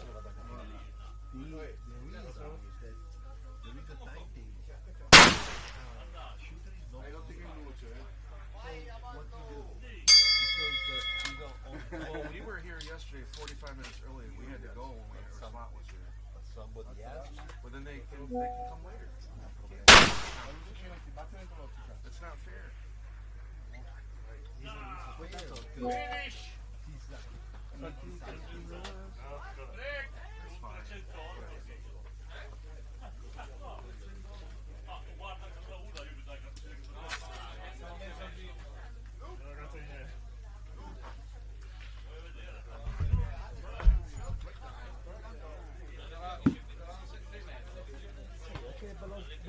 Un sacchetto sottile. Sabia? No, no. Diventa un sacchetto, non partire, tutto il tempo che vuoi. Io fa un bel lavoro. Questo lo fa bene.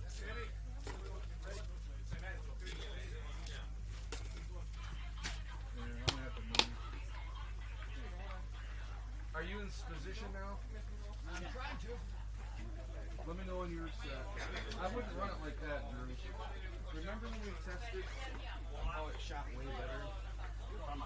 What I'm doing is seeing what the difference is between this way and that way in case I run into an issue. But when you change your bag, it changes people in the day. Remember when we tested and it shot really good the other way? My only issue is I'm just trying to figure that out. That if we have a 7, I have that issue. What do I do? But no, I want to run it. I'm going to run it this way. I just want to see what that is.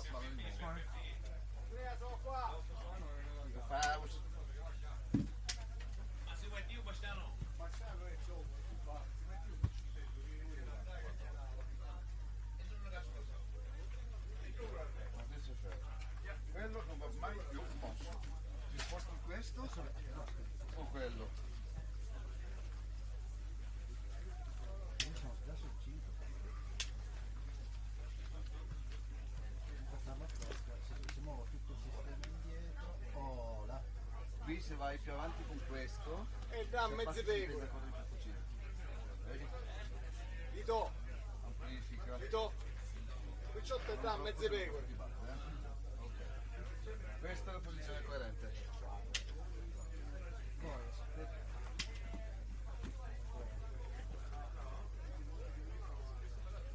Sì, ma visto ne capisce niente, sta montando dove c'è stato un anno, per favore. 5 rosso, vero? Ho tolto il tappo dello specchio e c'ho il 5 rosso dentro.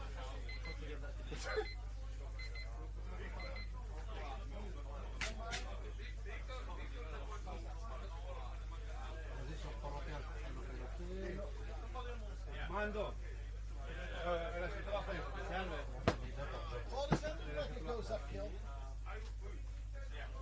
Tanto adesso c'è una pausa. Con calma. Allora, vede esattamente gli impatti sono ancora messo bene. No, sto guardando che vedo gli impatti sulla piastra, quindi in base a dove aumenteranno gli impatti capisco dove ti picchia.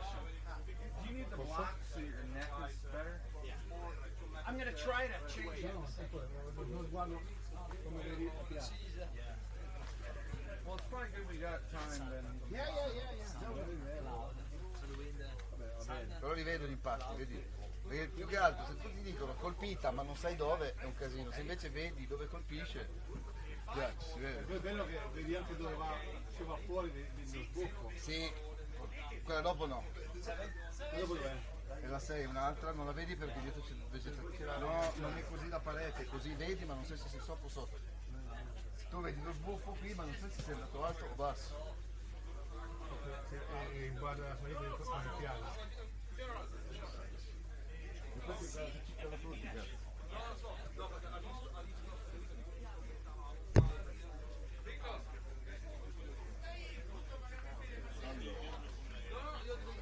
Matti, mandi.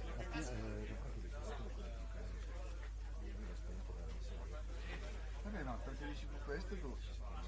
Sì, però io così sento meglio lì perché Ma li senti gli impatti? No, non è quello che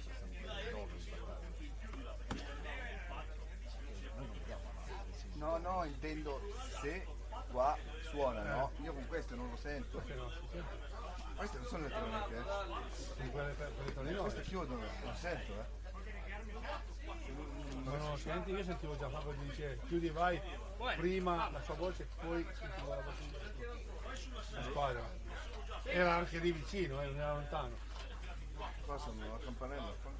Sí, está en pausa, pero ¿Lo sabes? el primer tirador acá soy yo. Faccio fare una prova di campanella? Faccio fare una prova di campanella? No, aspetta. Voi siete campanella o campanella? Noi abbiamo il ring. Il zucchino?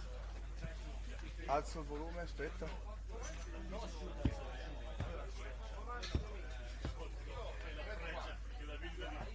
Questo è 9:10, alza il volume anche tu. Andrea! Puoi fare un zucchino? Andrea, puoi fare un zucchino? Suonami l'impatto. Senti. Suonato non mi serve. Così alla 6 già non ci riesco. Alla 6 non sono messo bene. Alla 6 sono messo bene. Deve essere più inclinata la tavoletta. No, togli questo come hai fatto l'altro giorno.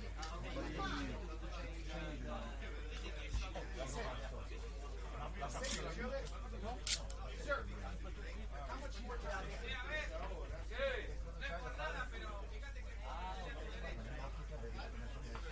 questo martello nella tavoletta.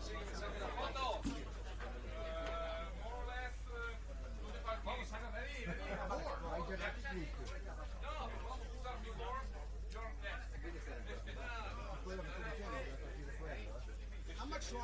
Devo dare da 1 a 2 a 4.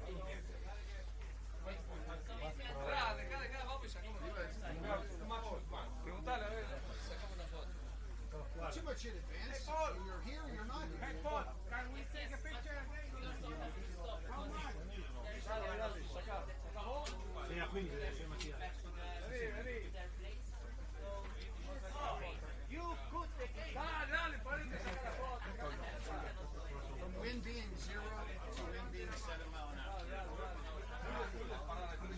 guess what? If it was the other way around, I would say thanks. Congratulations, it helps. But I can stay up here, right? Yes. Okay.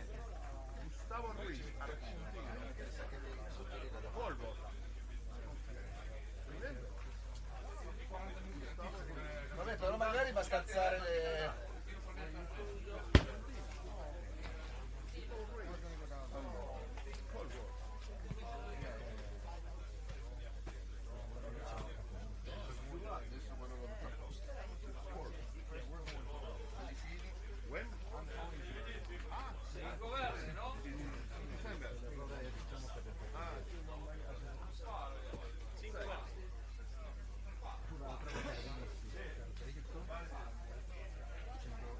Sempre alla finale di l'anno scorso, non se ne parla tanto.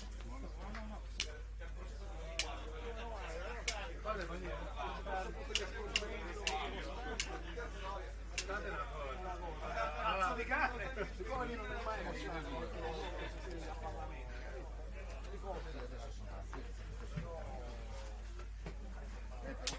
Ti fare gli altri passi spaventosi. Lo stagli, quando mi viene, questo cane ha sentito la fuori da te. Talmente io no, ma abbastanza fuori. O lo fermo,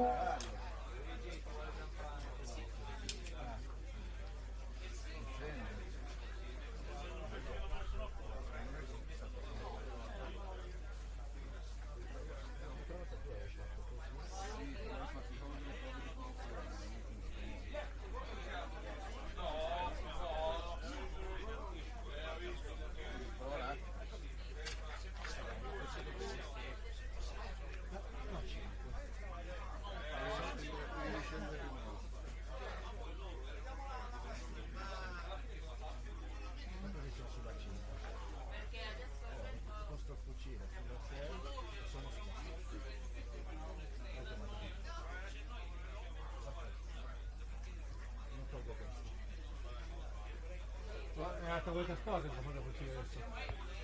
Non sei in una tavoletta. Aspetta, mi do nuova da 14.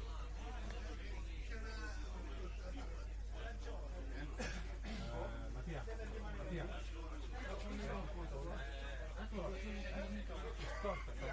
Ma devi sparare di là, sarà sempre storto.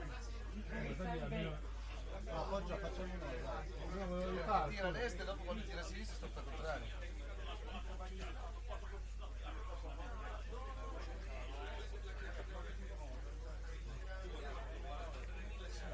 Sei alto di qui, sei basso, no, adesso così siamo perfetti.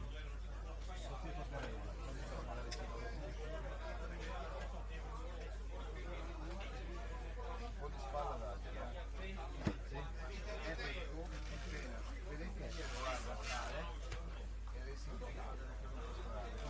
non dicono più di chiuderla, ma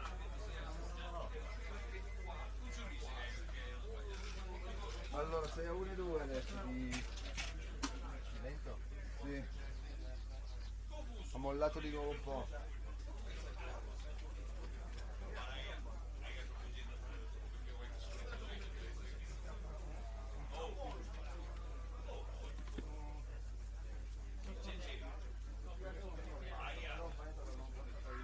Mi sono fermato perché adesso? Mi sono fatto una pausa, penso per andare in bagno.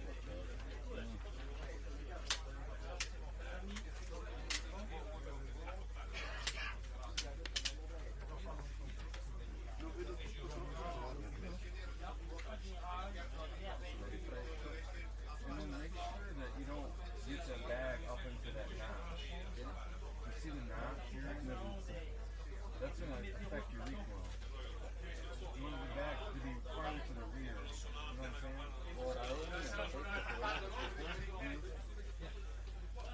know what I'm saying? Ora receiver.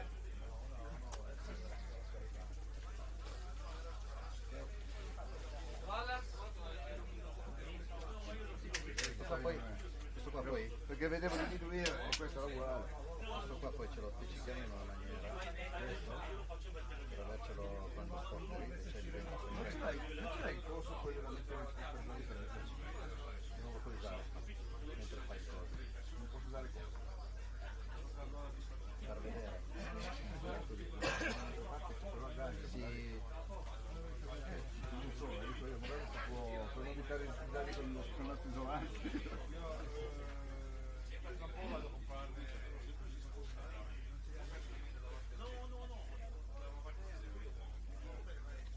6, si è spento.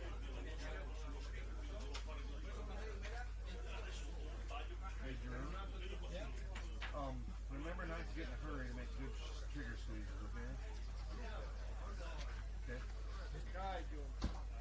And then what you want to do is you want to take your rifle and go forward and backwards in that bag to make sure that the bipod is to the rear.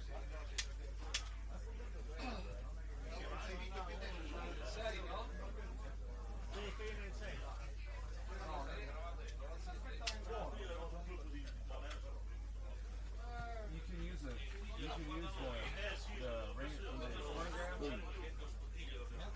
without it on the other right. Può essere, eh? Sure. Sta trasmesso. Io fa. 390 10-4.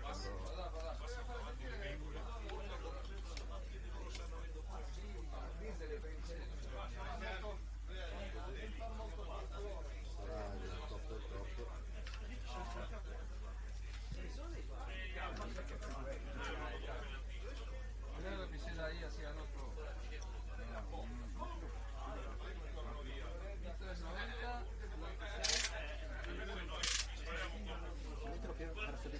Quanto vanno via?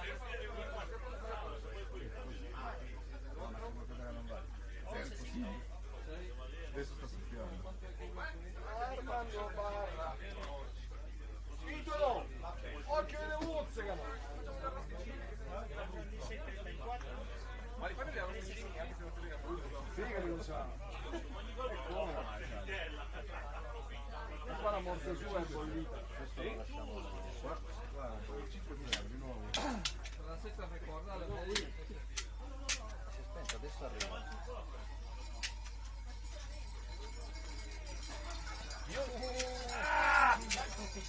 Arrosticini! Arrosticini che camminano! Arrosticini caldi, arrosticini. Arrosticini freschi. Guarda lì. Quella Pasqua è buona, eh. Quella è buona Pasqua, sì sì. Devi toglierla. Mangiamo. Pasqua. La Pasqua è buona, ma tutta roba del Pasqua. Chi se la seccati?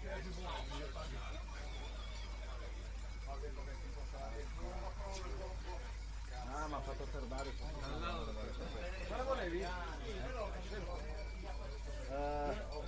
Che strana pecora! Che strana pecora.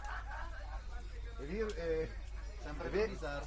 E Vega dov'è? Per me è sempre più bizarro. Oh oui, oui, sì.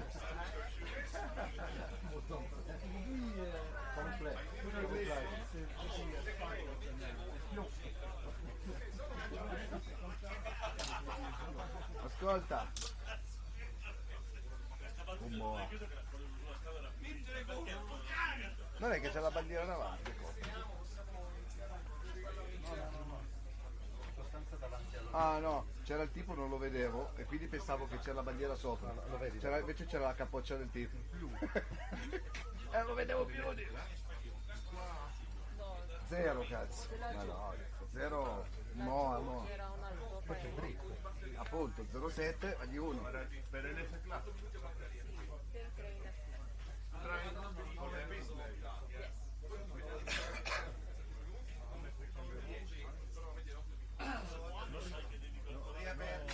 don't remember your name.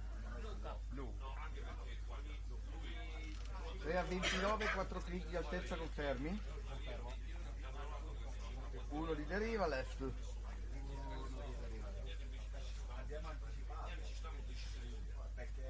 Poi prima di partire ti do la deriva giusta in base a quello che sarà, però adesso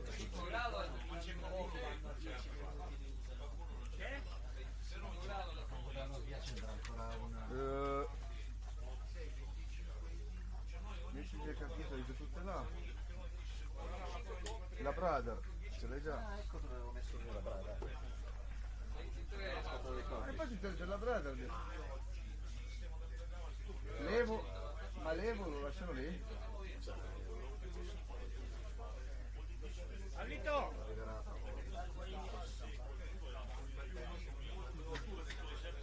Di chi era quello? Gianfranco.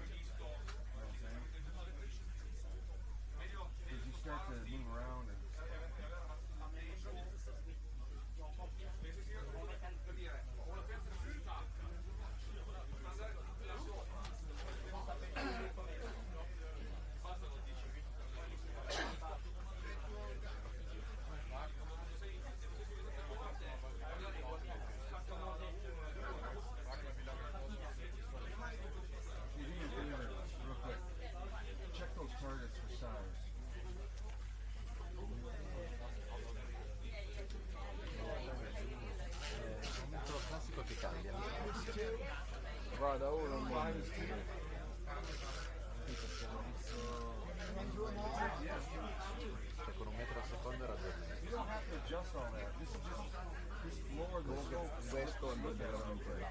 Just take 2 seconds. Con la lettura qui chiudi, ecco Take the bag off and just look real quick. So you don't need to adjust that bypass. allora di sai It literally will take you 2 seconds. la di giallo più o meno per 3 istanze. Yeah, it takes you 2 seconds. Lei mette contarlo sopra le linee degli 800. Diciamo sulla carabina. Vabbè, tu sei abituato a farlo. Se non sbaglio.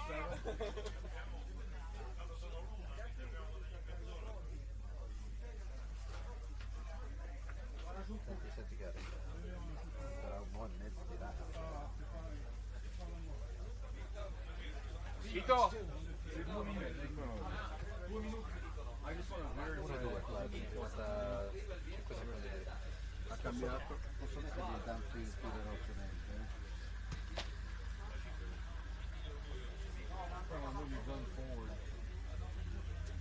Questo è dietro, quello che ti diminuisce questo. L'aria c'è ma arriva da dietro. Quando la sentiamo addosso, poi arriva di qua.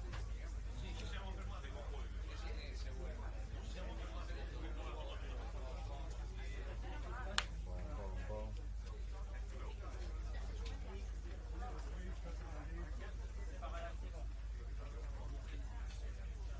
Eric, partono loro e poi noi. Ah, noi?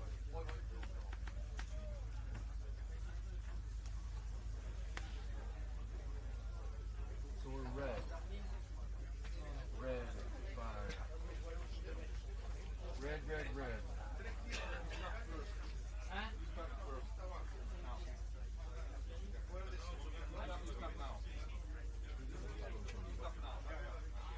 Yeah, that's the reason I don't like that lock. Appena appena, perché ho paura che se non si muova faccia degli alti e bassi tremendi. Io avrei preferito muovere, tenere un po' di piano e alzare i limiti lì e far parte. Mi spaventa un po'.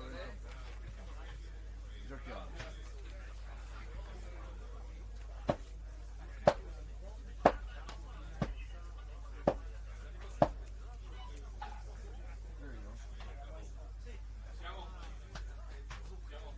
And that one there, you want it to be naturally settled. You don't want to have to. You don't want it to squeeze it up at all hard. Because every time you shoot, it's going to settle down. Appena numero. So I would pound that bag hard. Per sentire l'aria, l'importante è che ti sei avanti, se no sentiamo anche noi. There you go. Now readjust your weight. Je me remets après sur le V, d'accord? C'est moi qui pose. You can squeeze it a little bit.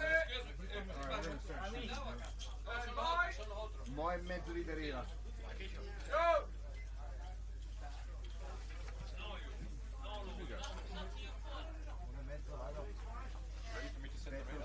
We're not shooting, are we? No, we're next. 10 minutes.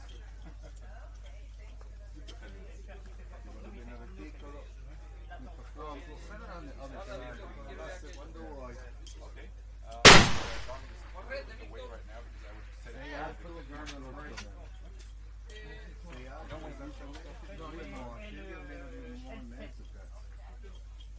Deriva giusta, eh? Now almeno un po' walking around. Bon, moi je suis prêt sur la. Ok? La deriva era Prêt? giusta però. Vert pour moi. Quando vuoi. You got 34 on, Drew? Tu montes de 2 clics. E vai via un passo clic a destra. Infatti è aumentata l'aria, ok. Hey, Drew. Put one lap down. Sì, sì. Mi sono piantato un po' a sinistra perché l'aria è passata da 1,2 a 0,8, quindi da più in là. Vai. Presa. Da 2 clic a salire, vai in velocità. Ça non, ça c'est pas le beau. Hop, prêt. 2 clic a salire, di nuovo basso. Prêt. Un clic a destra. No, vai, perché deve vai. Refais la même. Bravo. Vincent.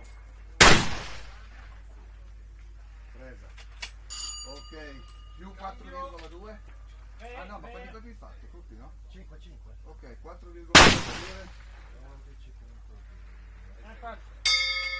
anni ne arriva?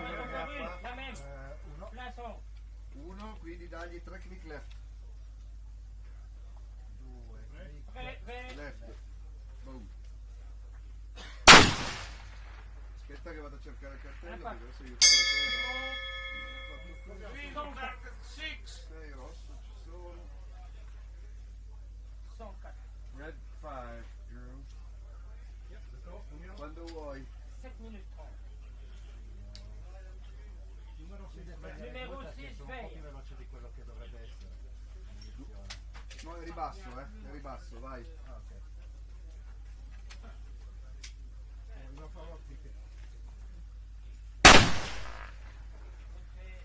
Impatto pieno, centrale, vai in velocità.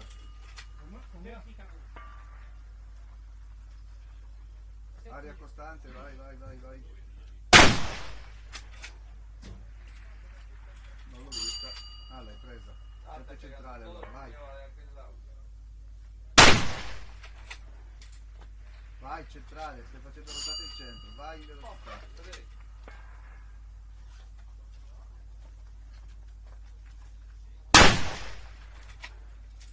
Pieno, centrale, vai.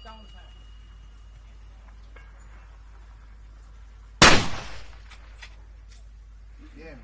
Allora, dai, 2 clic a destra. Cambio. Aspetta. 1, 2. Perfetto, e sali più 8,4. Allora. 13 più 8 fa 21.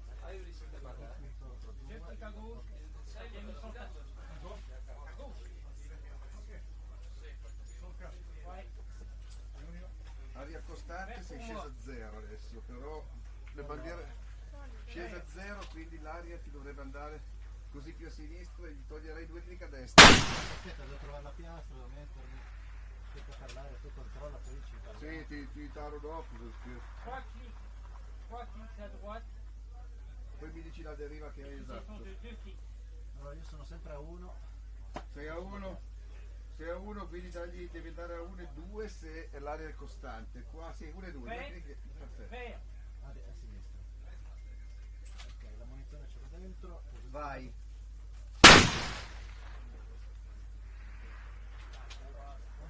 Suave,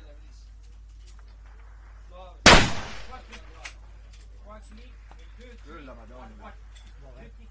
Aspetta che poi dico, ma mi sembra molto improbabile quello che fai. Vieni da qua. Allora, sei andato un mo e mezzo a sinistra e 2 mo alto. Ripeti? 2 mo alto e un mo e mezzo a sinistra. Quindi devi andare a destra, dagli un mo a destra.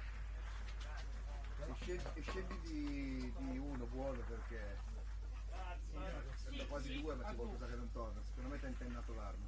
Vai. 4 minutes. Vai. Le vent il ouvre. Hai tirato? Sì. Non Moi je suis prêt. Vert. Ma 0. Quindi se non ho visto niente sarà esattamente dietro piastra.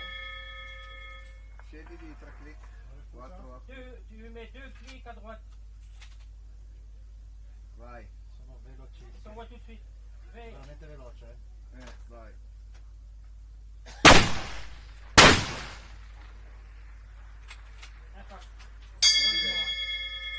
Changer cible. 130. Allora. Esatto, Esagera, vai giù il mo, ma che vada picchi sotto. Non so che Cible 7. No sign. It's right there. 3 minutes 50.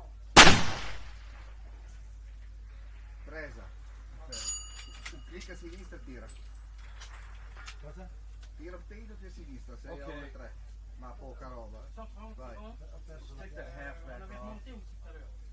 Non, non, ore non, 3. on a descendu. Eri a ore 3, ma tira appena a sinistra, vai. For right now, anyway. 3 minutes, Christian. C'est bon? Attends, je vais Chica. You ready? le vent à droite. Okay, we're getting ready now. You're on 34? 34.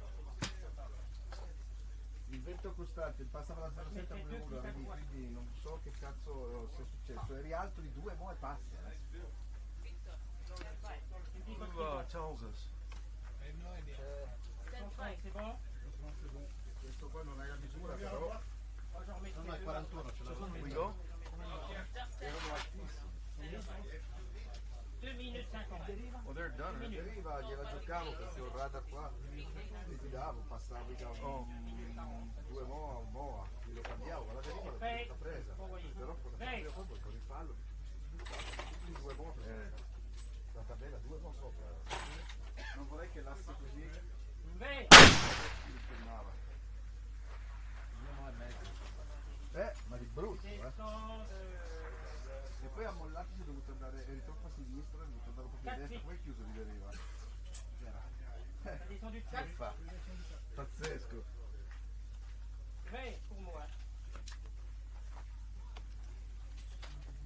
Allora, 10 minutes? 10? 10 minutes. Seconda sequenza mi è piaciuta la grande, 5 su 5. Praticamente ne hai fatti 2 nella prima. 3 et tu mets un clic à gauche. Mets-moi un clic à gauche. Più uno sopra. Vert. Vert.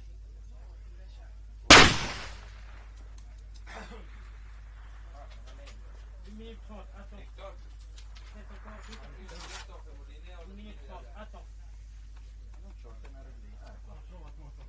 Bon, tu me remets 2 clics à gauche. Et on remonte aussi. 3 clics, monte 3 clics.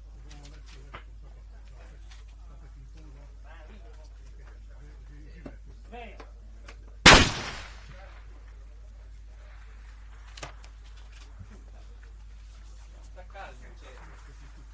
Oui, non mais concentre-toi, attends, il reste encore 1 minute. Tu me mets, attends, tu me mets 3 clics à droite. Infatti ho chiesto notizie al mattino. Comunque dagli solo il drift. Perché ha chiuso 0,5. Io sono in 1000. Sì, niente, punto 2, punto 1.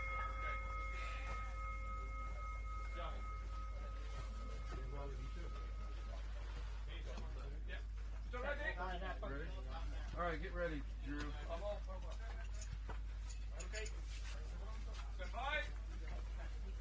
right. You need a center mash and back. Roberto, la tua tabella ce l'hai? Quella lì? No, questa è la tua. Stand by. Okay. All right, give me the center mash shot. You ready? Yes. Center mash.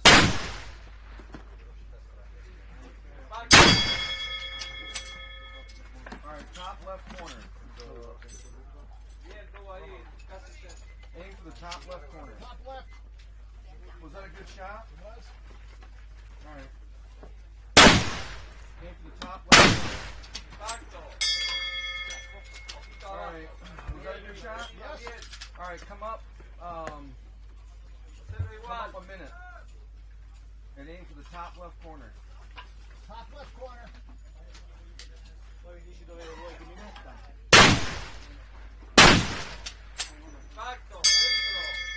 All right. That was an impact. You need to aim for kind of like the top left corner of the plate. Yeah, come down a little bit. Just a little bit. Just a little bit. Like top. Là, ma arriva il come si chiama? Working in that time? Just came down a quarter, as you said. Okay, that was off the right side of the plate, so go top left corner and then go a half left.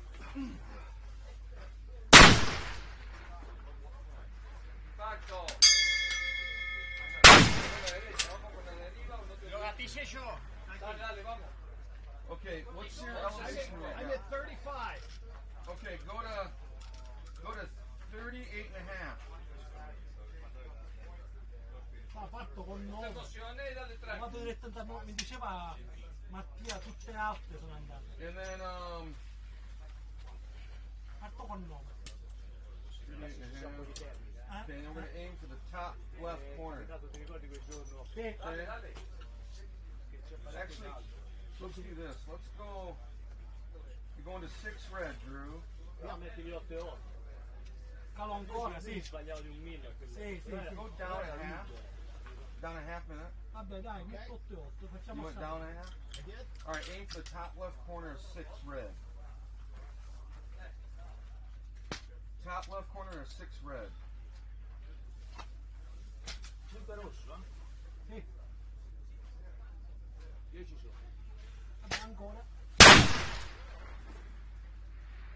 Alla derecha. Sì. Top left corner. Of 6 red. Vedi, sono alto. L'altura viene. Vedi, col bicchiere a 0. Ok, posizioni su tutti i primi piazzati. Impacto. ¿Viste? Sì, te vi, lo vi. 10 centímetros Same arriba. shot, Drew. Top left corner.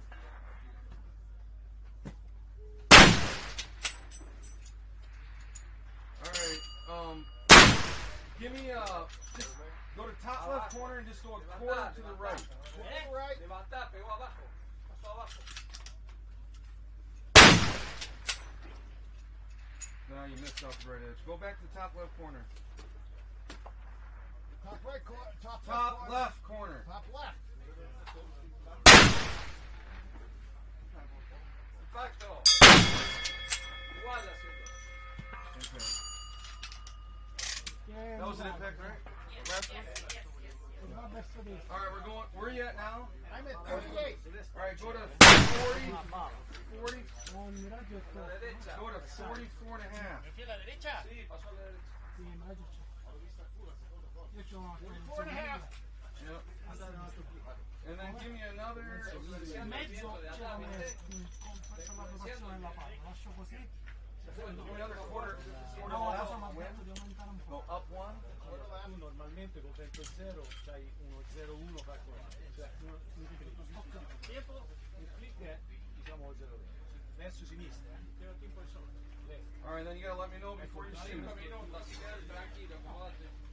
in avanti, right in basso. Left in avanti. Te ne do 2 allora? Te ne do 2, left 0, 2 click a sinistra. Però c'è pure il miraggio, dobbiamo compensarsi il miraggio. Vabbè, mettiamo il primo colpo, io sparo sul bordo a sinistra della classe. Questo che non mi porta a destra. 13-5. Facciamo sto 13-5 pusiste. a questa distanza, a 1500 metri, il bersaglio è 70. Sì. Quindi significa che un click è 15 cm. Sì. Se spari a sinistra della classe, è come se tu compensassi di 2 click. Sì. Vediamo che succede. Allora, vedo. Poi io ti dico quello che penso io, poi valuta te, se mi detto una cazzata. Facciamo sta prova. Abajo. Allora, a metà del bersaglio, se io sono al centro per andare sul bordo sinistro 35 cm, che significano più di 2 click, diciamo 2. Sì, diciamo 2. Quindi se tu spari a sinistra, All right, aim for the top left corner. è come se compensassi l'intento di 2 click. Sì, le decimi di Let me know when you're gonna shoot. All right. 14 cm. All right, same shot, top left corner. Un po' diverso. Va bene. No, fa 14 cm. All right, same shot, top left corner. 1600. Make good shots.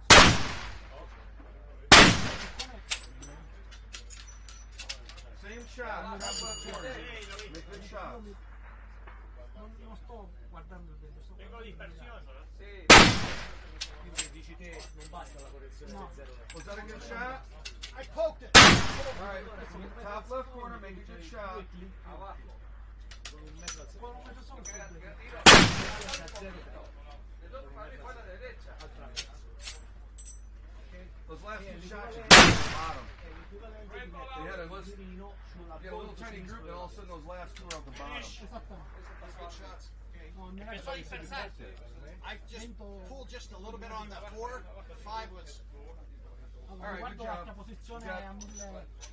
You got some hits on there. a 1005. Ready? Ready?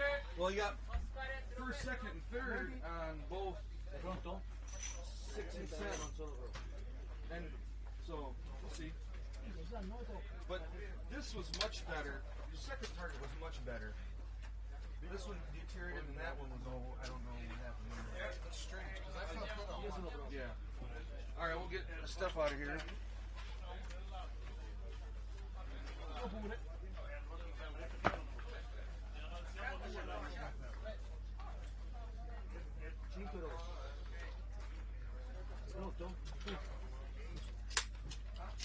Eric, noi siamo qui.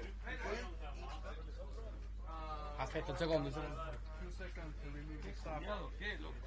You can move just on the side. Come just on the side. No. Sì. Bravo Marce.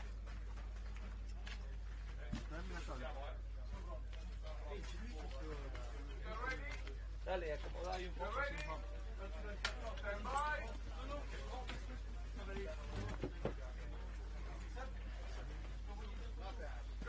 Hey there. Hey.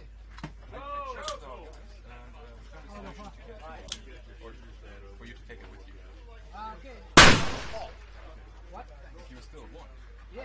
Yeah? When the second is later, you tell me about the two click.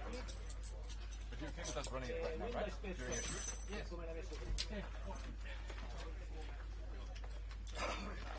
Vado.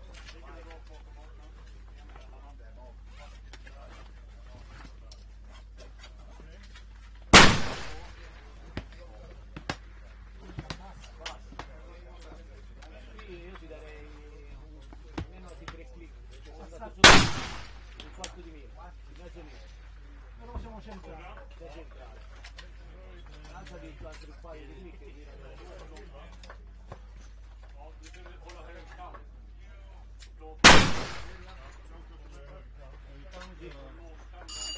Adesso. vabbè, e anche di perché arriva al bordo inferiore. Ma come centralità? Centrale perfetto.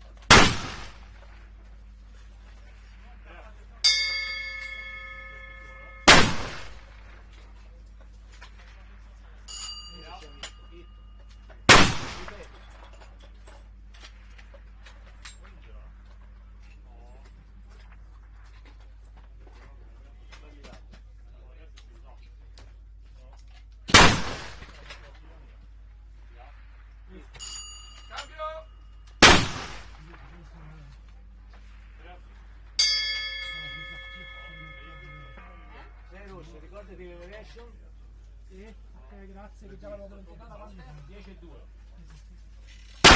Quanto avevi messo prima? Quella 9 e 3. Allora sei 10 di 10 e 2, 10 e 5. E poi guarda che va bene come quello, se puoi privilegiare un po' a sinistra.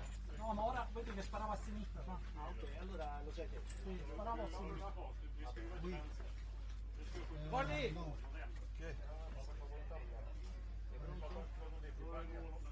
Io sono pronto. Sei rosso. Well, Right today, the configuration here in Sicily is sort of a half bowl configuration where the wind, the open side is on our left, and so we have a wind that comes up to the valley. The nice thing about that is that it's consistent wind from target to target. You don't really see much of a variation or a collection. Yesterday we had a wind that was right to left. So on the short targets, they were somewhat protected by the hill. Long targets saw a collective wind. So the wind really was heavily increased on the targets 5, 6, 7 yesterday. Really, it went back into the prelims where targets 3 and 4 started to pick up quite a bit more wind.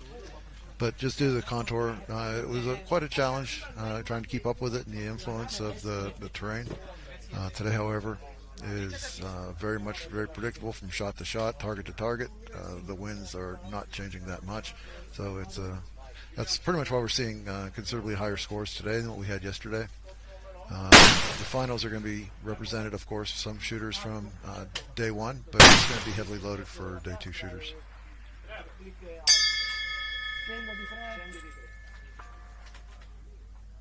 Compensa You've had a chance to watch the match for a while with no commentary over it, and you can get a feel for the communication schemes, shooter to spotter.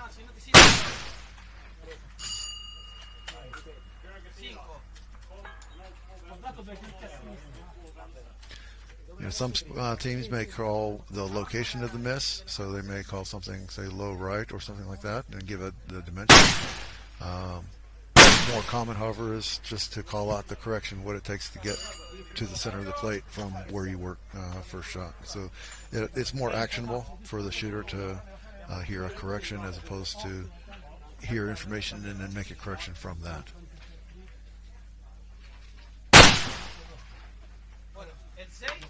And we can see target 7 yesterday wasn't getting hit particularly heavily.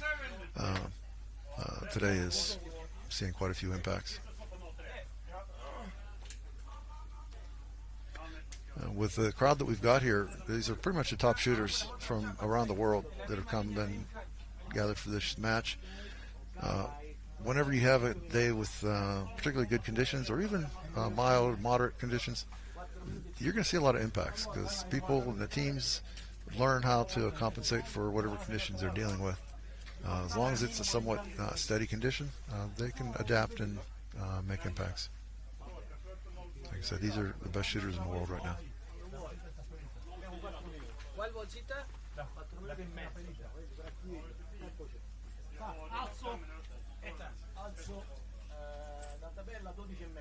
Io sono a 16, non in più rispetto a la otra perita a 12. Quella di prima cantano I'm not a language expert, but I believe he's an Italian team communicating, so you almost have to be multilingual to fully appreciate everything that's going on.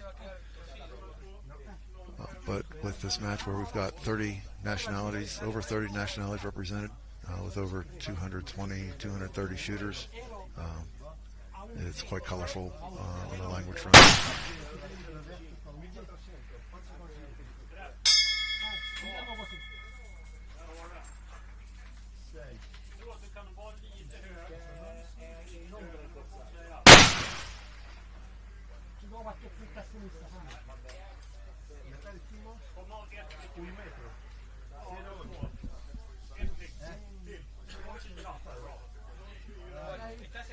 This is an exceptionally long period of time transitioning to target 7.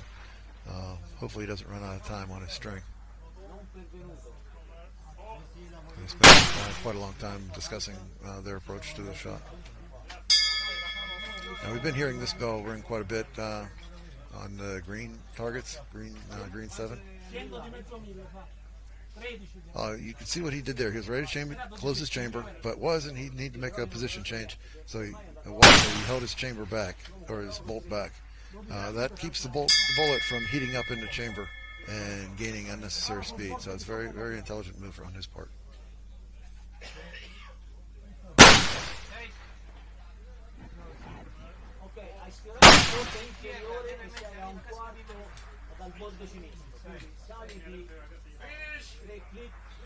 Considera che ho sparato sopra, hai sparato sopra? Al bordo di sopra e hai preso il bordo inferiore sinistro della piastra di niente. Yeah, we don't have a feed on the time, but I imagine we're getting close on this string. Like we say that one of the shooters had finished, but this team is running a little slower than I think would be efficient. They probably want to pick up the pace a bit. Normally when you shoot, you can either have a clock in front of you, use your own timer, but generally you've got almost an internal clock in your head that you can sort of keep track of what your pace is and know how quickly you need to send rounds to make sure you get all your shots off.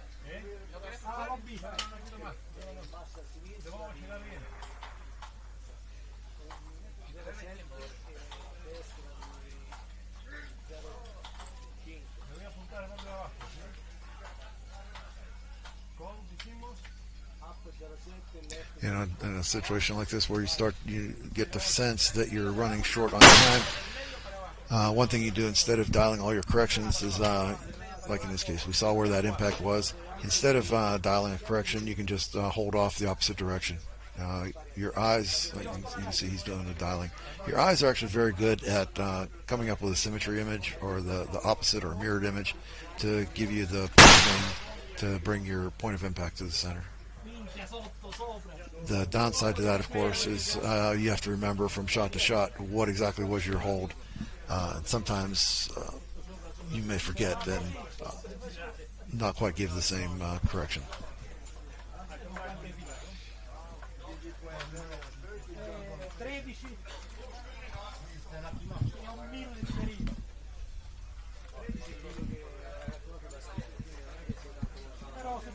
Erano lì, vabbè, la cartuccia è fatta. Questo accetto.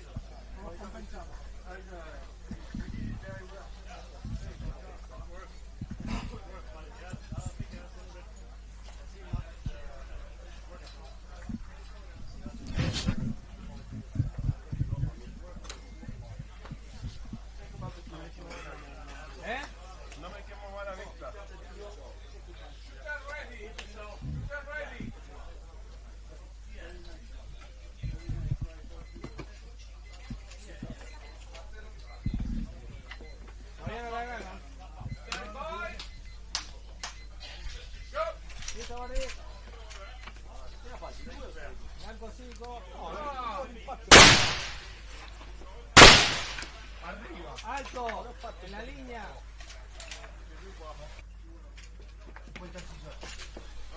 Vuoi aiuto? No, no, portati. Ah,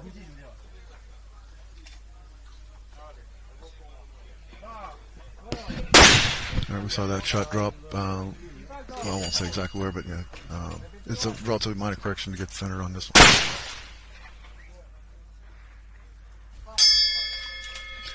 Yeah, there he centered that shot up nicely. That's what we'd expect to see. All right, here we go.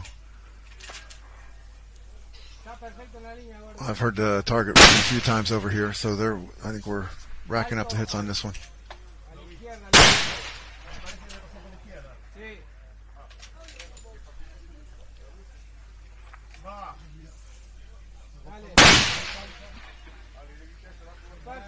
Okay, this team from Argentina.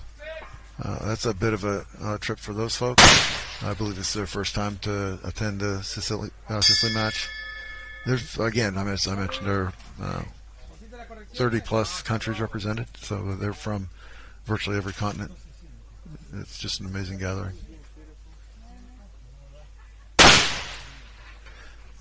And one thing is, like, I'm from the U.S., of course.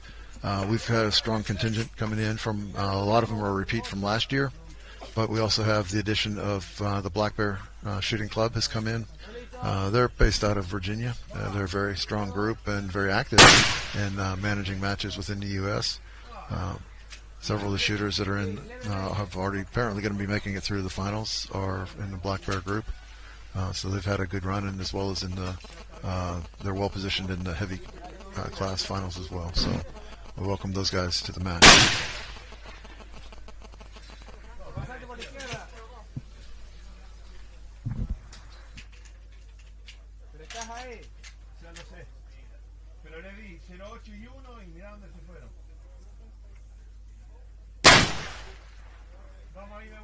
Dale, la altura está bien. Ricardo.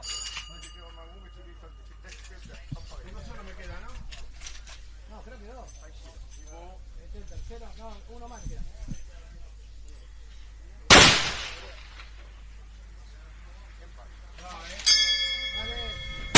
Lots of impacts today. Again, that's what we'd expect to see under the conditions we've got. It's just absolutely beautiful conditions for shooting. As you can see the sky behind the target. The clouds are just floating. The winds are not strong at all. Just a gentle left to right breeze coming up through the valley. And the thing is, ELRs largely we say is luck of the draw. Do you shoot in the morning? Do you shoot in the afternoon? Do you shoot on day one or day two? You really have no control over that. It's simply a random draw. You shoot when you shoot. And there are certain times that are going to be beneficial. Sometimes they work in your favor, sometimes they work against you. The bottom line is that when you do get favorable conditions, that you take advantage of it and you do well. If you shoot enough matches you will be the beneficiary as well as have to deal with the downside of all of the conditions. I was talking to a fellow from the UK earlier today. Slovenia. He was scheduled to shoot afternoon on a day back in France. I think it was last year, and it was starting to rain. It was misty. The sort of fog was rolling in.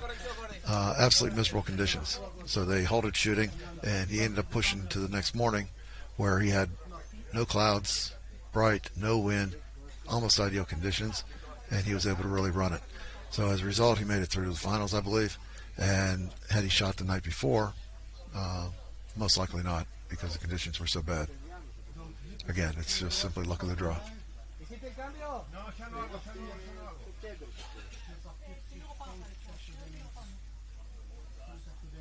Frequently, when you shoot a match and you're done, you go home and you think about it, and obviously you replay it in your head. What could you do better? What went right? What went wrong? And how can you improve? What lessons learned? That sort of thing.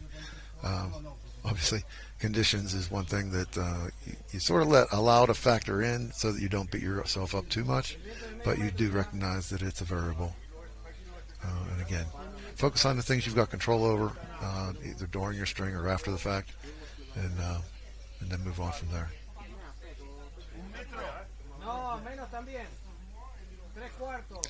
It's interesting. Frequently we'll shoot matches like in the U.S. The pool of competitors is rather fixed. So we know virtually everybody that's at the match. So you already know roughly who's going to do well versus others and so forth. You can sort of predict or get a sense for where you're going to fall in that field.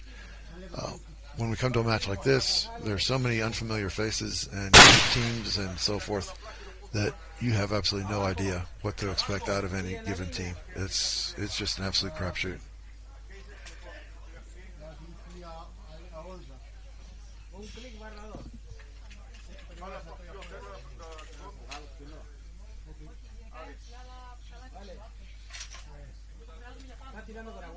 I had a little discussion the other night at one of the dinners that we went to, and the European shooters tend to be jealous of the U.S. shooters because we have access to components. We have a lot of matches available, whereas it's more difficult to get components or guns or whatever, anything when it comes out to shooting sports, and they have quite a bit fewer matches to shoot, so they can't test their skills and their setups as often as we do. So they're jealous of that.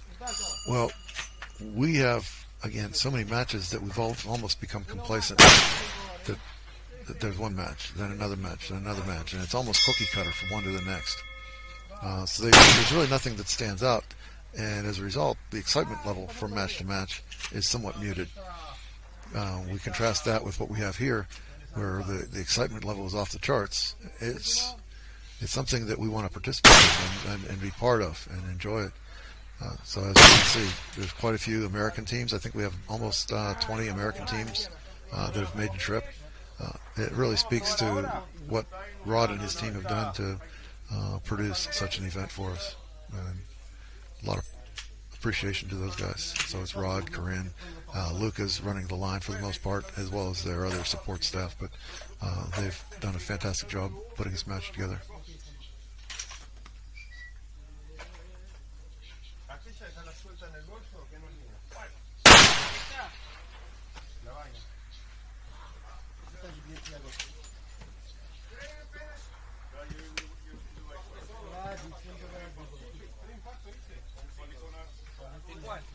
No, in totale sistemato. No. Stiamo tutto a fuori.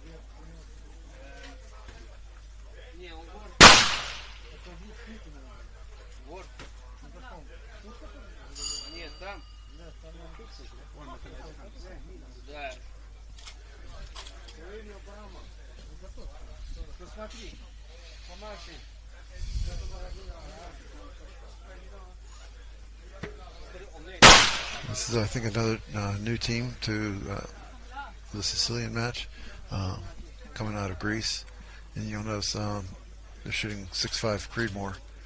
That's a round that is it's able to reach these targets ballistically, but it becomes a challenge because the group size starts opening up due to the power level and the speed of the bullet and the overall ballistics of the bullet. You can't group as tightly at distance, and also becomes a little more difficult seeing the splash on your impacts or your misses in order to give meaningful corrections.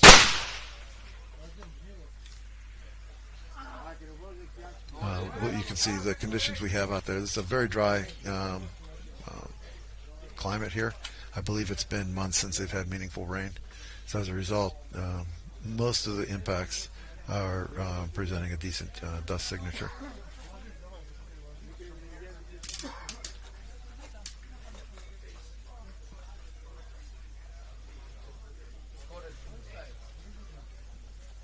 Sometimes they're shooting, and if your backstop is say, a rock face or something, the smaller bullet, like a 6.5, will hit the rock and not chip off, or won't really give you anything to see to spot your miss. So again, that can be a challenge.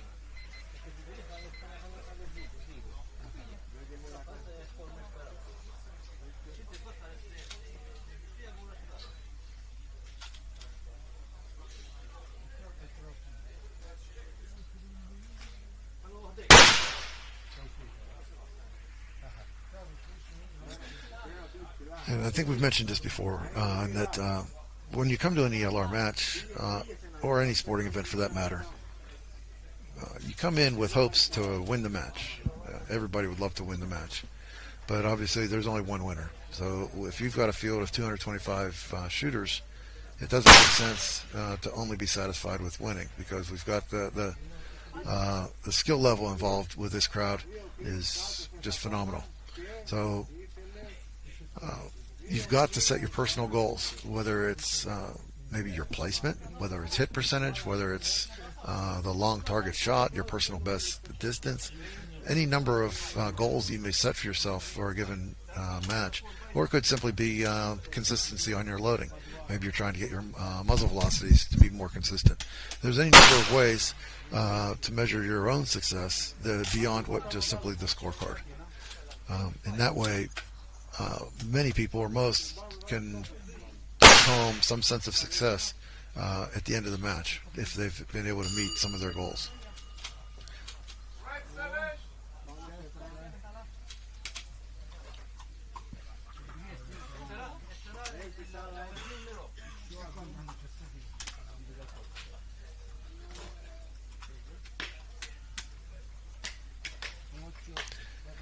One thing I've found over the years is that I get a lot of satisfaction out of being a spotter. If you can spot someone and help them do well in a match, it's almost as gratifying as shooting well yourself. It's almost, don't want to make it too glorified, but simply the helping someone else win is very rewarding. Or I should say, helping someone else do well. I'll leave it at that. And that's, as you folks know, I do the rail feet. That's sort of my product that I'm pushing and sponsoring. I sort of like doing that because I'm seeing the response out of certain people, that when they put them on their gun, they're seeing their performance improve. And just getting that response out of people is very gratifying. It's quite impressive. So even mid-match, I've seen, like I shot King of 2 Miles, as I mentioned, last month with Ryan Cheney, and he switched to the feet mid-match, and his performance was just a discrete step up. He had a fantastic finals run. He was effectively the second strongest run in the finals. That greatly improved his standings. For me, to provide him that product that made a difference is very gratifying. And had the similar experience in this match. There were a couple people that switched to the product mid-match, and they just saw a marked increase in their performance. And that's very gratifying, and the feedback you get from these people makes you feel good that you've done something positive for them.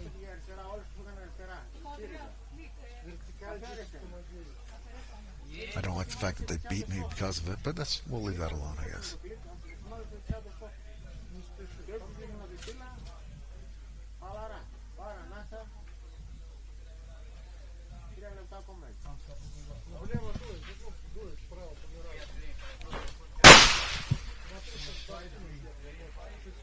This is going to be a bit of a stretch for the 6.5. We're pretty much pushing out to, I won't say max range, because it'll go out to 2,000 yards, maybe slightly beyond, for reasonably hitting a target. But it really is pushing what we can reasonably group and stay on target. It becomes a challenge at that distance. T7, which I believe is probably about a mile or so, give or take. We talk about the distances. It looks right here, of course, our camera feed, we're right on top of the target. It's like no big deal. And we can see shooting position, but we don't see the distance between the two. So if you want to think about it, if you're not an ELR shooter, next time you're driving down the highway and you pass a mile marker, just start paying attention and how long it takes to get to the next mile marker. And that'll give you an idea or a sense of how long it takes or how far it is. If you're a person who deals in football fields as a unit of measure, we're talking over 17 football fields. So it's quite a poke. And to do it reasonably and consistently, as we're seeing these shooters doing today, going 5 for 5 or 4 for 5, whatever, doing extremely well on all these targets. That should give you some idea roughly of how far away these targets actually are. And then again, this is a light gun match. When we look at heavy, we can go out easily to 2 miles or beyond. So that whole premise of how far away, that you can just double that for heavy guns.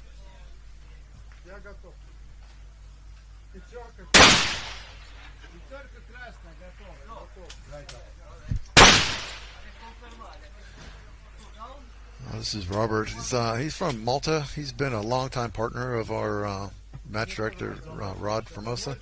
I think they're sort of, due to Rod's involvement in the match, Robert's teamed up with someone else for this match, but I've met them in France years ago, and they've been good friends ever since for the last 6-7 years. So, okay, now we're looking at the Latvian shooter.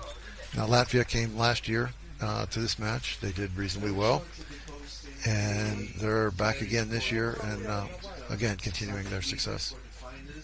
To be up on Facebook, will be the location, how to get there, as well as a video of the firing point. Okay. So just remember that tomorrow the firing will be from the 2,600 meter firing point. Yeah? It will be on Facebook in a few minutes.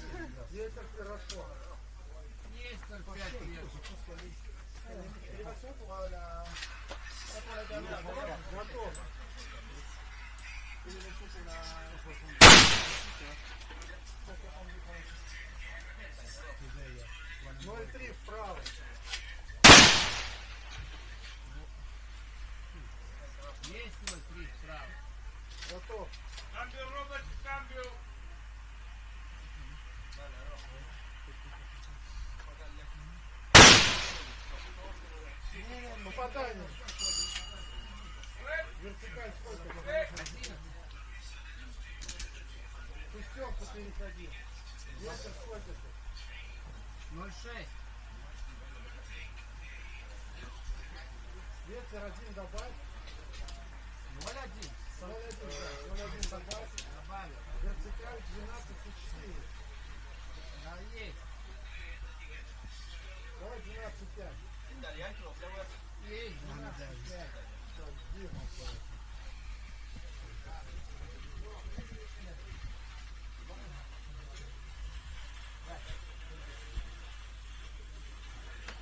Готов. Шестерка красная. Шестерка красная. Готов.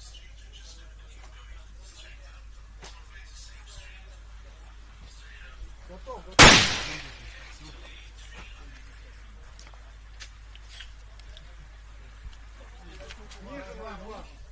deuxième La première, la 126. 5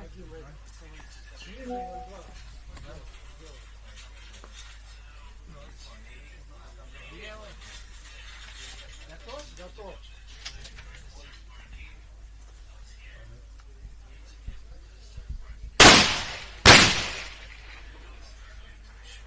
Попадание. Спокойно. Готов? Готов. One up.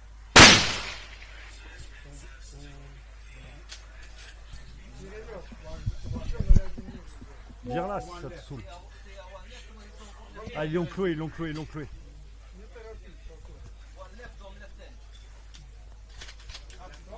Non mais arrête de t'excuser, mets-toi dedans.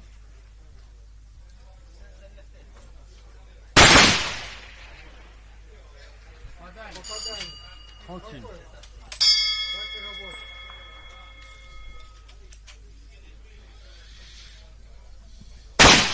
There's been a lot of bells and whistles going off today. Sometimes it almost feels like it's a steady stream when you get particularly strong shooters going against each other in the red and green lanes. Like I said, these conditions are quite favorable.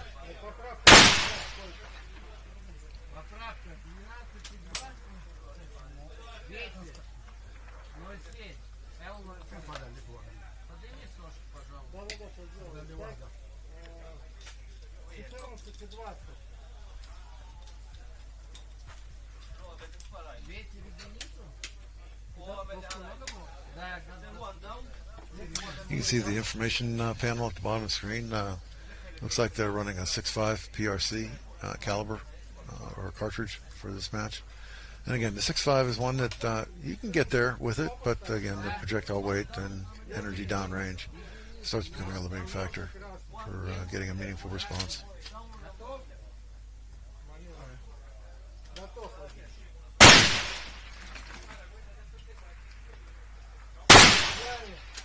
Право 0,2.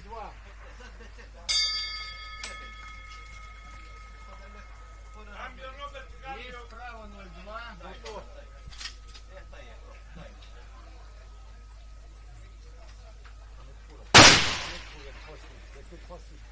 Попадание. Хорошо, так и держу. He was able to bring it in. His previous miss, he was able to catch the signature. It was low left, I believe. So he was able to bring that up in there. Попадание. Один вправо добавь. Есть один вправо.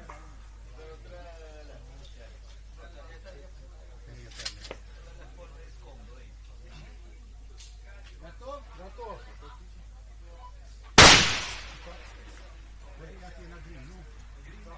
Это хорошо. Так и стреляют. We're watching the green lane, but we can hear the red lane going off. And again, that was the red lane has the Latvian shooter running the 6.5 PRC. And we heard a bell go off earlier. We know he had his impact, but we did. A couple shots have gone off without a follow-up impact. That's sort of what I'm talking about, where you can have the shot and make an impact, but due to the ballistics and the downrange energy, or the loss of downrange energy, it's more difficult to get your follow-up hit, which you need to be super competitive in ELR. You need to, once you're on plate, you need to run it and just keep racking up the impacts.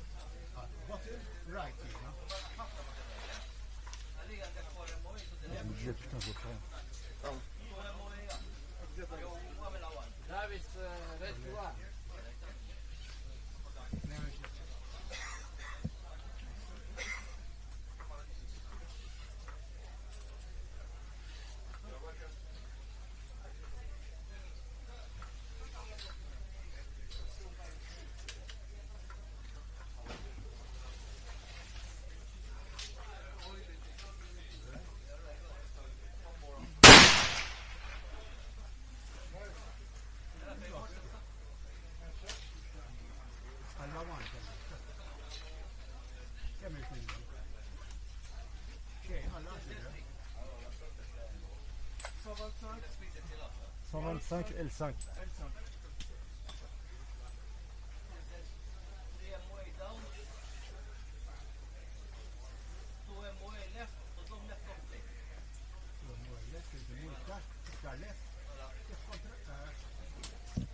David, there we go.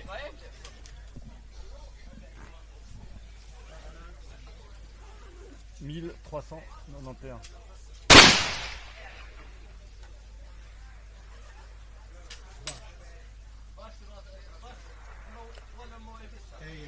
You know, the scoring system that's been changed this year, more weight has been placed on the day one results for the, or I'll say not so much day one, but the first string of the preliminaries. Last year we had it as I believe it was a 3-2-1 multiplier on the shots at the shorter distance, and then the second string that we're in right now had 5-4, 3-3-3 as we have today. So the day one, it was nice to do well on those targets, but you couldn't accumulate enough points to really create an insurmountable separation. This year, I think the day one results are factoring in heavily to the overall, which is, I think, a more representative comparison. Ok. Vert pour moi, élévation 125 L6. We're back to a French team on the screen now. Sylvain Monet, I believe, is the shooter. Sorry for mispronouncing your name if I did. Bien.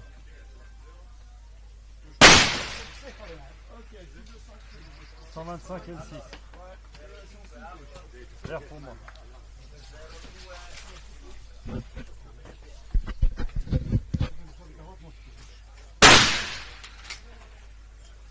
Ok, 6 heures.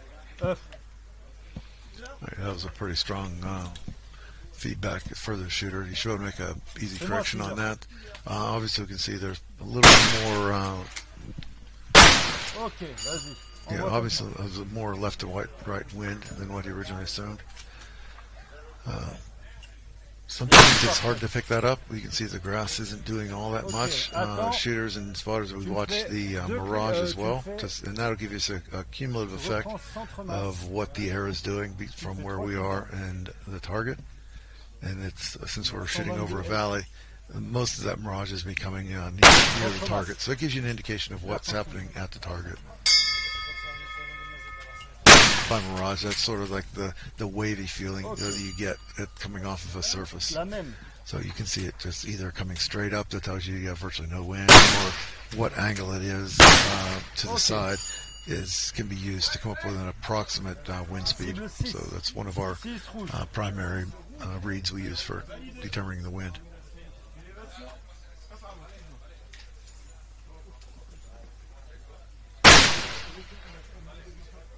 It's that Team Victrix shooter, Rosario.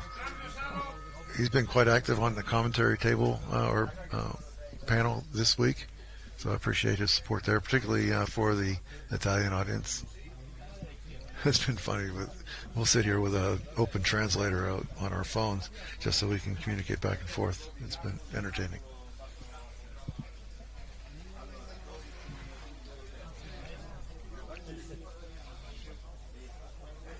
Élévation 136. Ok, 136.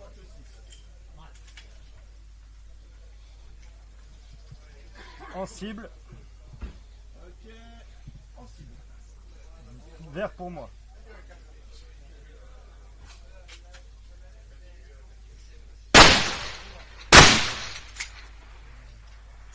Ok, la même.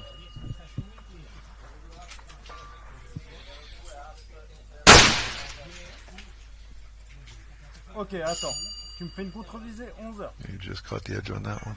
Centre masse 11 heures. And again, we can see that on the screen, how the target swings.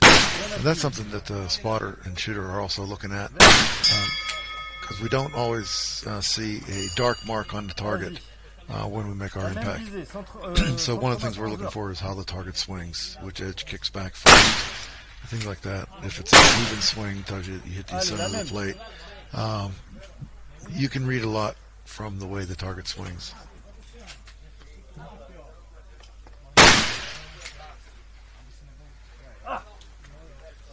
fell off. So now, in that case, he'd probably check his whatever his speed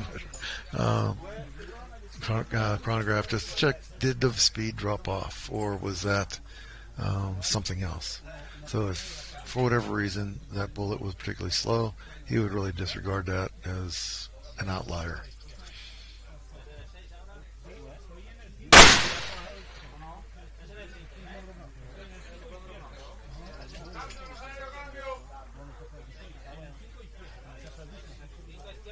I guess I haven't said this in a while, but this match is really, we can do it in the production. We can bring it to everybody thanks to the sponsors that we've got. So you see their names come across the screen.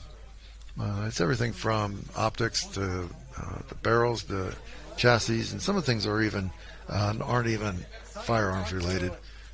So please, whenever you're in the market for something, any firearm related item, and also you can see there are some discount codes associated with these spot advertisements. When you find yourself in the market, take a look at what these vendors have to offer, see if they can meet your needs, and in that way we can thank them for their support of the match.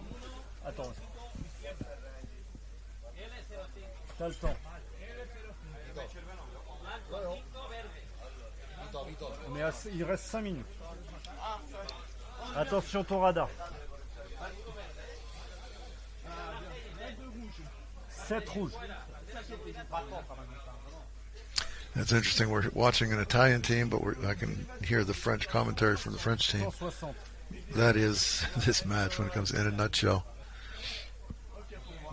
For people that haven't had a chance to be here. Ouais, reste à L9.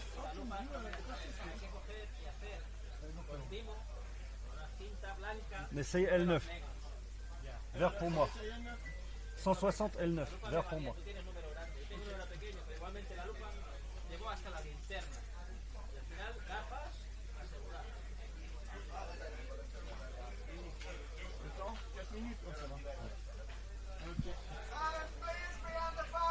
Vert.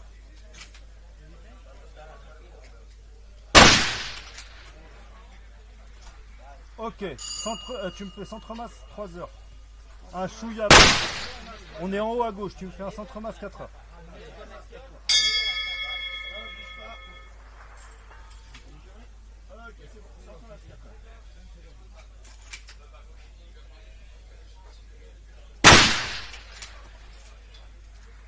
Ok. Tu me fais centre-masse.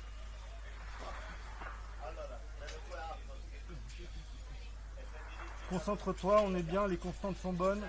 Tu me fais centre-masse.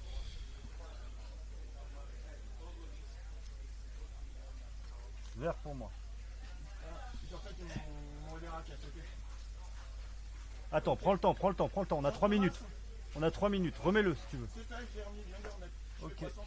Centre-masse.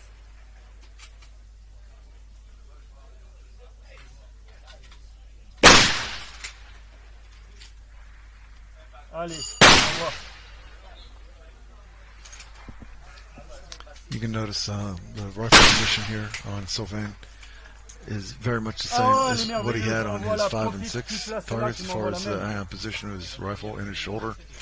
And as a result of that, he's got the first, second round impacts on 7, and he's absolutely sound. Yeah! So yeah, that was a very, very nice run for Sylvain.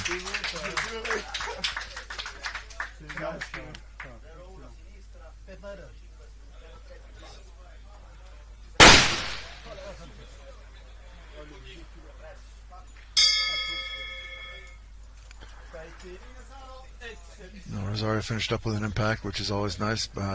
Wasn't watching to pay attention whether he had the strength of his run on the whole, but finishing up with an impact is always good for us.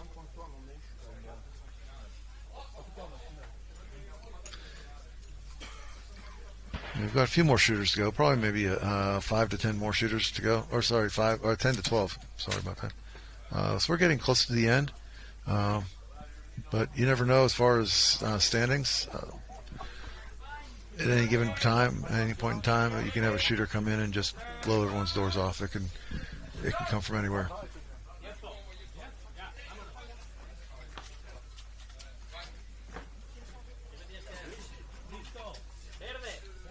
currently have, I believe, Ryan Chaney is still in the number 1 spot. Vladimir Bilic is sitting in second.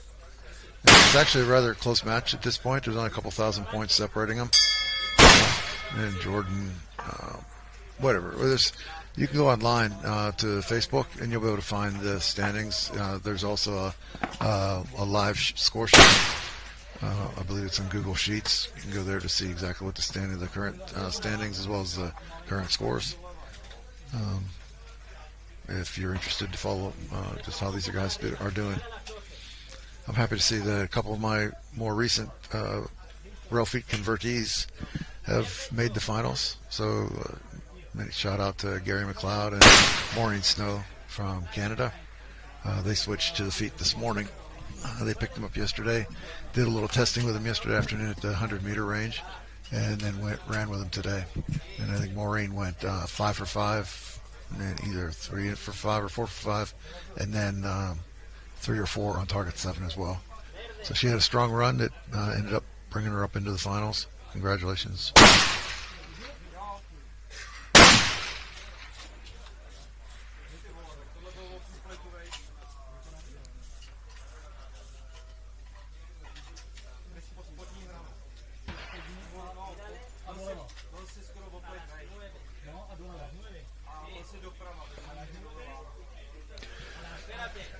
One of the interesting things about this match is when you look back at the current standings, we'll say, and you look down through the order and probably go to 10, 12. You have to go down quite a ways before you get to Gary Costello to find a former champion in the match. That sort of speaks to the depth of the field we've got here, as well as just the difficulty in this sport to repeat wins, because the depth of the field it's just so strong. You got competitors all over who can win any given match, and we were joking about that earlier. Just looking around at anyone here can just get the right conditions on the right day and take a win. So, like as I said, there's only one previous champion that's made it into the final so far.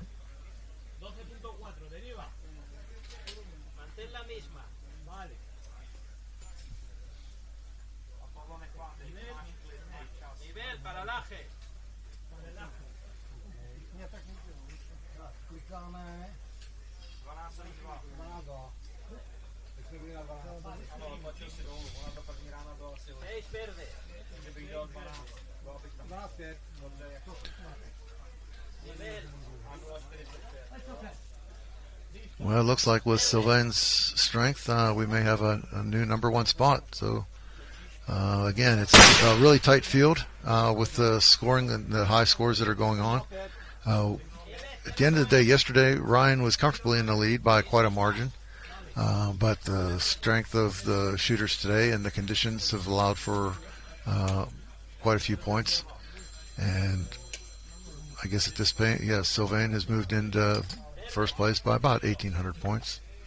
So it seems like a nice margin and so forth, but with the number of points that are still on the board for the final string, it's still anyone's match, because Sylvain's sitting at about 99,500, and we've got 10 shooters at least that are within 10,000 points. So that's easily achieved.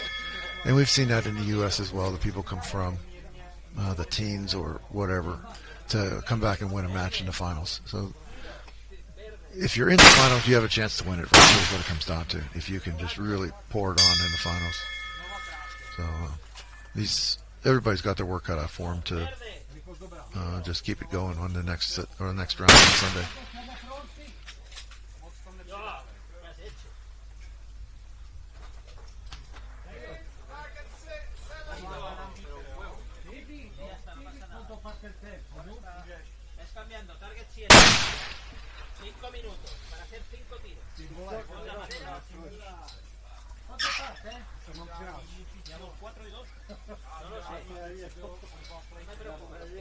That was a significant miss, we'll say. He's going to want to check his data on that, make sure his turrets are on, and just verify that that everything is correct for himself.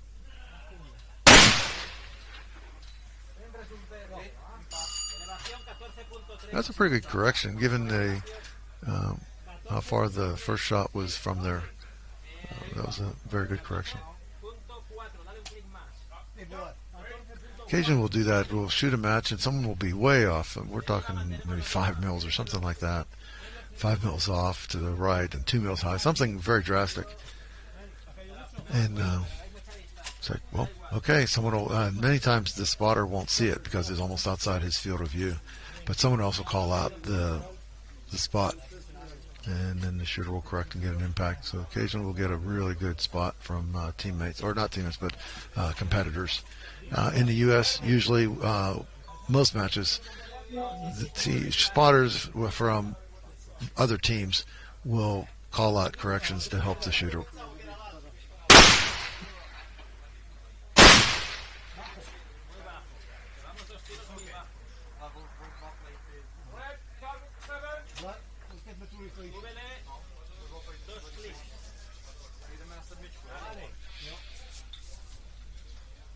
Aire bien estábamos. Sí, de aire bien. Está subiendo. Dale un clic más de aire. Más de aire. A la L, dale. Un mil y radian. Dale. Vamos. Venga. Listo. Verde.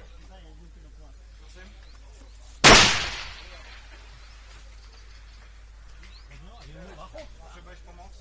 Llegamos a altura. 14.3. Muy bajo. Segundos, no corras, que tenemos tiempo.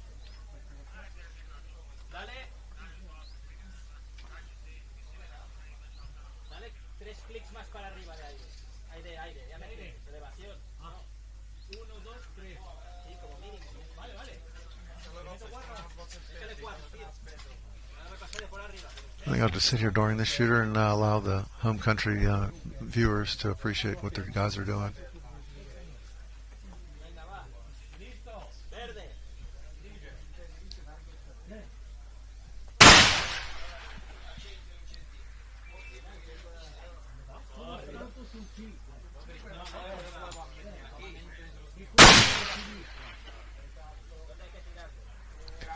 You probably heard that final call out from the spotter to the shooter, just calling out the color of the targets, make sure he's on the green one as opposed to red.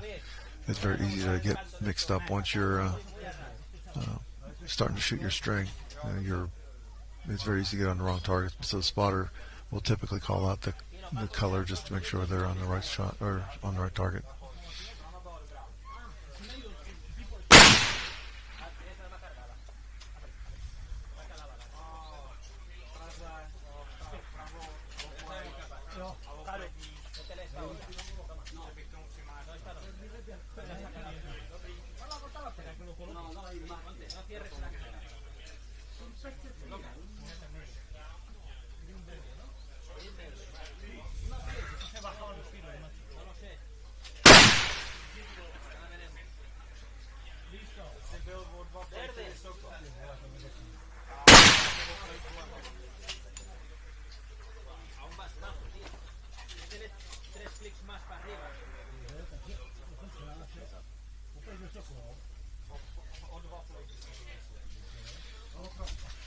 We've talked about different pieces of equipment over time, and you can see on this shooter there's a little box with the orange frame right in front of the rifle.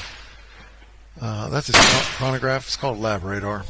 It's going to record his bullet speeds and capture the bullet as it leaves or goes downrange. And lab radar will generally capture. You set this different distances, I believe, the one I used to use, and it'll give you the speed at particular distances downrange. And you can use that for backing out a ballistic coefficient to BC for your bullet, as well as, of course, get the muzzle velocity so you know exactly what your load is doing. So it's a pretty versatile machine. It's been miniaturized from where it used to be, or the way we used to have it, to make it much more portable. And I believe the system is also gun mounted, or can be gun mounted.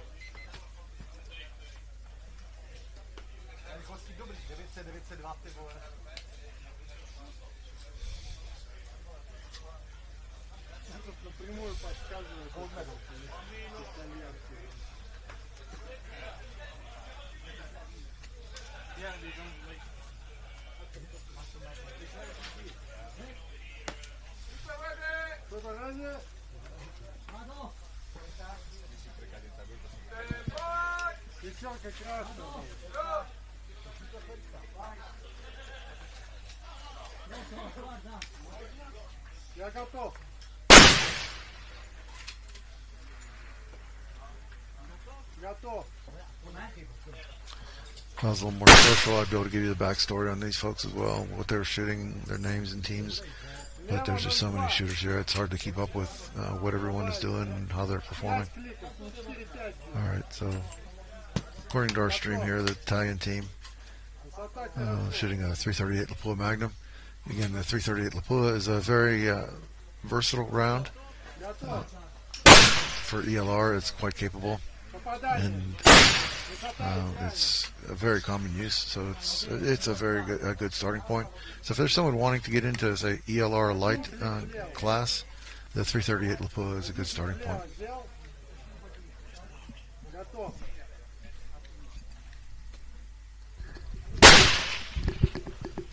Welcome. Thank you. Well, how did it go today for you? Well, Freya, she was struggling a little bit, dancing around the target. But she hit 1 on 6 and 1 on 7, so that was fine. So she did the mile. And yeah, I was struggling on number 5, but hit 3 on 6 and all on 7. Wow. So that was really good. Yeah, all on 7. But that was because of my spotter, Freya. She was spotting. Who shot first? Freya did. Okay. And both of us had troubles on 5. We were shooting really high on 5.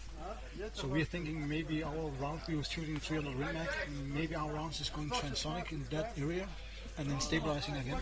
Gotcha. Because the data further on was like spot on. Interesting. So it's something we're going to pursue to see if it was us who did something wrong or if it's the bullets. We'll talk later. Yeah. I think I've got an answer for you. Cool. We'll do it.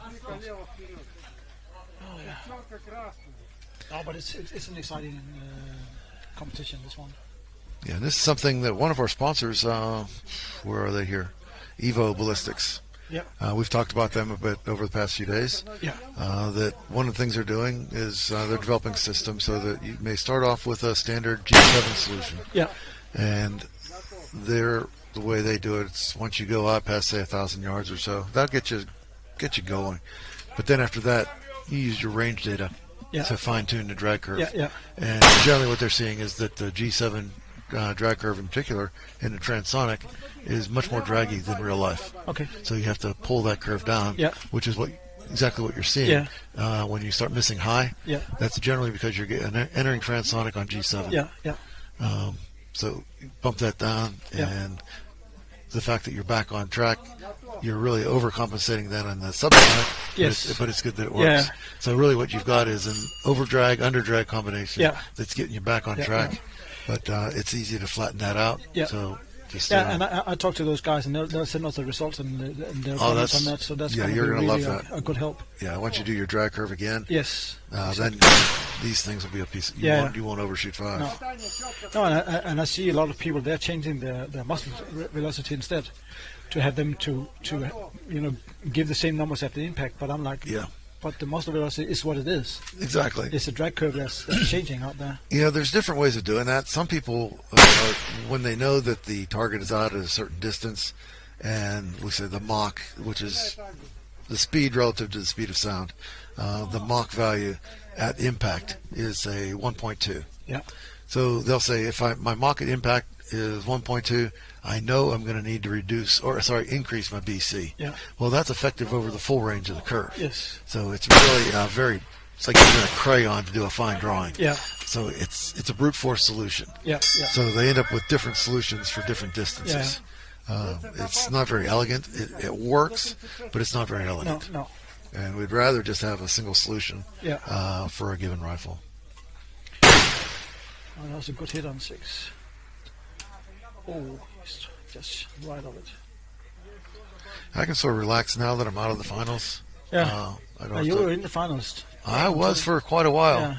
But the performance today was just too strong compared to what we had yesterday. I started off the day in, I think, 7th place. I thought my chances of staying in the top 25 were pretty good, but just too many strong numbers today. And no wind at all. Yeah. It was so calm out there. That's what I was saying. Yesterday's wind was pretty brisk right to left, which, again, in this terrain and the contours that we have here, it makes it different from target to target. Oh, yes. Whereas left to right that we have today is quite stable from target to target. So what are your experiences with the lighter calibers like the 6.5 PRC now on the distance? The 6.5, we're seeing some people who actually have some success today with it. But it's not sustained success. No. You'll see them with an impact, then a miss. Then maybe an impact, as opposed to like with yours. Once you're on, you stay on. Yes. The 6.5, and it could be any number of factors. But just so happens that we're seeing it with 6.5, the PRCs. They're just not grouping as tight at distance. No. I see they're also using the Shooter's Global level on the side of the rifle, the green light. Yeah, I've never really seen those before. That was interesting. We're using it also. It's when you tried it, it's like... You like that? Yeah, you cannot go without it.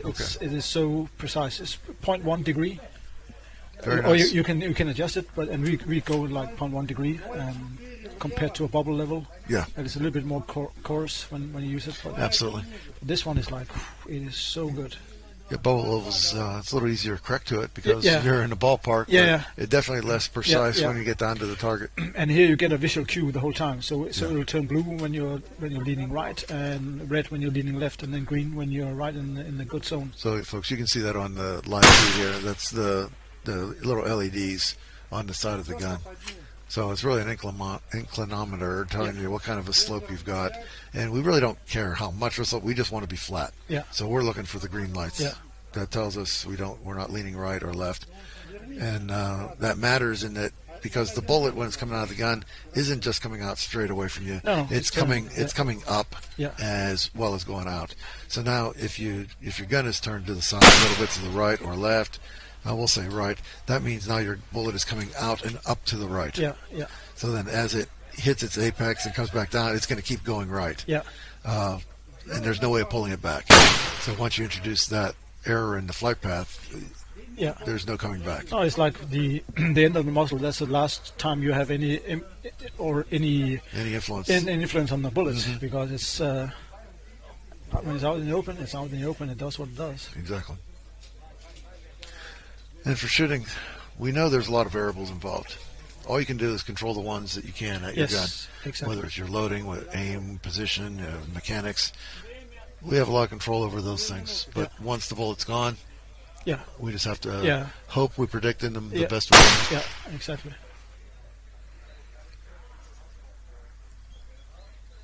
So that's a mile he's shooting now. Yeah, we had this discussion earlier, though, about loading and how loading and consistency in your muzzle velocities is one of the things we have control over. So this group of shooters is like some other disciplines, extremely regimented on their loading practice. I'm the same. It's the same. Like I do, all movements are the same. You know, so it's consistent as can be when I'm doing it myself. But it's and it's also a mental, well, not a mental game, but you're relaxing when you're doing it. You know, you're concentrated, but it's like it's the same process all over. And I find one of my rules of thumb is that whatever stage of the loading process I'm in, whether it's sizing, case prep, priming, powder, whatever it is, I will do everything, all of my cases for a match, start to finish on that process in one sitting. I don't do part way and then do another on the following day or something like that. I do the same. It's start to finish, again, for consistency. And powder, you don't let your powder sit out overnight or anything, because it'll pick up humidity out of the air, which will change its burn rate, and again, inconsistency. So we've said it time and time again, but just consistency is really what it takes to win these, or to do well in these matches. And it's the same with the shooter when he or she is shooting, like the position behind the rifle and everything. And that's actually what Freya, she said today, that she could feel the rifle were hitting her differently than the other day. and we figured out it could be because she was really low this time on the bipods. So the rifle moved in another way than it normally did. We've been seeing that a lot on Target 7, where people were having to drop the back end of the rifle to get up onto the target. And what I'm seeing is the interface with the shoulder is compromised. Yes. So the gun is coming down below the shoulder where it normally would. Yeah. And that's usually leading to actually a longer recoil cycle. Yeah, yeah. And because there's not as much of a reaction force on the gun, actually it reduces your muzzle velocity. And even if we're talking about milliseconds, then the movement of the rifle is still, it's moving when the bullet is moving forward. So of course it has an effect on it. But the fun part was that she knew that already when she was shooting, but didn't react to it. Because it was like, okay, there's something off, but I know what it is, but it's maybe nothing, but it is. So for our science minute, this goes back to the Newton's laws of motion, where you have every force has an equal and opposite, every action has equal and opposite reaction.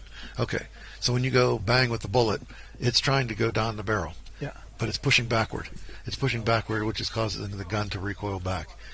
It needs a solid support in order for that bullet to go forward. Otherwise, the energy that happens from the gun going bang or the bullet going off is actually pushing the gun backwards as opposed to pushing the bullet forward. So now if you give a solid reaction force on the back of the gun, more of that energy now is able to get transferred to the bullet to go forward. Yeah. And then we're just back to the consistency. Yeah. It has to be the same placement on the shoulder every time, and your body has to be in the same position. Exactly. To keep that consistency. Okay, again, I apologize for geeking out for people, but I just wanted to try to give an explanation of why these things matter. Especially when you go on distance, because it's like millimeters become meters. You could shoot, like you're saying, you could shoot 100 meters and not even see these influences. No, exactly. But when you do a mile, then suddenly it's there.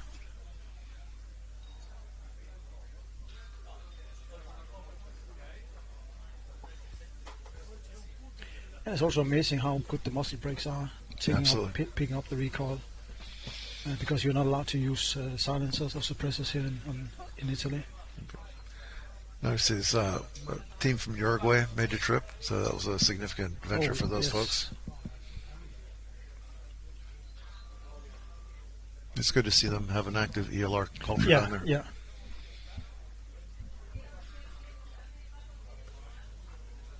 I think they committed to this match quite a while ago. Yeah.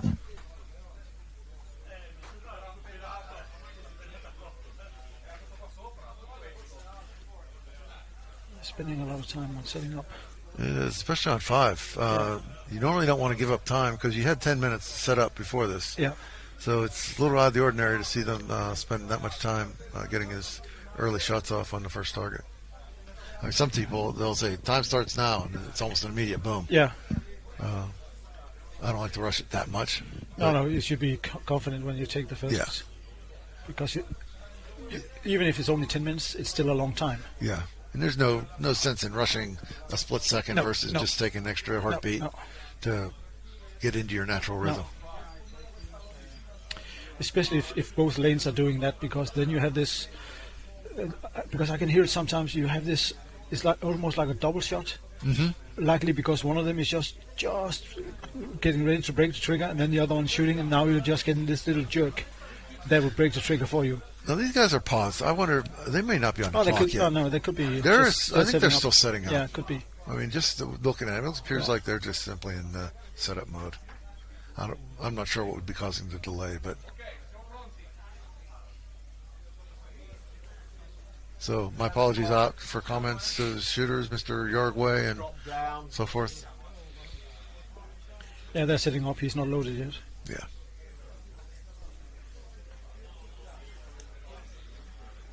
Those guys, yeah?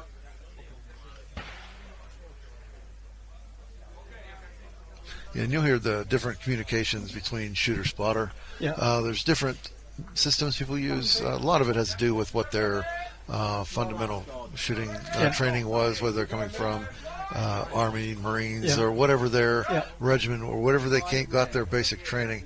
They have different protocols that they use. A place I used to shoot would be the spotter would say, "I'm on scope," Yeah. The shooter would fall back. I'm on target. Yeah. Then the spotter would control it as they send Yeah. it. Yeah. So it was more of just, it's really a wake-up call. Yeah. So that the shooter knows that they've got the spotter ready to go. Spotter knows that the shooter's ready to go. Yeah. So that otherwise, if a shooter sends it off and the spotter's not ready to go, they can't help you. No. So it's just coming back and forth in a consistent manner, so that you know each other are ready to go. Correct. Yeah, Freya and I, we do it in a slightly other way. So we say spotter up, that means the spotter's ready. Yeah. And now it's just up to the shooter when he or she wants to take the shot. And then when we do the corrections, because we don't have mills in our spotter scope, so we're talking about target width or target height. So we have the same reference point. Instead of I hear somebody say, hey, you're a little bit off to the right. So how is a little bit off? How much is a little bit? Yes. You know, so we go. It's a little less than a lot. Yeah. So we say you have a target off to the right. Right. Then we know how to correct it if the shooter didn't see it. Yeah, the alternative to that would be if your shooter measures the targets in advance and tells the spotter, in your case, target width is 0.5. Yeah. Then you'd have to be doing the math in your head. Yeah. So then they could possibly dial a turret. Yeah. Yeah. Someone's going to have to do that conversion. Yeah. Whether it's a shooter or spotter. Yeah. But it's also how confident you are in both the shooting and the spotting. Absolutely. Side. And again, that comes to the question of, do you give full corrections, half corrections, that sort of thing. Yes. And that's your confidence in the shooter. Yeah. And I see, and we did that also in the beginning. We give 2 small corrections. Okay. So instead of saying, hey, go 6 left, we were like, nah, go maybe 2 left because it's not. But you can just as well do of course, depending on where you're hitting. But if we are off target, it's like 5 to the left or 5 up. I've always found that I adjust that based on my confidence with the shooter. Yeah. As they earn credit to get full corrections, then I'll give them a higher percentage of the correction to center. Otherwise, if they don't quite shoot tight enough, you end up chasing your tail. Yeah. You give them a full correction, now you're on the other side of the plate. Exactly. You're left, right, now down. which one do you believe? Yeah. So you can correct halfway back, but now you still know that their group size is bigger than the target at that point. Yeah, and with Freya and me, we also have the rule that it's the spotter who says how to move. The spotter doesn't say move 5 clicks to the left, and then you hold left, even more left. Yeah. You need this communication in between yourself. So it will be the spotter saying move 5 click left, hold left. Yeah. So he knows exactly, or she knows exactly where we are on the target.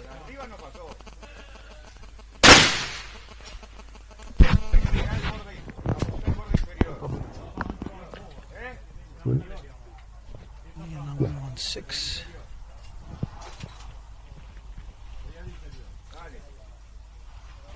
Freshening wind.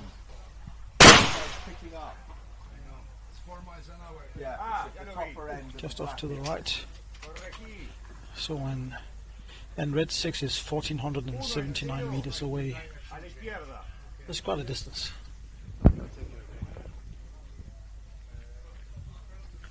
And as you can see, he's adjusting on the side and a little bit on the elevation. We're just finishing up here. That's going to make no difference. It's still a full value. So let's see if the correction is working.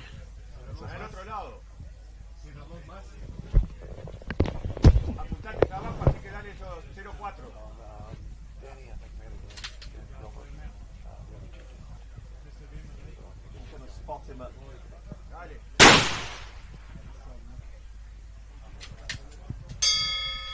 So let's see.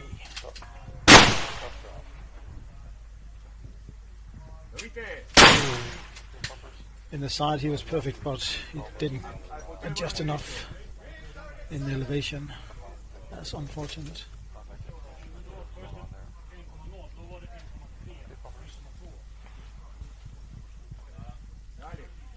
You see on green line he's moving his bipods on a more raised elevation because target 7 is quite up in the air, so it's like 4 degrees up compared to 5 and 6, which are about 1 degree up.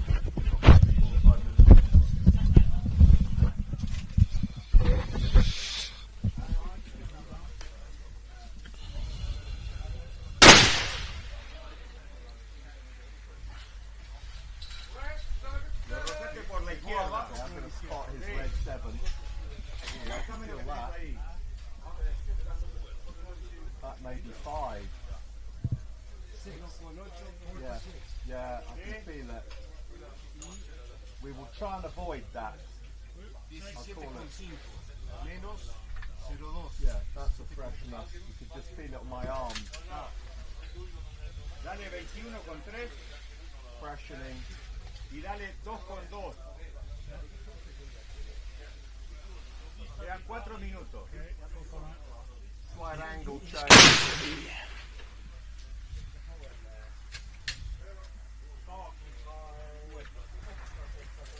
So he's spending a lot of time setting up for target 7.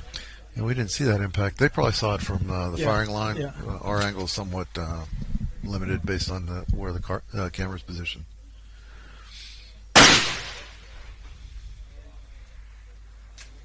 There it is. Nice. You can see that was just based on the swing. It's centered right to left and most likely on the bottom half of the target. Yeah. Exactly. So it was bottom half, and if he went with the same hold, his group it opens up down into the bottom. Yeah. So if the spotter didn't catch that and correct him up, there's a chance to see what we just did there. Yeah. Pushed off the bottom. Yeah. And that was actually what Freya did when I was shooting. She could just tell me where I hit, so I knew how to move my aiming point again. And that really helped me a lot. And that's sometimes what it takes to go 5 for 5. Yeah. Is if you can get a correction to center. Yes. Otherwise, if you're trying to group on the side of the plate, it's limiting. It's tough.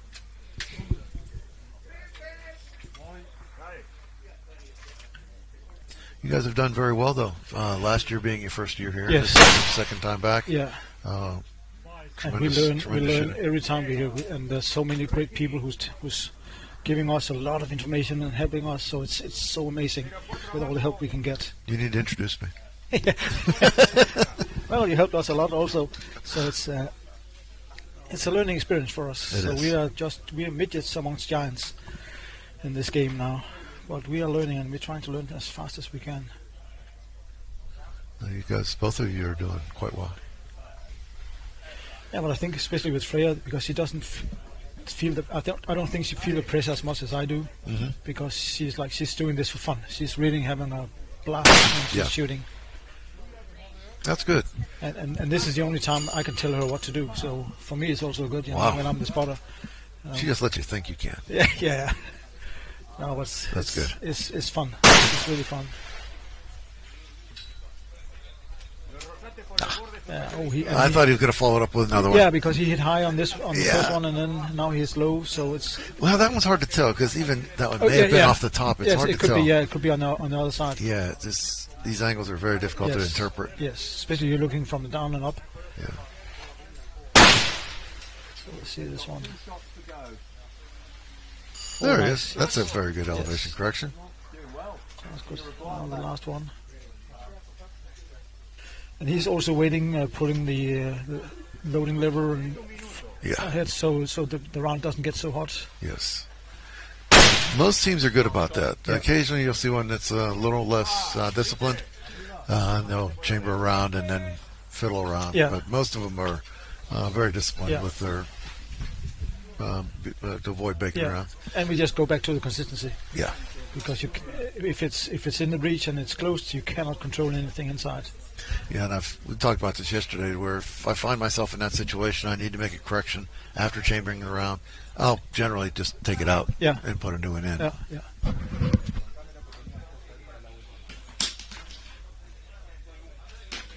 And sometimes, if I'm shooting, especially in the morning, if I've left my case in the car overnight, my ammo box, sometimes I'll take it out and the bullet will feel cold. Yeah. And I know I'm going to have slow speeds out of that bullet. Yeah. Then I'll do a last minute hold in my hand. Just use body heat to try to bring them up to what I think is the ambient temperature. But generally speaking, most guys, even myself, usually don't leave the ammo out in the car overnight. No. And then once I get to the range, I'll want to open my box up in the shade so that the ammo will acclimate whatever the ambient conditions are. Ready?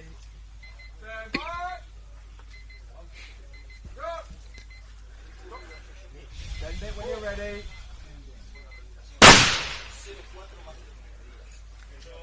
Okay, Come right 0.5. Come down 0.4. You can hear Bill Tatum giving some corrections on his team on the red line, I guess it is. Right 0.5. Down 0.4. Very definitive corrections. And that's also important. You know, simple corrections, not not have a speech for 30 minutes. Yeah. Just simple corrections. Because you get so easy target fixation out when you're laying out there. Yes. It is so hard. It's good correction on the side at least. Come right 0.3. And it's sort of important also for a shooter to have a sense for what their cold bore performance is as well. Yes. Because usually it's going to point of impact is going to be a little bit different. Yeah. So you want to factor that in, and if you miss, say it shoots high and you miss high, you know not to overcorrect to come back down, or else you may send the next one off the bottom of the plate. Favor left edge. Clear out. Send it. Mine tend to come out a little bit high on the first shot. Yeah, mine do also. Impact. And it's the same knowing your shooter. Yes. Like Freya, she has a tendency, if she misses to the right. Yes. Because there's something happening. So as soon as she does that, I know, hey, that's a norm. Yeah. You know. That's one of the shooters that I work with. There's several back in the U.S. that I've been helping, just spotting with, bring them up. They're new to ELR, and I've just been trying to help them.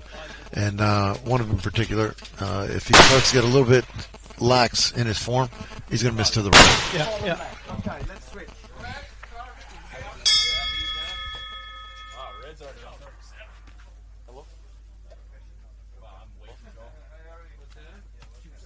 So we're on green 6. 1481 meters.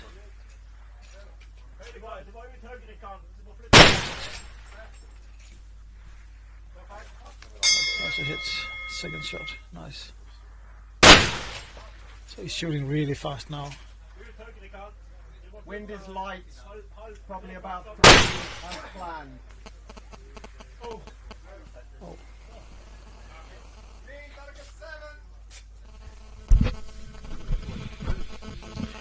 Yeah, I saw Reno just shoot really fast when he had the first hit on 6, but then he missed those 2.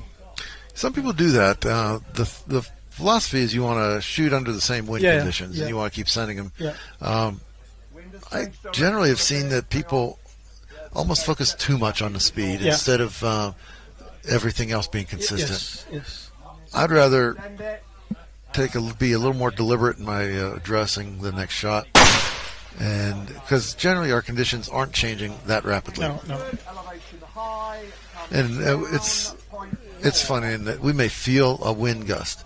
Well, in reality, you've got multiple wind gusts as you go down between a shooting position and a target.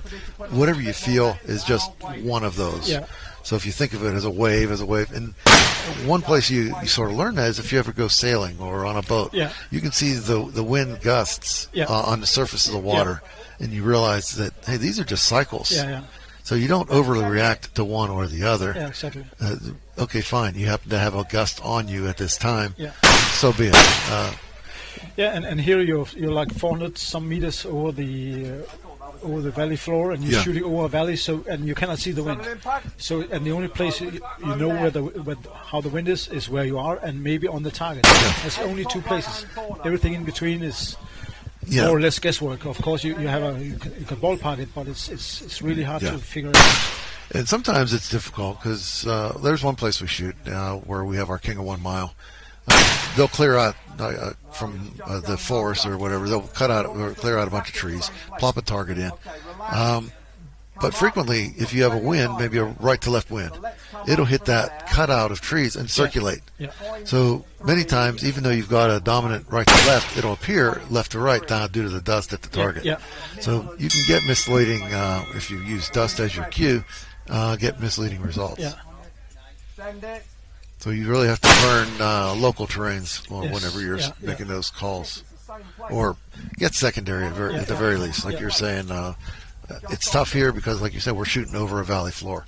Well, do as much as you can, looking down at other things along the way to see whether do they support your assumption of what the wind is doing. And also, especially here at number 6, with the spotter looking at the smoke, if he misses, how do the smoke move and how fast does it move? Like you see, it's really slow here. That was a slow to the right. Yes. So it tells you, okay, yeah, we do have a wind. And sometimes, just from perspective, it may be coming straight toward you or straight away from you, but all you can see is it comes straight up. Yeah. So we don't have full interpretation of directions, but it still tells you how much effective crosswind you have. So yeah, Godfrey has to adjust his bipod again because he's going on 7. That is like 4 degrees up. And he's got a pretty substantial rear support, so that's going to take a decent amount of change on the front. Elevation dial in. 4 minutes left. Yeah, and if you didn't train this during practice sessions, then you can do overcorrection or undercorrection, and then again you're wasting time. Well, these targets weren't available either. We couldn't go up to 7 on practice, so we were down at the lower targets. But you're right. The main thing is during your setup phase, when you have that 10 minutes of getting a position that's comfortable on 7, and then come down and manage the closer targets. Exactly. But you're at least 2 years into this match to know that. Yeah. That's just the benefit of experience. But again, there's so many things. Also, like we also came out here, did some snooping around, looking at the shooters and how the wind were when they shot. So we had an idea of how is the wind out there compared to here. Good. So it's all about learning from the other ones. Learning is maybe a good word, or it is stealing from the others. Well, but you're learning what direction are. It's being observant. That's all. The thing is, though, you simply don't. You can see where, say, another competitor impacts or where they miss. They may miss off one edge or the other. If they miss off the right edge, it doesn't necessarily mean that the wind is left to right.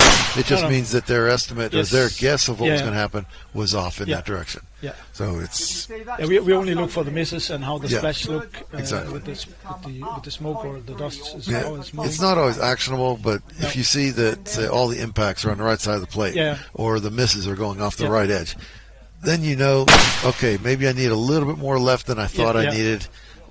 Because everyone else was running what their solution told them to do. Yes. Now you know, well, okay, if my solution tells me this, let me give a little bit more left wind. Or sometimes what we'll do is in that case, we'll hold left edge. Yeah. Just and sometimes we'll say, well, there's a mild breeze. We don't know how much it is, so instead we'll dial in our spin drift, but then hold an edge. And that gives us 0.5 or 0.6. Variation to get on target. And then we can dial to the impact. Exactly. Hang on. Okay, send it.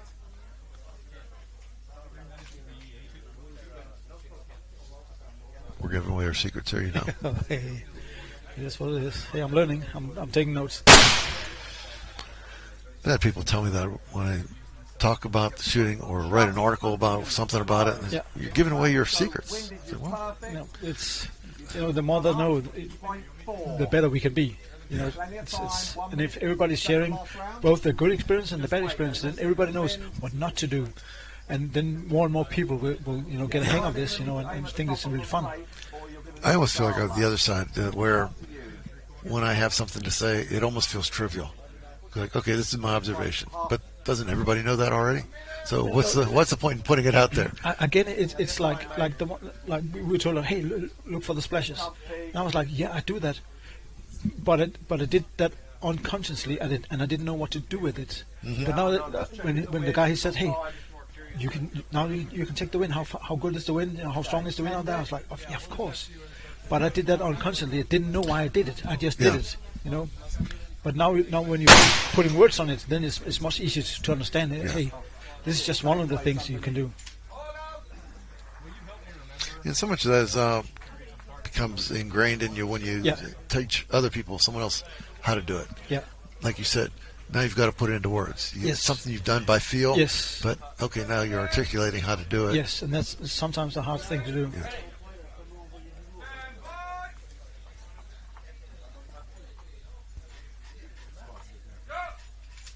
That's an aggressive forward stance on the bipods. Yes, it is.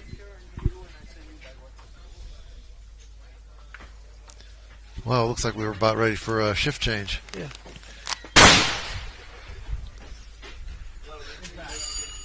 Looks like the Crown Prince is coming in. Exactly. He brought his court jester. Yeah. Oh, no, even better.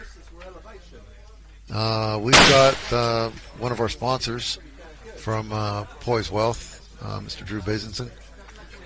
He's got a drawing going. So he was sponsoring Target 3 on, I believe, the red line. Okay. And what he was doing was offering up, if you hit the first target on his sponsored target, your name would go in the hat for a drawing for a cash prize. Nice. So I believe he was going to be giving 3 or 4 cash prizes to the people that hit first round impacts on his target. We should have known that and not missed. I wish I would have been on his lane. Yeah, we missed like on purpose. We actually, my partner has a first round, so my partner's name is in that bucket. Okay, so nice. I'm pulling for him. Yeah. Maybe he'll share it with me. Yeah. Or at least buy me a coffee. Of course. I'll take that. Yeah.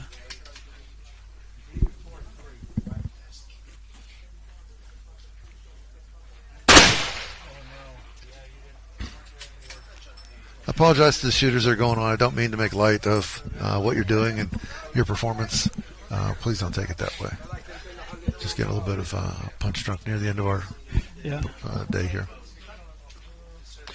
And it's amazing. He has his Garmin chronograph just up to the under his rifle. Mine just blew away when I did that. Now you did notice also he adjusted his bipods to give him some elevation. Yeah. So the fact that he had him laying down at first was really more of a tactical positioning thing. Yeah. That's one way of doing it. I think I would have preferred he's going on just putting something down below my rear support to get the angle that he's looking for. Because he's spending time moving back and forth, and he's going out of position every time he's moving. For this tournament, or this match, the spotter is allowed to manipulate the gun. Yeah. So that's also what we did. Yeah, it would have made sense for possibly the spotter to get up and make those corrections. How you doing? Yeah, vertical is really good.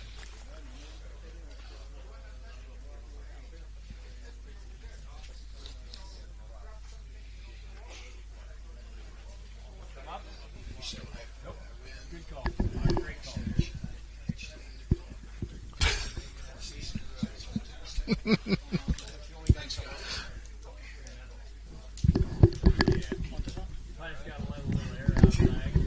This is a sponsor collection. We've got Accuracy Solutions, we've got Accutac, and we've got Real Feed.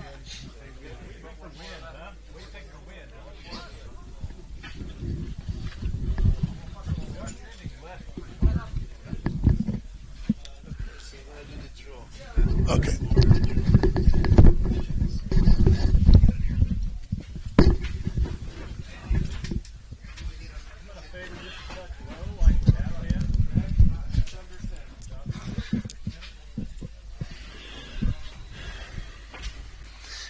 Okay, so we're here with Drew Bessenson from Poise Wealth, and we'll be now doing the draw on the Poise Wealth Challenge with Drew. We'll be with you back on the live stream shortly. Drew, tell us a little bit about Poise Wealth and its involvement in ELR. I'll just briefly run you through the Poise Wealth Challenge. So those that impacted the 1200 meter target, the Poise Wealth target, on the first round, we get to put your name inside the box. So we'll make a draw. Those 4 names that come up in the draw, right, they get 250 euros in cash from Poise Wealth. So Drew, tell us a bit about Poise Wealth and also the involvement in ELR. Thanks, Rod, and I really appreciate you putting on this, world-class show. One thing that this competition does far above the others is truly about the social media, the live streaming, just the ability electronically to get all the information that you need, want, desire when you're shooting. So it should reduce the amount of stress that shooters have, even though we're all high competitors. Poise Wealth is a financial company. We primarily do 2 things. One is we build investment portfolios primarily based from stocks, and the second is wealth transfer. And wealth transfer is about moving the wealth from one generation to future generations with control. Yes, the last word is the most important, control. Most people are willing to have their wealth move down to generations as time goes on. However, they're not ready to give up control until most generally they pass on or are incapacitated. Well, with regard to ELR, I know that most of the shooting is started with everybody in the system putting money in, whether they're bullet makers, whether they're stocks, bipods, ammo, gunpowder, whatever, and really look, in the financial services to bring, additional value to ELRs. I'm 2.5 years into shooting, and it's been amazing for me. And the contacts, the people, the communication have been very, very welcoming. And that's one thing I would reach out to anybody who's thinking about coming into ELR. Come on in. Reach out, talk to somebody. There's 220, 230 people at this competition. You have to know somebody from where you live. Reach out to them, talk to them. The reason we want to put some cash in here, we want to encourage more and more people to join ELR, and I know it's a small amount, but it's $250 for 4 people that impacted the 1,200 meter challenge. So, Rod? Cool. Well, I'm going to give you the honor, so we're going to close it. We run the 4 guys, so it's up to you. Take one, pull one up, drum roll. Okay, Christian, Martin, Roger. Christian, Martin, Roger. Here we go. So that's number 1. That's 250 up. One more, Drew. We got another name. All right. Roman Ochaba. Hello, Roman. Bonjour. C'est une journée lucky. Got another name. Peter Westman from Sweden. You just made $250 from Poise World, Peter. So better day, and you ran really good. And Laurent Scheiss, tu as gagné maintenant avec Poise World 250 €. Super. Okay, so that's the draw. I'll run you through the names again. So Peter Westman and Laurent Scheiss and Christian Martin Roger and Romano Chaba. You guys just made 250 euros each from poiseworld.com. Drew, thank you very much for coming on board this challenge and supporting us when we bounce off with you. And we'll hope to bring you more challenges like this. We still have the 1 mile challenge going.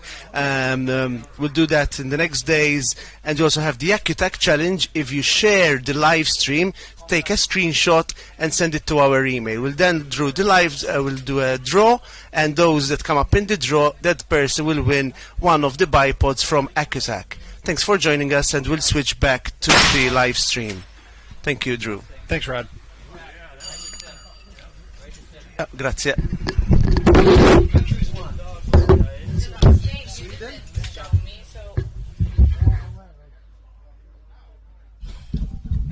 France.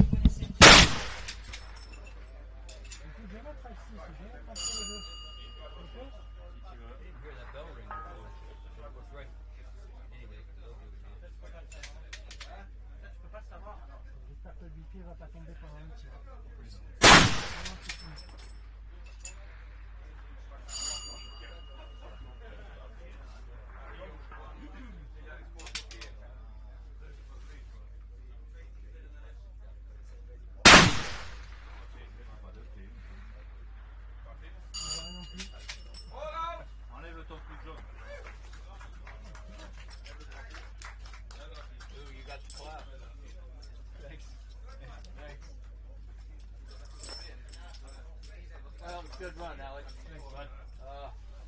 Yeah. Made good calls between both of them. We did. That was great.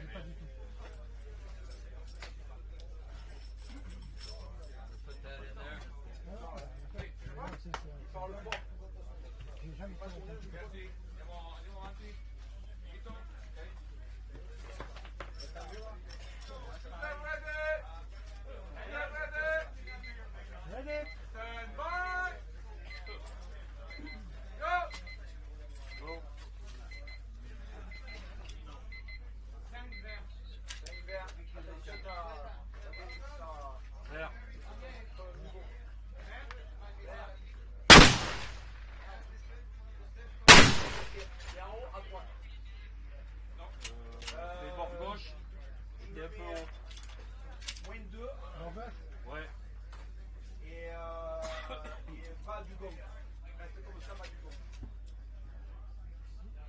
bord gauche. Oui. Vert. Vert. Impact. La même. La même. Ok. Le vu ou pas? Non, je l'ai pas. T'as entendu ça a clinqué? Viene tirando el Sherry del último con 12 con 4. Vamos 12 con 7. C'est bon chrono, faut assumer. Je dirais. Impact. Vert. Vert. Impact. Allez. Donc, il fallait que je fasse bord gauche. Oui. Donc, en fait, 135. il m'en fallait 1 et 8. Et là, il te faut N9. On fait la même. Et 135. Mais tu m'as, non, puisque tu m'as dit que j'étais haut. Oui, exact. Alors 134. J'étais devant les cibles bleues. La cible 6.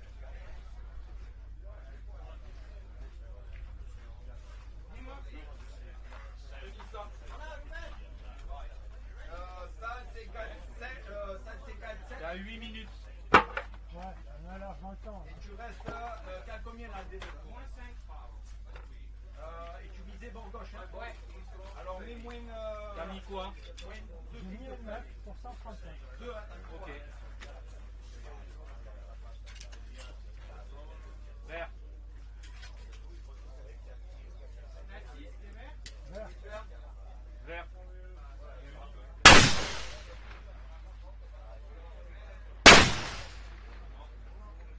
Putain, j'ai pas vu. Je sais pas où t'es. 5 verde, estamos de acuerdo? Comme ça. T'es sûr qu'il y a du vent, là?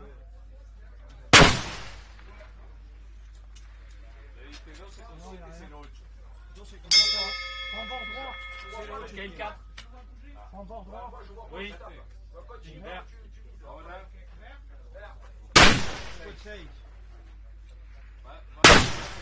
C'est 6 heures. Donc gauche. Ah, bord gauche. Oui, 6 heures et bord gauche. Par rapport à ce que t'as fait là. Bord gauche? Vert.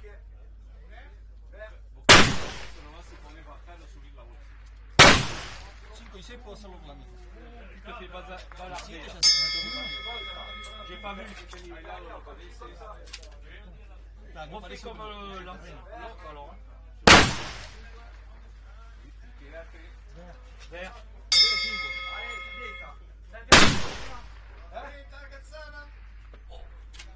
Il faut que tu ailles. Là, t'es impeccable la hauteur. Mais il faut que tu ailles à gauche. À combien là? Sorry. One more. Moins 7. Moins 7, donne moins 6. À gauche, hein. Vert. Je suis bord gauche.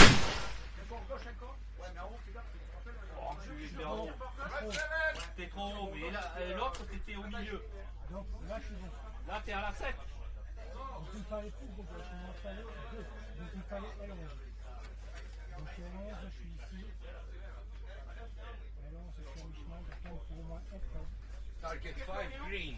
Target 5 green. At this one, isn't it? Yeah. 158, ouais. Et le problème, c'est que tu t'es retrouvé. J'en sors 2 à 3. On est d'accord? Ouais. Red, sorry. Le temps, 5 minutes. Ok, tu vas juste à droite. Bord gauche, tu es tout dans. Léger haut. Bord gauche, léger haut. J'étais au maximum. Ouais.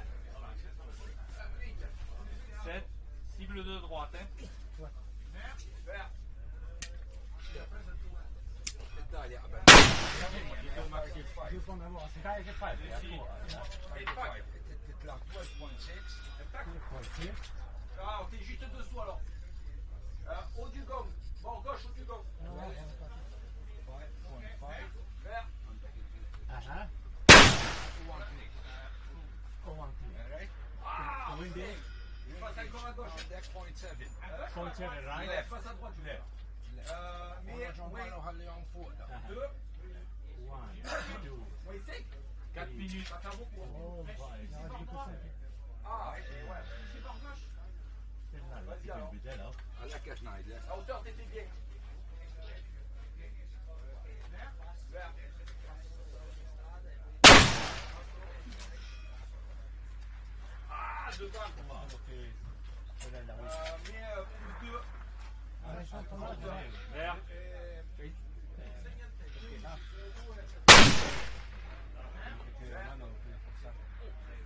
Bord droit. Je pense que c'était bon. Vert.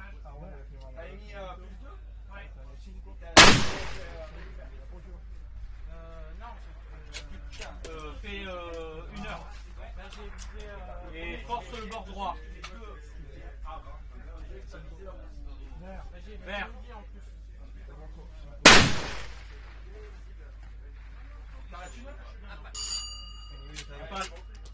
J'ai pas vu bouger. La même.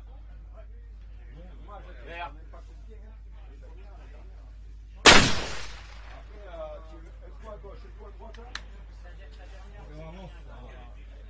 Pas vu.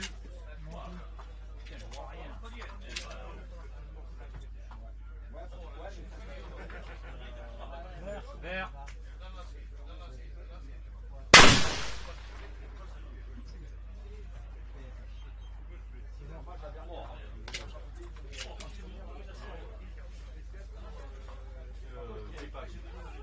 La dernière. Mais si tu le vois pas, c'est que je suis trop. Faut me dire pas, si tu le vois pas, c'est que forcément que je suis trop. Et ouais.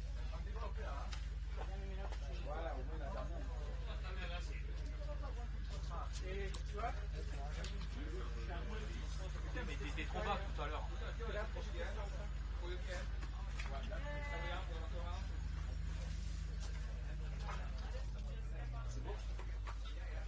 Is there? Naqqas 2 clicks, go 2 clicks right, mux left, right. Right. Right, 2 clicks. Alright. Alright? Done. Għandek 5-5-5 rounds, alright? 5-5-5. Red 5. Okay. Ara, l-istent ta' target għandek il-banner ta' fuq Trans Alp Rifles, tara. L-ewwel waħda. Trans Alp Rifles. Ejba. Ara, level, li għat alright? Meta ngħidlek jien daħħal round, ħajdunna huma, okay? Alright, great. Attends, surtout que à un moment tu étais en haut, après tu étais en bas.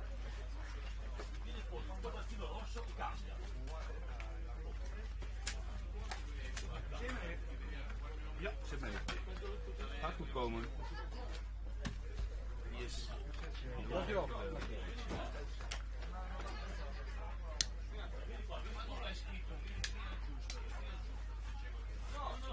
Ja.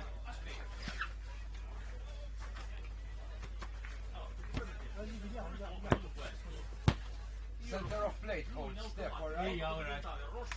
Jek ma tajt li xit, center of plate. Meta ngħidlek jien.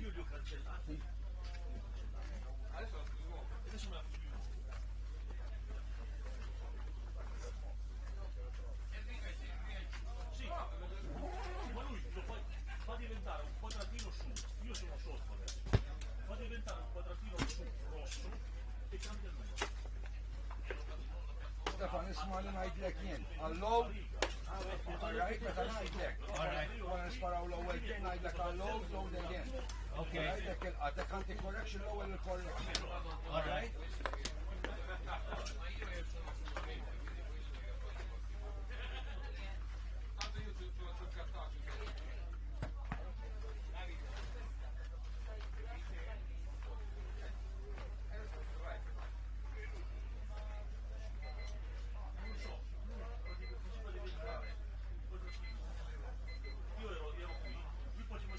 Second target step. Yeah. Bit more wara, bit more layer right, and right a little bit more left, okay? Number 6. Number 6. Reda aw, inti għataw.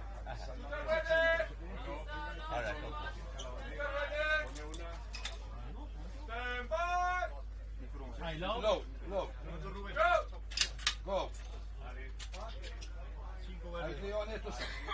on it. On it. Send it. Alright. Come up, point 2, elevation. Load again. Tell me when you're on it.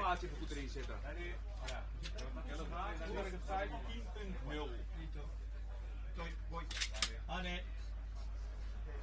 Oh. Send it. Load.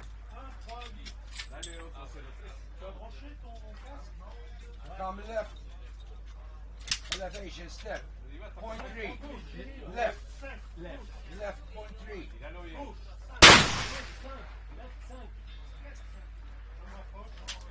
Yeah, step. Tell me when you're on it. On it. Send it. High. Load again.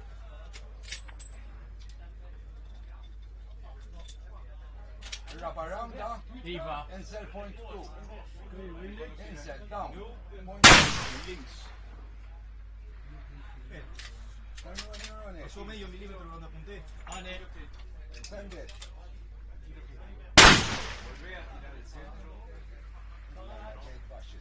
Load again.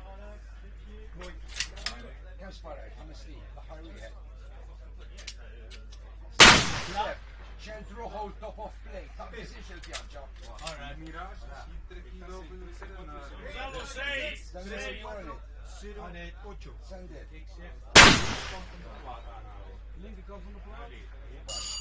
Target 6, 2. Target 6. Red 6. 14-7.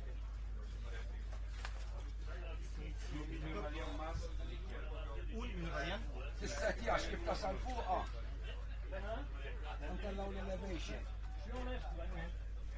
Target 6 red. 6 verde. Titla 14.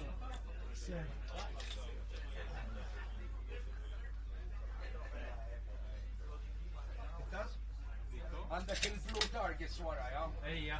Għandha solution design fuqha. Alright, sibta. Itla 14.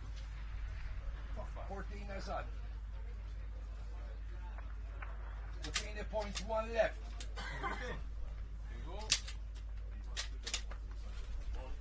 I low? Yeah, load and tell you when you're ready. Step.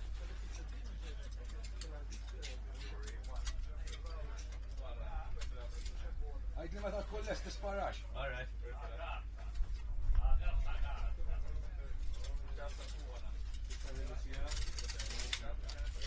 On it. Hold it. Kevin, photo. Hold it. Shit happens. Hold it.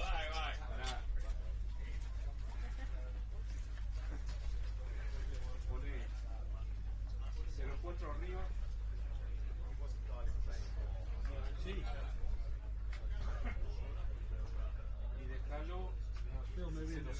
Send it. Load, step. Low? Load. Mara check, step, square sparai targets.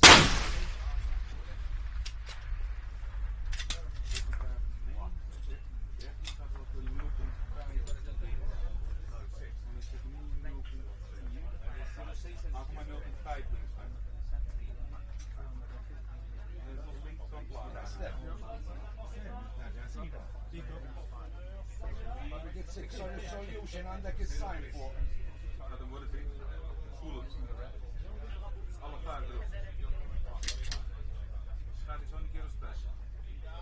Jgħad fuq target 6 red. Yeah, target 6 red on it. Send it.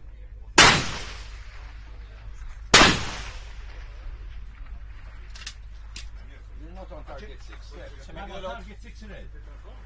You are not on target 6 red. I'm on target 6 red. T-karga, ejja. Io sto fuori la mia tira.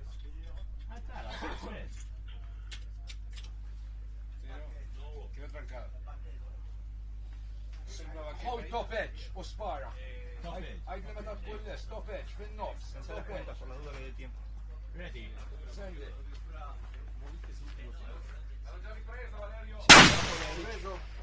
Abajo a la derecha. All right. Come up, point 4. Snabbt. Come up, point 4. Go right, point 4. Este me debería dar 14-8 a mí. Estamos 15-4. Tell me when you're ready. Center of play. Serve. On it. Send it.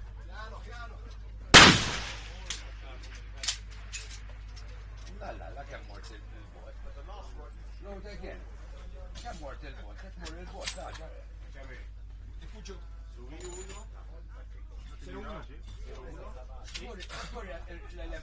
Il-windage għattajja. Come on, 40.0 windage. Quasi zero. That more left, 1 mil. Acá me quedan dos. 1 left, 1 mil. Oh, 1 mil, مش 1 click. 10 clicks. Tiempo? 1 minute, yeah.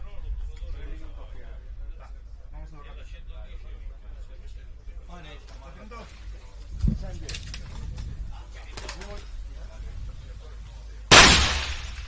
Load again. Għadek il-bot, tini 1 mil liħor. Il-bot, man. 1 mil left. Għandek il-rifle il-qasi jafsaw minn qoddim. One left. Liħor, 2 mils. 2 mils. Hey, Stefan, we're running out of time.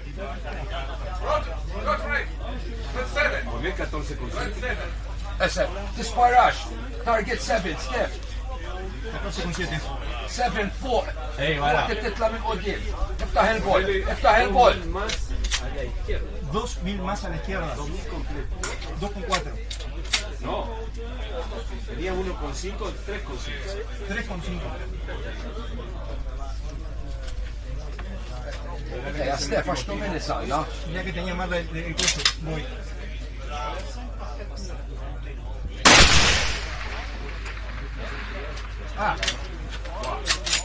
Itla 16.5 elevation. Steph man nixħin. 16.5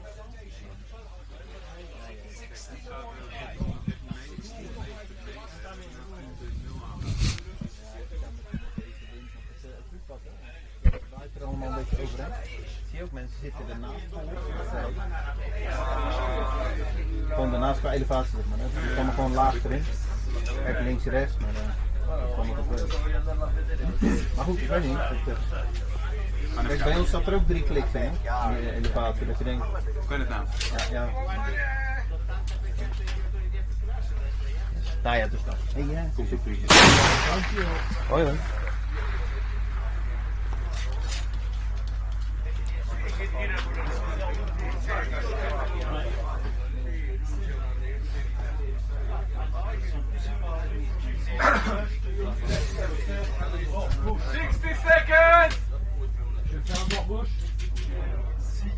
Ok, si ça bouge comme ça, ok. Attention, c'est quand tu me donnes le verre.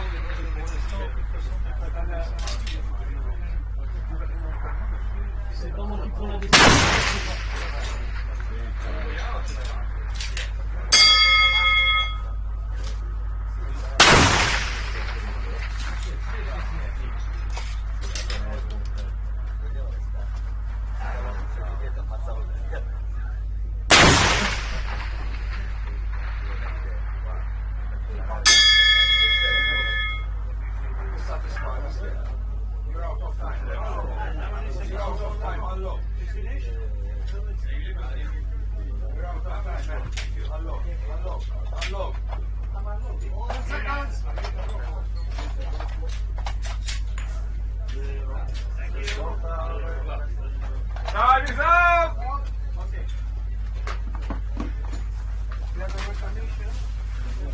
Succes, maat.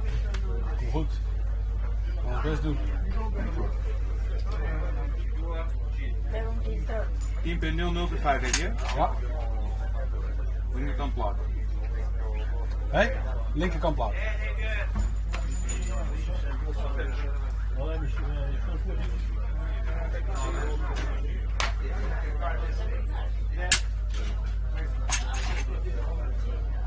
Luca.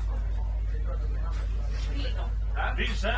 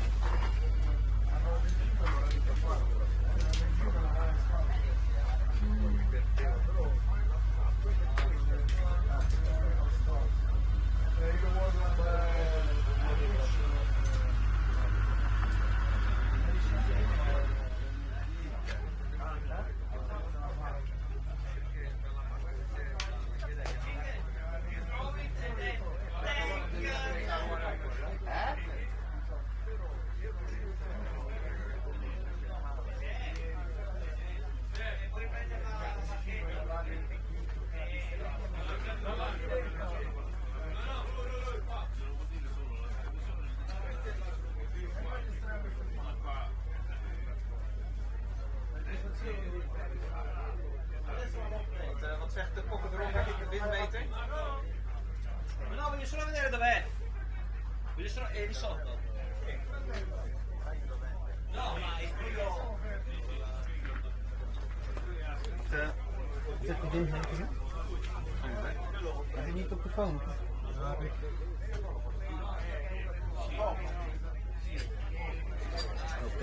Mijn telefoon is dat.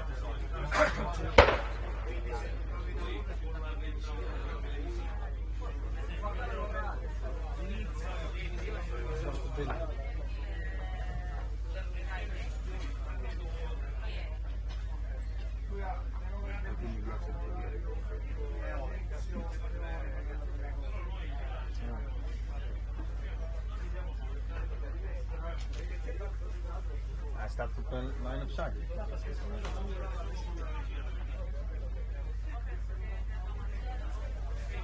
Doe je niks aan. Jawel.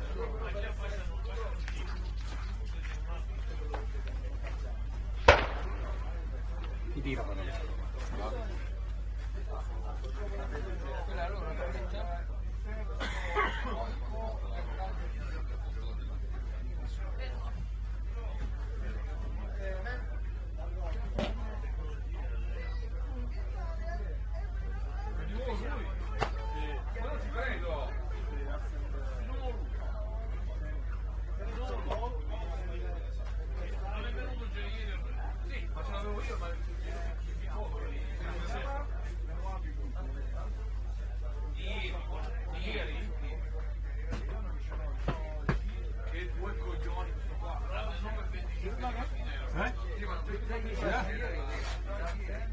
Heb eens?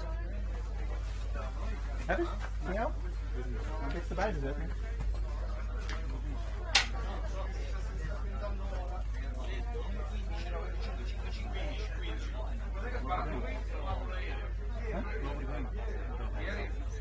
Even... Hij staat nog vlakbij. Verbonden. Is er allemaal nog? De ene kerel die had een hulsgas, dus die had zijn pompstok en die zo tik, tik, tik. Ja, toen zo zijn pompstok naar voren. Naar beneden. Ja, ja. Dus ik geloof dat ze daar nu op wachten en dan is het daar het zo tijd en dan gaan ze schieten. No, ieri non ce l'avevo io. Ieri non ce l'avevo io. Alla 7, oh, la 7. Devi dare con la 7. E dopo 4, la 7.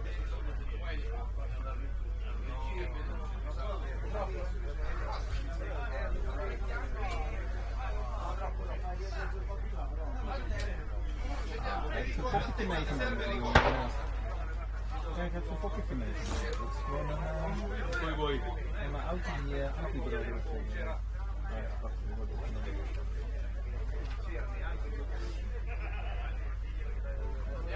Ok, Oké, Vin, kom je in.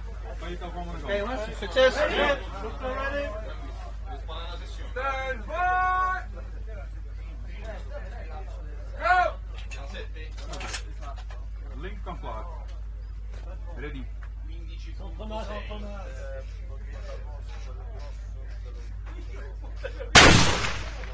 Komt-ie. Joep. Nu. Zet. Laag. 1 mil laag en 1 mil naar links. Oké. 1 mil laag. 1 mil op. Ja. En dan gaan 1 mil naar links. 1,4 links. 5 hadden we nu, hè? Ja, sorry.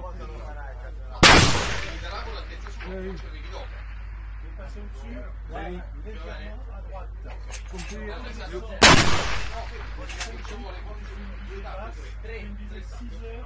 Niks gezien.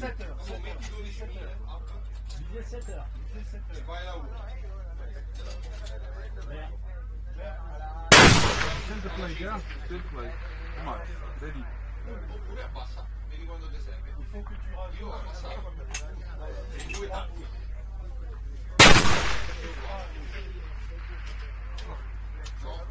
Er net onder. Hey, dat is wel. Hey, dat is wel. Mooi. 0, 1,5. Iets hoger mikken. Ja, bovenkant plaat. Bovenkant plaat. Komt ie. Nieuw.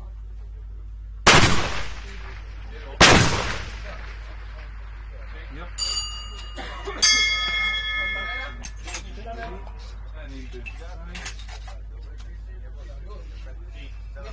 Yep, ready. Siamo lì? Yeah, solo no.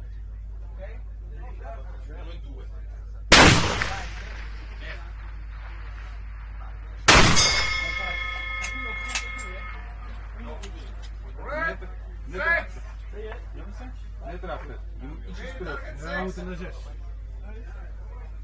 Nee? Wat? Target 6. Ga er al 5.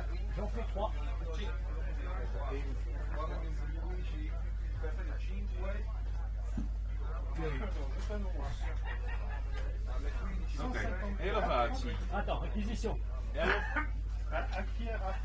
Punt 3 aanhouden. Het zit nu al op 11, hè? Dus ga je naar 11,3. Nee, ga maar naar 12,0. 12,0. Oké. Windage zit ik op 1,5 links. Hou dat maar aan. Ja? 1,5 links. Je suis à 7. Reste à 7. Ok.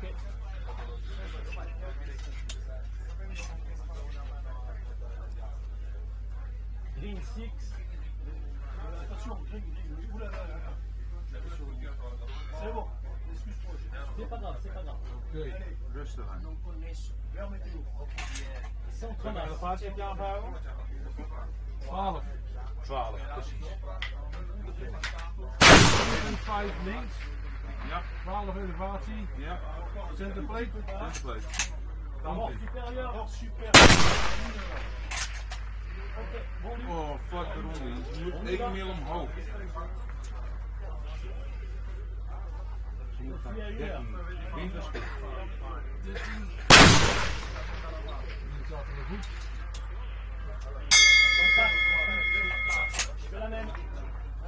Centerplaat, ready.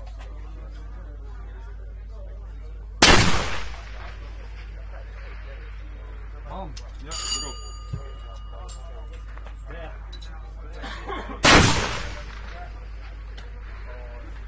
Ah, je passe dessus, putain. Zelfs vrouw. Ouais. Mais il y a du vent. Si, à 3 heures. Tu descends ta misère à 3 heures. Je prends à 3 heures. Oh! Oh! Finn! Die ketting door. Stoppen, stoppen, stoppen, Finn, stoppen. Grendel open. Red stop. Ja. Red stop. Ja. Ah. Green, go ahead. Go. Op zit erin vast. Met de pompstok even. Non, j'ai tapé là. Oui. He's bullet. Ja.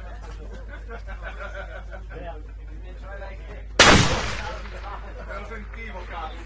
Ah, putain, je passe bien. So, what happens now?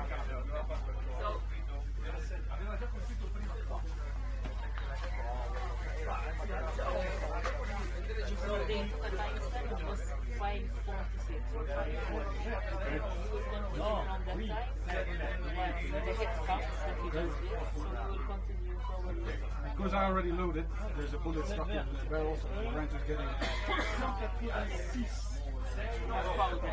Yeah, so I need to check it out.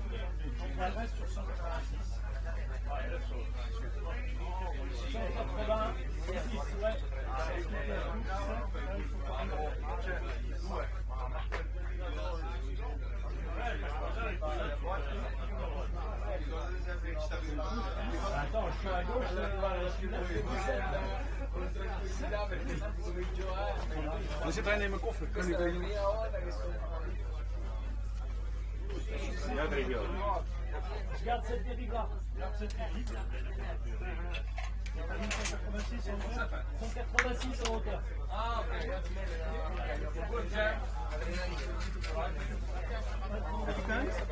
Happy tijd. Dat ik stond eraf geschoten. Happy time? Oh. Target is eraf geschoten.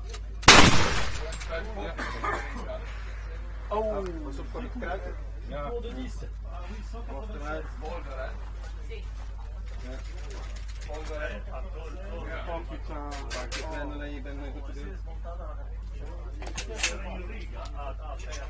had hem net gekamerd. En die ging hier ook net. Dat bedoel ik in. Kijken of hij niet blokkeert. Mate. Sorry. Check the grid there. Sorry? Check the grid. Ja, Piet? Ja. It goes with the black powder, it will be sterk. Of de kruid zit in je trekken. Other one? Va bene così. Bolt out. Pro tip.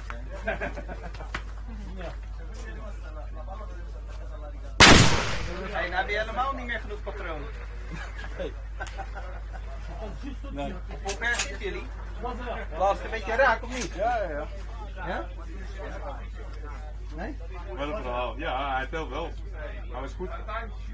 Ik zag dat je eerst 1 te laag en 1 rechts hebt. Hebben die meegenomen als offsetjes? Zeker. Zeker.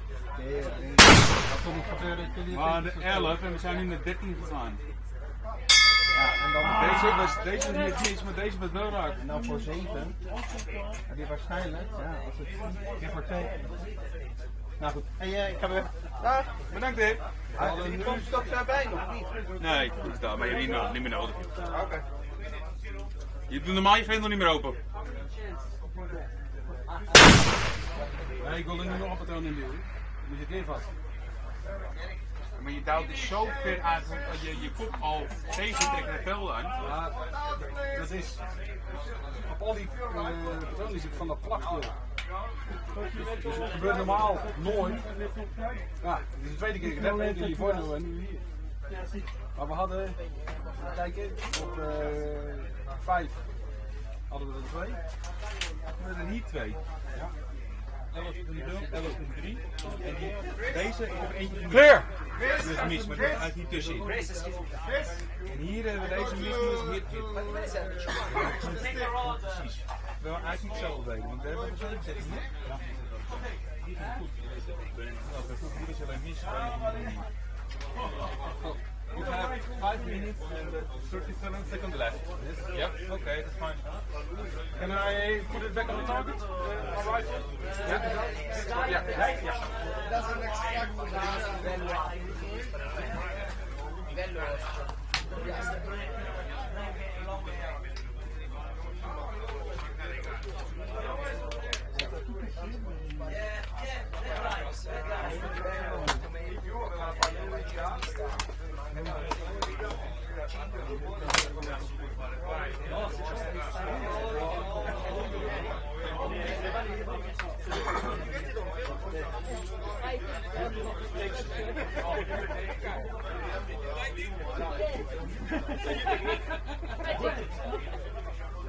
Hey, dit is ook bonuspunten waard, hè? Je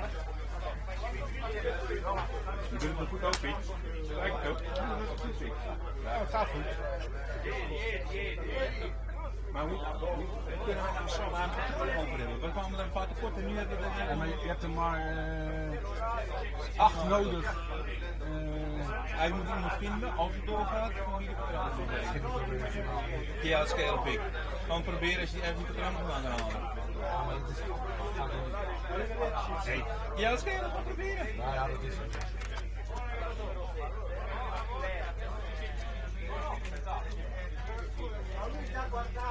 Kijk dan, hij rijdt helemaal daar naartoe. Zie je jou draaien?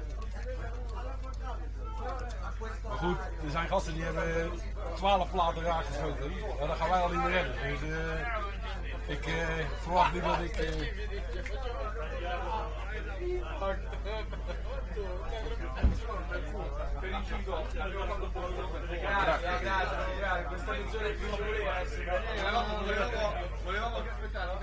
Ja, ze liepen in.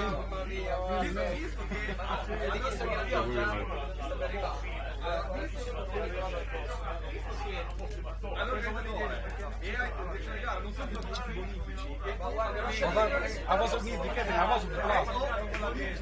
Ja, zeker weten, dat kon hem zien. Hij was linksboven. Je bent de enige die een plaat heeft gesloten. En Stefan. Ja, Stefan ook. Bij trainen.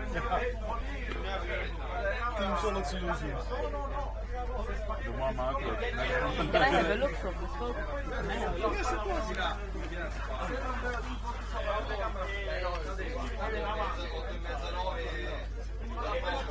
Clear, huh?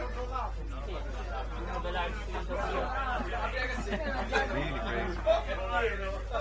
I really like it. But I can't justify the 6,000 euros difference between my vortex scope and this one.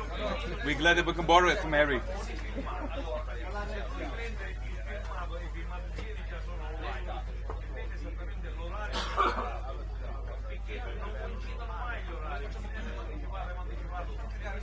Het is uitgerekend nog target met SSD, die kwamen eromheen ook.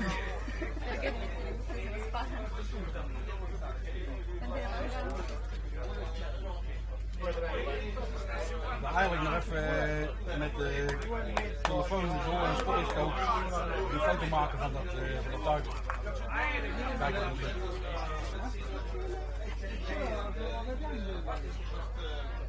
Nee, maar ik ben al helemaal gelukkig, joh. Ik heb 4 platen.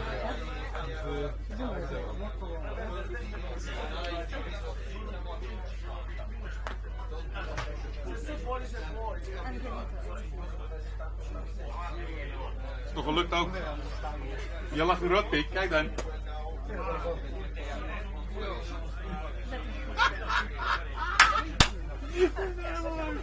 Zet hem maar in de groep. Ja.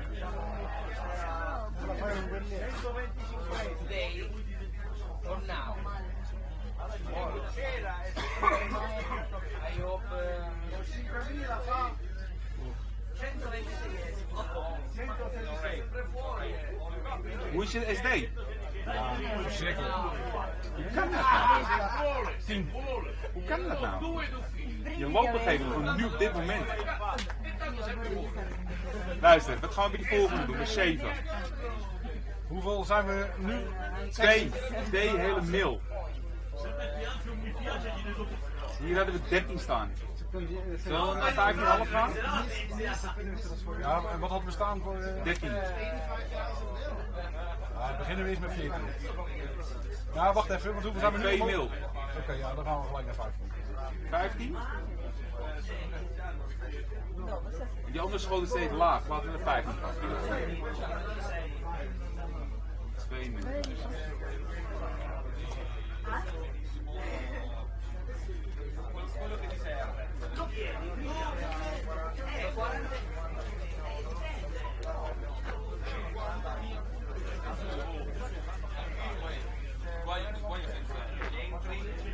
Even de tijd terugstellen die ze de vorige keer gejat hebben. Ja, mooi hè?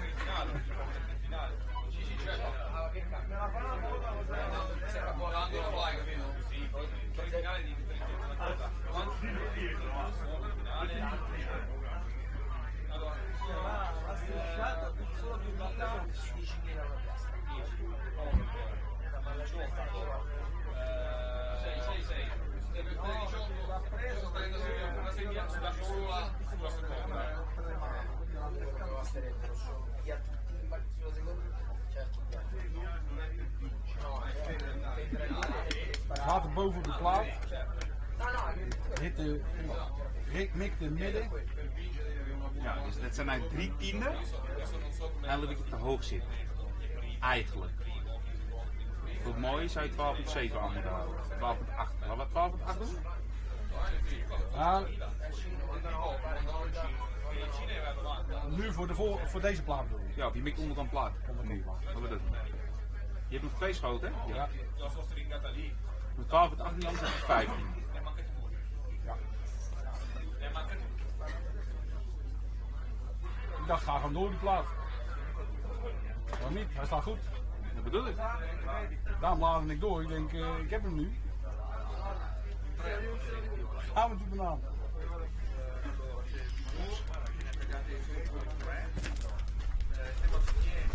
Kijk even wat de regenlucht eraan komt, hè? Very sharp aim. Ja, hè? Hey, er komt een regenlucht aan, pik.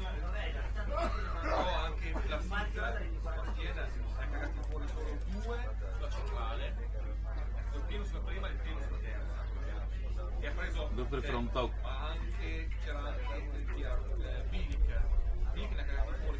Ja, de wind ook. Die wind trekt aan. Die wind trekt aan. Dit is 1,5. Zullen we een 1,7 doen? Of mik je links onder op de plaat? De linker onderkant. Laten we dat doen. Linker onderkant plaat. Het hoekje.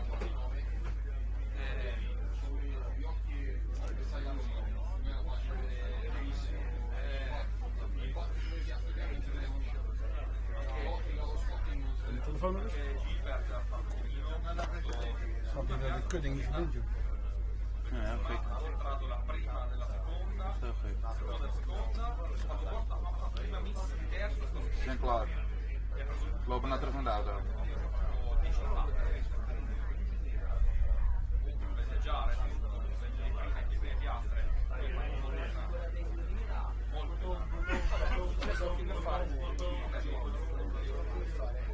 Je hebt er al 4.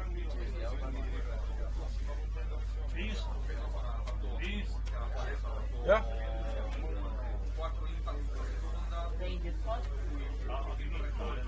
Ja, they're finished, hè? They're finished. Yes, they are coming back. Yeah.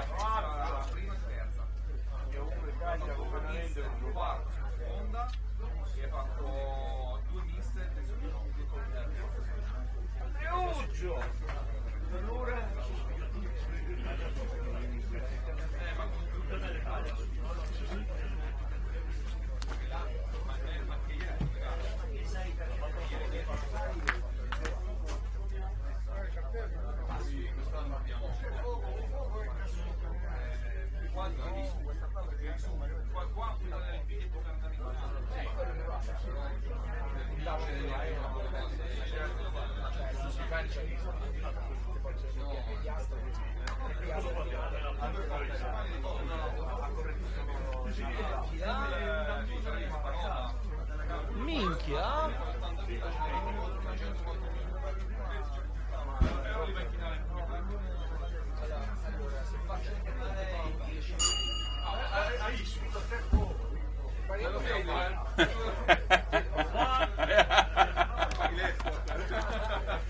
Bonuspunt. Het is bonus, hè? Het is bonus.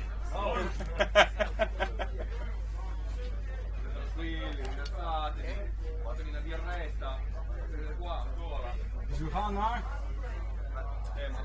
Zeiden we? Onderkant linksonder, hè? Linksonder. Zit je dus in theorie 12,7 in 1,7. Ik weet het nou weer minder, maar doe maar links onder de plaat. We gaan het zien. Prova.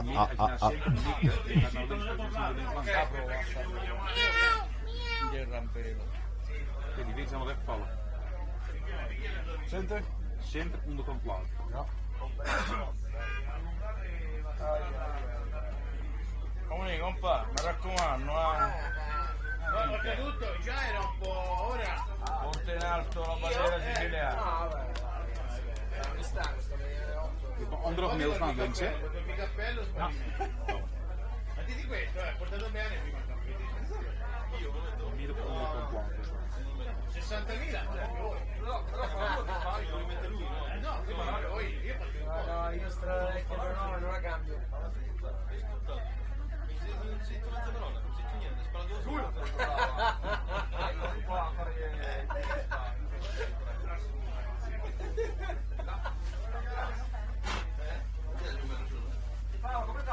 Gemiddelde windsnelheid is 0,9 meter per seconde. Dat is echt weinig. Ik weet niet met wat je dit bepaald hebt.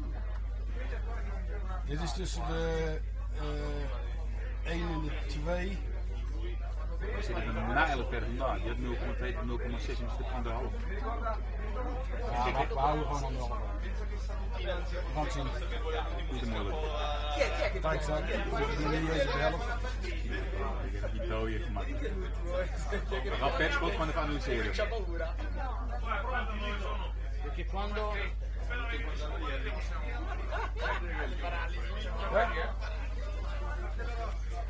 Dan gaan we. Yes? Even wachten. Oké, even wachten, nog niet. Stand by. Almeno un video diverso. Stand by, ok? Potremmo già mettere un minuto e poi già mettere. Già è impostato il tempo. Basta che... 5:37.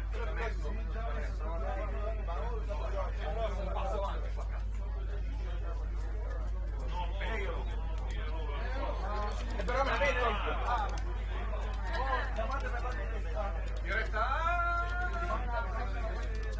Grazie! Ragazzi, noi siamo pronti! Va bene, Eric, possiamo andare. Diretta.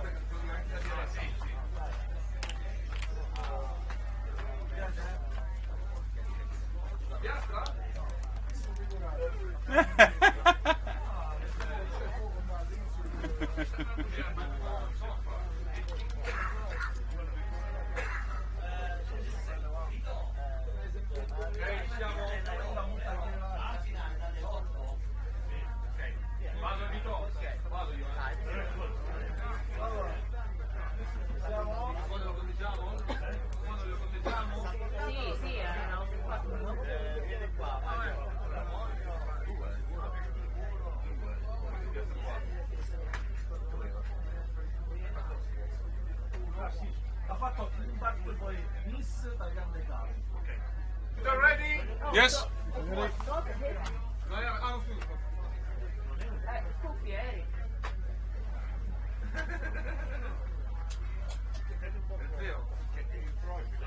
2 rounds on display. Yes. Yeah, okay. Don't shoot the cable. Oké. Stand by. Go. Ready? Midden onder. Passa avanti. No. Non guardi le spalle più. Via l'altro. E prende l'altro. Ja, komt die. Hier komt die. Oh, met links en naast. Elevatie is goed. Hé? Elevatie is goed. Oké. Dingen. De links naast, hè? De links naast. Maak er Rechterkant plaat. 1,2 van het. Rechterkant plaat, hè? Rechterkant plaat, helemaal prima. Komt die? Hier. Ah, net eroverheen die. Lekker goed zo. Red, target 7. Roger.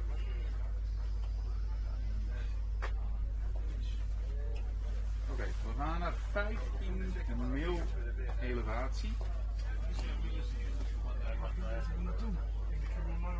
15 mil elevatie. En ik zeg 1,7 links.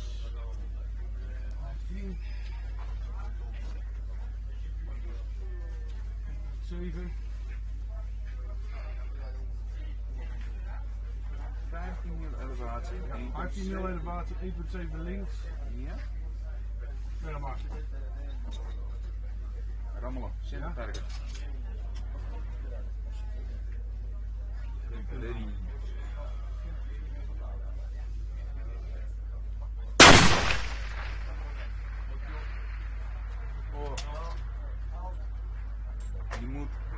halve mil naar rechts. Elevatie was goed? Elevatie was goed.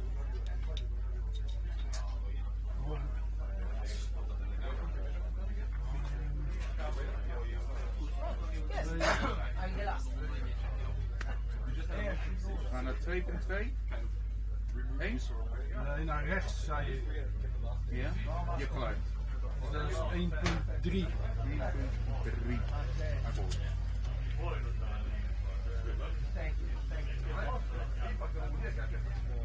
Ja? Shooter ready? Ja, goed maar.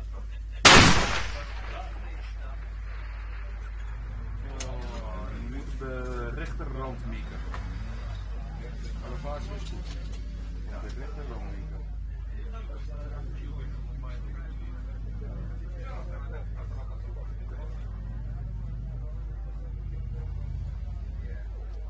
Ready?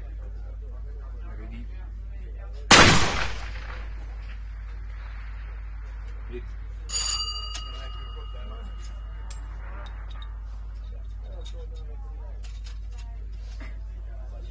Volgende? Ja, hetzelfde verhaal. Ready? Ready. Giorgio, ti fermo. Mica fantastico. E ogni volta che lo ascolto mi sembra di sentire voi. Ah, proprio di schermo, io sto di fermo. Wat is jouw windage? Oh, de snelheid was lager bij deze. Wat is je windage? Windage is 1.3. Ik zat er rechts naast, hè? Ja. Oké, we zaten de rechterkant plaat. Ja, dus je moet gewoon zetten plaat eraan.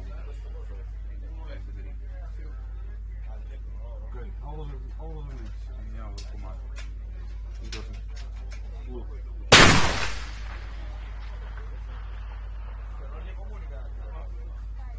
Niet gezien. Jammer. Adesso ci sono due che devono pagare pesante per me. Se non fanno un bonifico entro In ieder geval een keer geraakt. In ieder geval een keer geraakt. piove.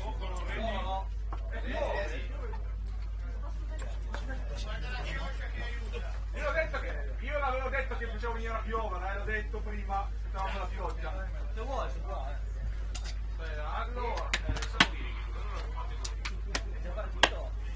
allora, allora, ragazzi, preparatevi. Ready? Go! Sorry for the delay. Yeah, you're right.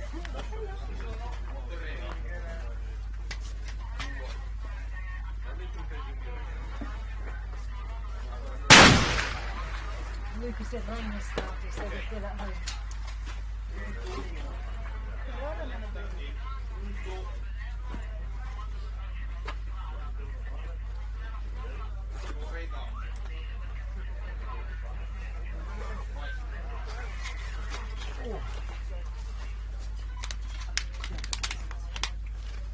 See you later.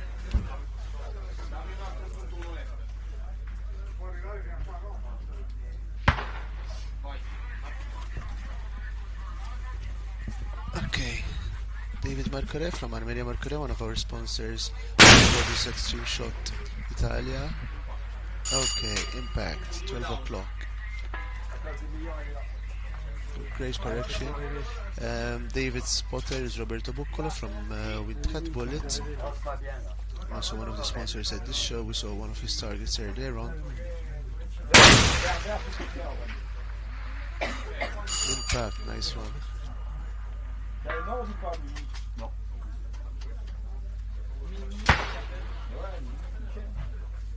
Tu m'as dit la 7 là-haut.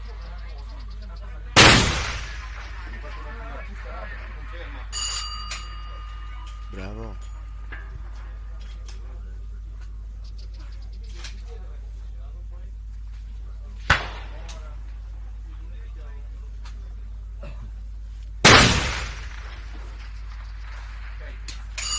Cambio! Quanto hai di ghiaccio adesso?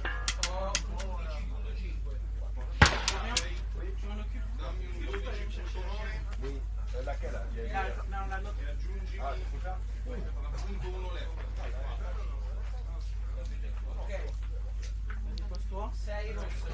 Solid Solution Designs targets there, owned by and run by Harry Drescher.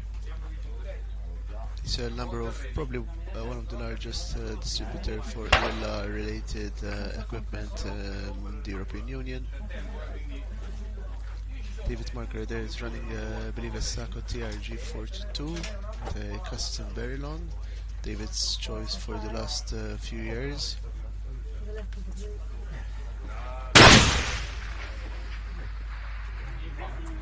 Wow, first round impact, beautiful. Massive points there. Might see them to the finals if they keep going this way. Allez, soyez forts, les gars. Ouais, tu m'as dit là-bas 173 pour la dernière.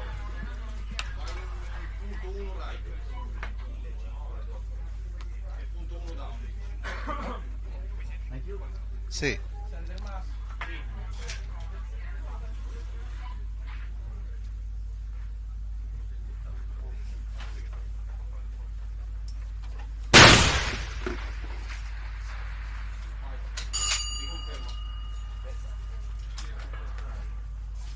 Tu la vois la dernière? Ok, et je te donne la première. Wow, beautiful. La première. Great shooting, great spotting. Alors, on va aller à la première. Alors. Bravo, same spot.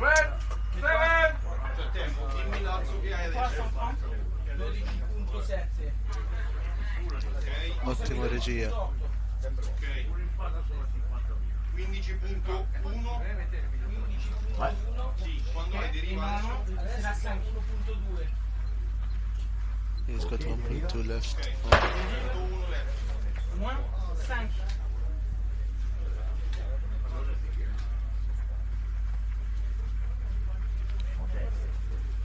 Alors, ça a marché. Sur le monticule. Ouais.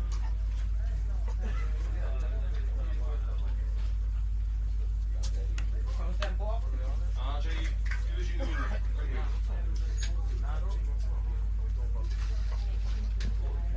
C'est bon? Okay.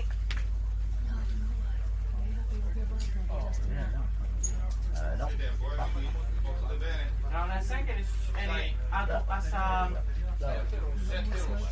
Je me décale un peu? Non, parce que je l'ai. Attends, la 5 elle est là-bas et la 6. Encore plus à gauche. Alors, ben, tu me laisses la place là et vers là-bas.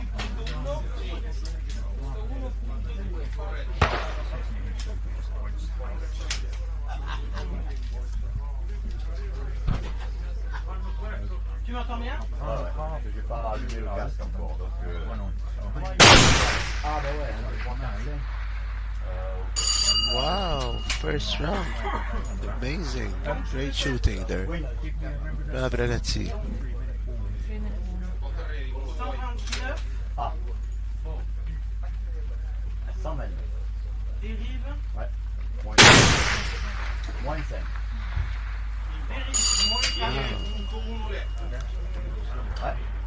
Et tu me viseras DG.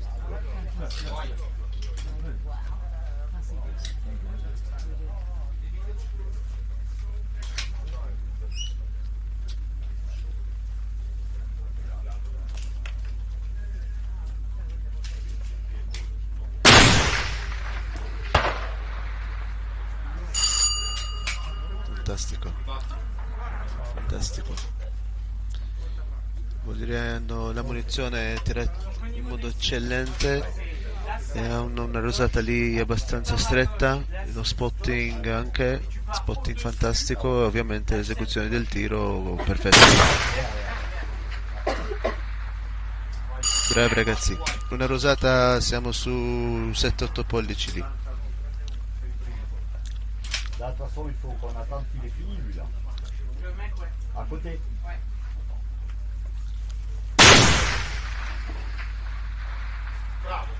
Wow. Top. Top. Fantastic shooting there. Fantastic. Oh, è bonifico, cazzo!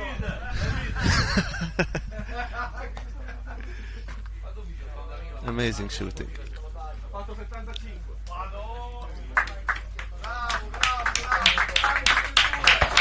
Fantastico. E ovviamente è molto entusiasmante essere lì e fare quei tipi di punteggi, è incredibile, tanta preparazione, 10 minuti di eseguire tutto, perciò questo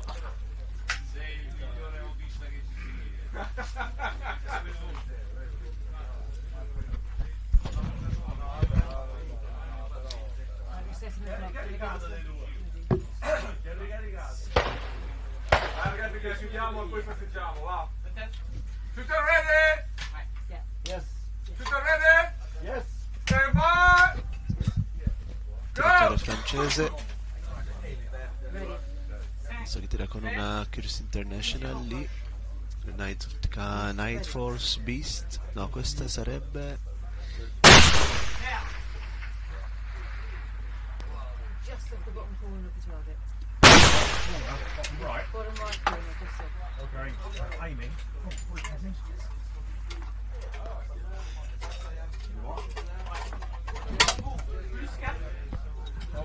so many French shooters these days, many French shooters, largest amount shooters coming from one locality. I believe in total over 38 teams. Over 38 teams from coming in from France. By far, the French have it seems they have one of the most amount of shooting ranges where to practice. I've spoken to a few also that have their own ranges, so that helps bringing up the numbers of shooters from that country.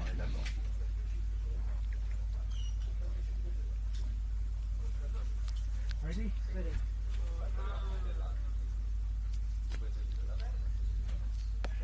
British shooters here. I'll speak to them earlier on. Stuart Gill, first time at ESI. He's also a member of 50 Cal Club.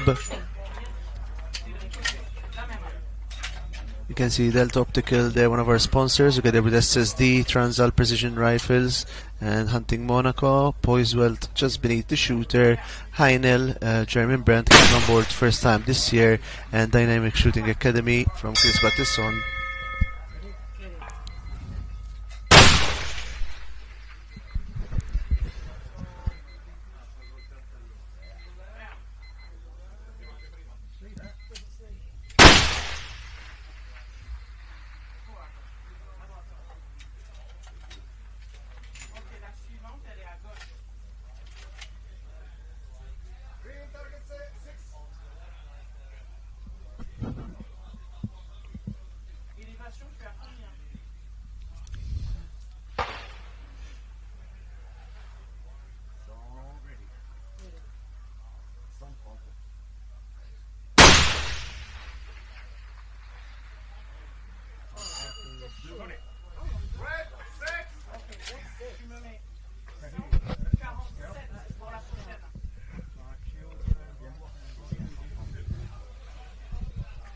Heinel target here.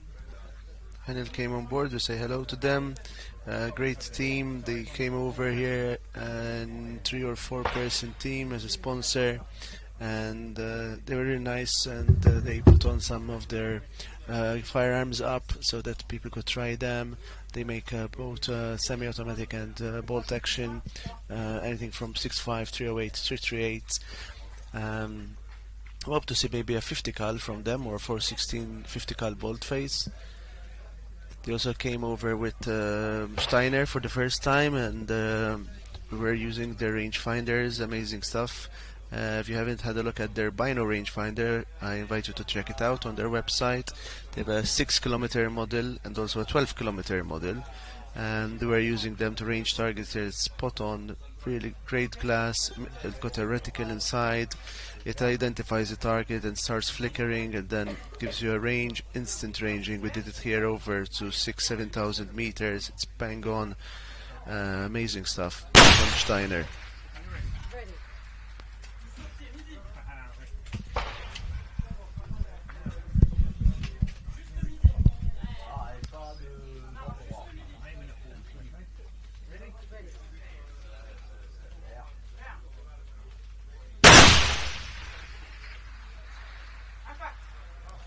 Center bite. Amazing. One more, same shot.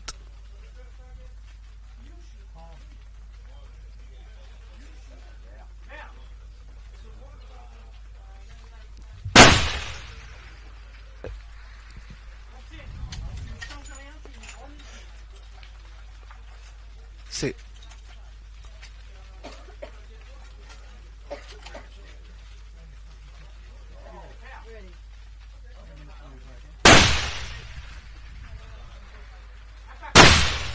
Nice one, nice one. They seem to have cracked it. Let's see if they can keep going all this way. Same shot.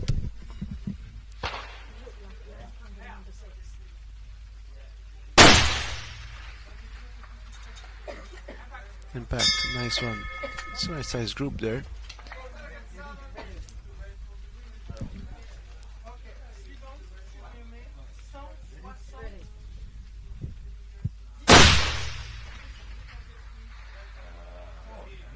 It's got 10 mils up if I understood her well. 103, 103.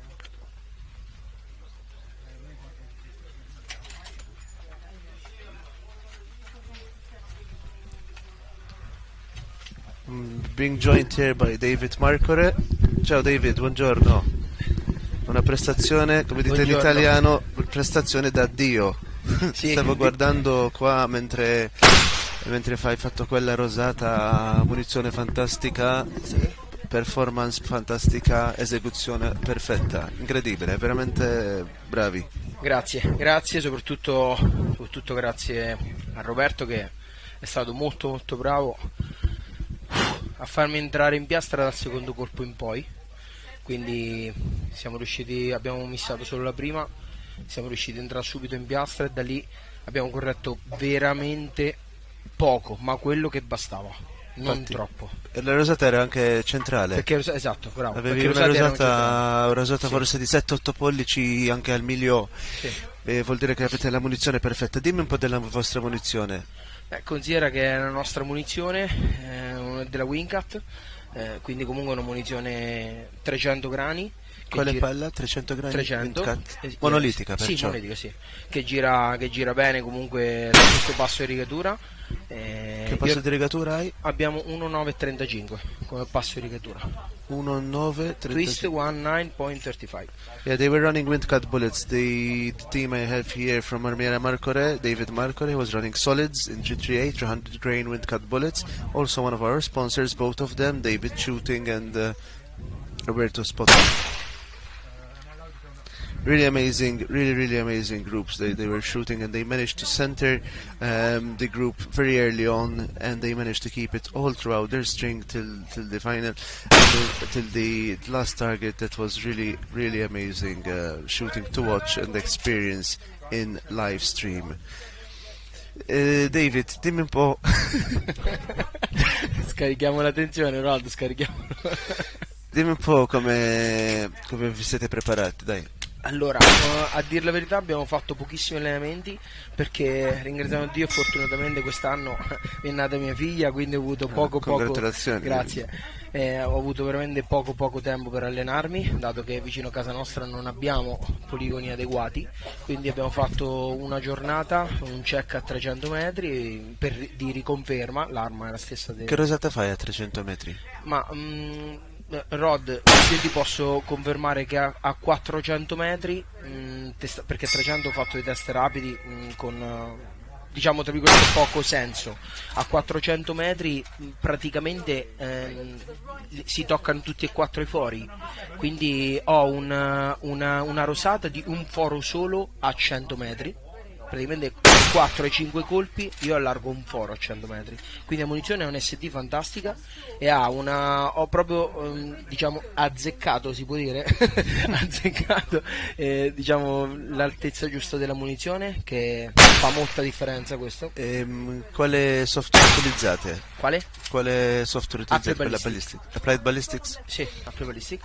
E da lì eravamo partiti male il primo giorno, dato che le aspettative dell'anno scorso erano molto alte, perché l'anno scorso il primo giorno abbiamo finito io e Roberto primo, io secondo, con 12 impatti su 13, poi il giorno dopo arrivò Peter appunto che fece full. E quest'anno abbiamo iniziato la prima giornata con 5 impatti io e 7 Roberto, con 21.000 e 24.000 punti, tanto che era già considerato di non entrare in finale. Vado a guardare la... E niente, praticamente adesso era, diciamo, o la va o la spacca, come si dice in Italia a Rod. Me l'avete spaccato di sicuro. No, era veramente divertente da guardare, sicuramente da tirare, esaltante. Sì, ho sentito molto nervosismo in questa sessione. In questa sessione ho sentito molto nervosismo. Sì, sono partito con 24.000 circa. 24.000. Sei il primo, sì, infatti. sono il primo. 99,560, wow. Mone Silvan dopo, Ryan Cini, Volodymyr Bilk, Jordan Joe, Bigol Benoit, Sebastian Placide, Thomas from Norway, Gary Evans from Casper, Wyoming, Danny Gilbert from Kansas, Maurizio Battalino, Italy, Lorenzo Bambini, Alexander Ivanovs, Alex Sakeli, Hunter Brewer, Elmes Norbert, Angel Antonio, Victor José, Maureen Snow, Peter Westman, Gary Costello, Volodymyr Bodarenko, Alex Carter, Philip Mercier, Gary McLeod. So this is what's going to be look like for tomorrow for the light class. We still have recognize the rifle 33XC.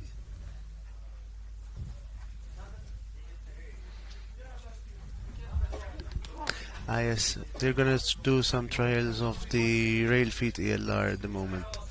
So outside the match is done. We have the final list. Now we'll take these names, we'll do a draw for tomorrow. Adesso prendiamo questa lista di finalisti di 25 per light e 20 per heavy. Faremo un sorteggio e domani si tira dall'altra linea di tiro da 2600 metri e in light tiriamo 1800 qualcosa, poi 2000 metri, perciò 3 colpi sul primo bersaglio, lo stesso format dell'altro anno, 5 colpi sui 2000 metri, poi sul heavy si comincia da 2000 metri, poi 2300 e 2600. Bravo David, stop. Grazie. Fantastico. Grazie. Super, e mi fa tanto piacere anche perché so che tanto può essere difficile anche trovare posti, campi, anche il tempo soprattutto di andare ad allenarsi. Abbiamo visto tanta gente qua che si allena ogni settimana e comunque abbiamo visto anche dei nomi che non si allenano così frequentemente a queste distanze, però comunque siete riusciti finora a mantenere il pole position. Grazie Rod. È un mio piacere, grazie di Grazie supportare il match come sponsor anche come armeria Marco Re, Windcat Bullets, e abbiamo visto le Windcat Bullets lì in live, performanti, super performanti, made in Italy. Direi proprio di sì. Oggi direi proprio di sì. Fantastico, veramente mi fa piacere vedere questo e vedervi ogni anno venire qua. Abbiamo anche fatto il viaggio Vegas assieme. We were together, me and David, Marco and Roberto from Windcat Bullets in Vegas early on this year for SHOT Show, when we were still planning 2025 edition, 5th global edition of Extreme Shot Italia, and that has worked. We have brought in a lot of American shooters and as well a lot of Italian shooters. Quest'anno dicevo che ero con David, Marco Re e Roberto di Windcat negli Stati Uniti al SHOT Show di Las Vegas a gennaio, quando siamo andati lì anche ad incontrare un po' l'industria americana per vedere il loro interesse anche in questa gara. e abbiamo infatti AcuTac, abbiamo Bipo DXT, Accuracy Solutions, Bullet Liquidators, che sono Reloading International dagli Stati Uniti, che hanno partecipato come sponsor. Tutti i contatti che abbiamo preso quando eravamo al SHOT Show, anche con Paul Phillips, che abbiamo fatto il giro lì per incontrare la gente, vedere come gli piace quello che stiamo facendo qua in Italia, e mi fa tanto piacere anche vedere dei prodotti italiani che fanno questo tipo di performance, anche molto interessante perché tu tiri più o meno un TRG di casa, come si dice, stock, con una canna, canna Bartline, cos'è? Allora io feci un rebarreling, ho messo una GB barrel da 32 inch, con freno di bocca windbreak della Wingcat. Niente, 32 pollici, si escono a bellissime velocità. A quanto esci? 915, 912, 910 a seconda, insomma, anche So un po' delle temperature. they are on around 915 meters per second with 300 grain solid wind cut bullets. Well, this formula for sure works for this team. They're doing well, and I'm really curious to see how they will do tomorrow at the extended distances. Sei in subsonico domani a quelle distanze? In teoria no, in pratica te lo saprò dire domani. Vedremo, abbiamo i ragazzi di Evo Ballistics, sono ancora con noi domani, e possiamo vedere le vostre velocità in diretta. Infatti mi piacerebbe tanto vedere una stringa. Hai avuto il chronograph lì, il radar? Sì. Che tipo di SD hai? Non ho visto ancora, devo andare ancora a vedere. No, Devo liberare ancora la piazzola. Mi piacerebbe vedere che tipo di numeri hai, perché quella rosata era molto molto stretta. Infatti mi diceva David che a 400 metri ha una rosata che tutti i colpi toccano, e si vede tanto perché già al miglio, insomma, aveva una rosata di un piatto di un side plate, no? Ringrazio anche molto il BCM per questo, diciamo, per la lavorazione che mi hanno effettuato su questa canna. Diciamo, il lavoro è loro, quindi il rebarreling è loro, e mi trovo assolutamente da Dio con queste performance. Fantastico. No, era veramente bello da vedere anche come spotter shooter. Roberto è stato ascoltando.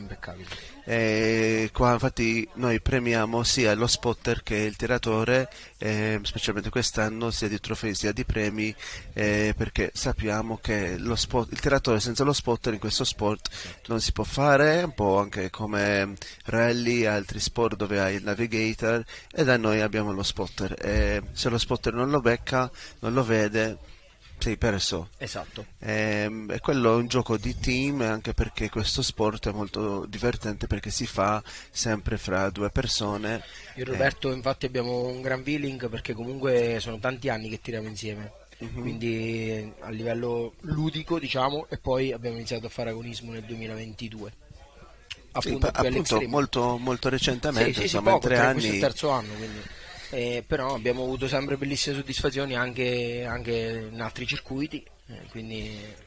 En fait, je dire ça en français aussi.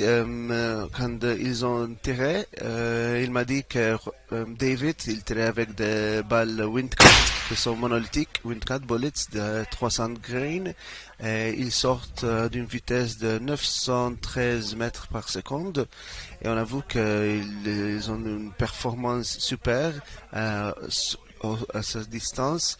Et c'est bien passé. Ils sont maintenant dans la pole position. Et on est très intéressé à voir qu'est-ce qu'ils font demain quand on tire 1800 quelques 2000 mètres en light. Voi tirate anche in heavy domani? No, purtroppo no, non siamo entrati in finale, abbiamo finito 25esimi.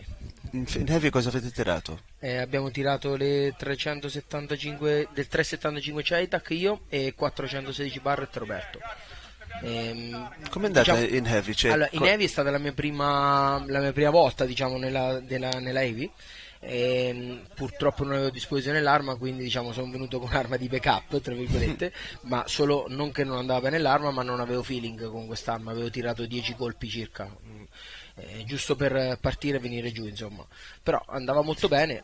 Dimmi un po', fra light e heavy, come disciplina, ma anche come modo, come arme e Sì. tutto. Quale trovi che sia la differenza più maggiore in quello che stiamo facendo qua? È un Allora, feeling diverso come arma, no? sì, Ad esempio allora, io col 416 sì. ho trovato un mondo totalmente diverso, Ok. come gestisci l'arma, arma è pesante, allora, vincolo, blast. l'unica mia, secondo me, cioè l'unica diversità è nel vedere le miss, trovare le miss.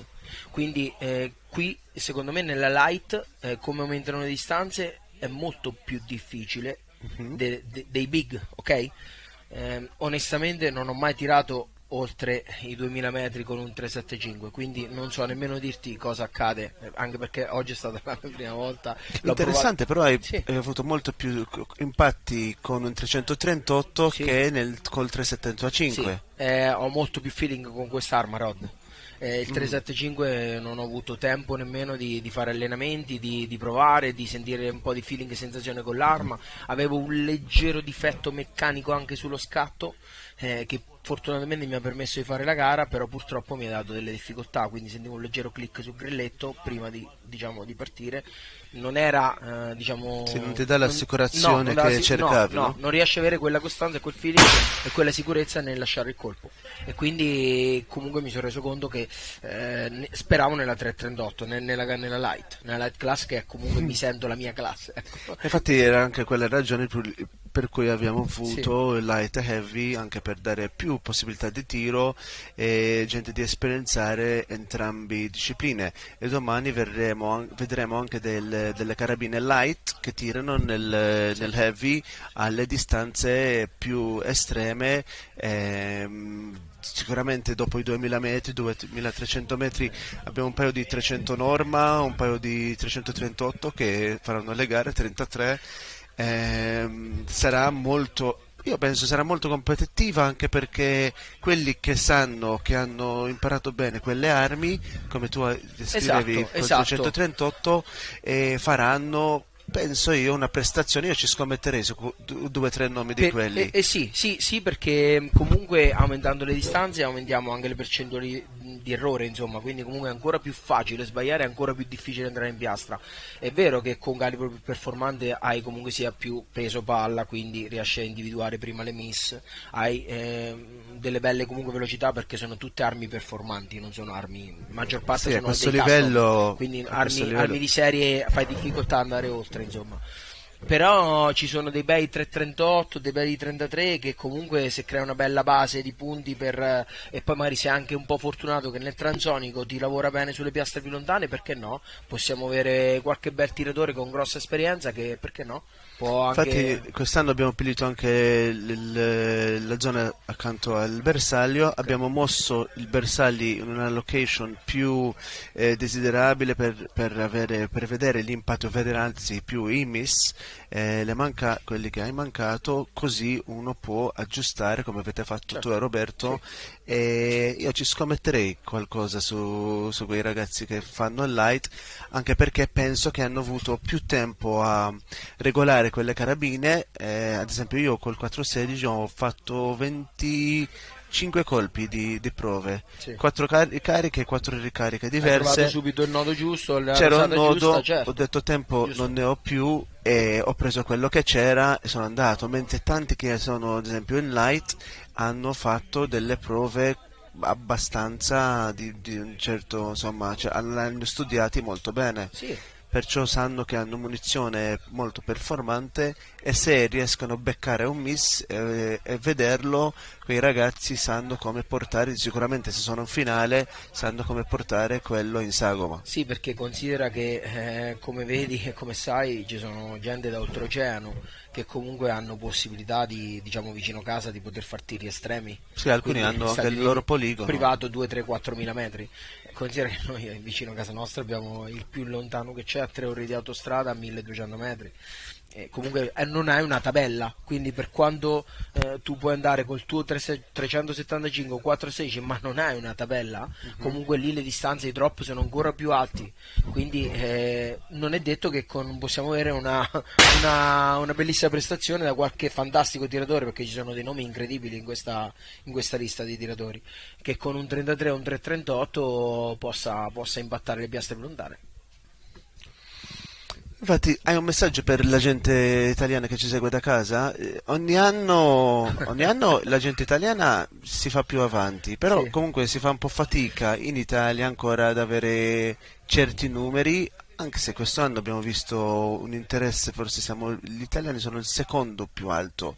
Però, essendo il paese dove questa manifestazione si tiene, mi aspettavo di vedere forse una quarantina. So che gli italiani, ad esempio in F-Class, mandano un'armata di gente a Bisley a tirare, ancora nel light e anche nel heavy ancora si fa un po' fatica a vedere dei bei numeri di concorrenza italiana, e penso qua c'è qualcosa da modificare, qualcosa che ancora non abbiamo scovato. Io da possessore di un'attività, quindi da possessore di un'armeria e da tiratore e da frequentatore di poligoni, ti posso confermare che comunque rimaniamo sempre sul calibro madre 308 Winchester o 6,5, e la gente a mio parere fa difficoltà o ha difficoltà a avvicinarsi a questo mondo, perché la classica risposta che io mi sento dai miei clienti è: dove ci vado a tirare?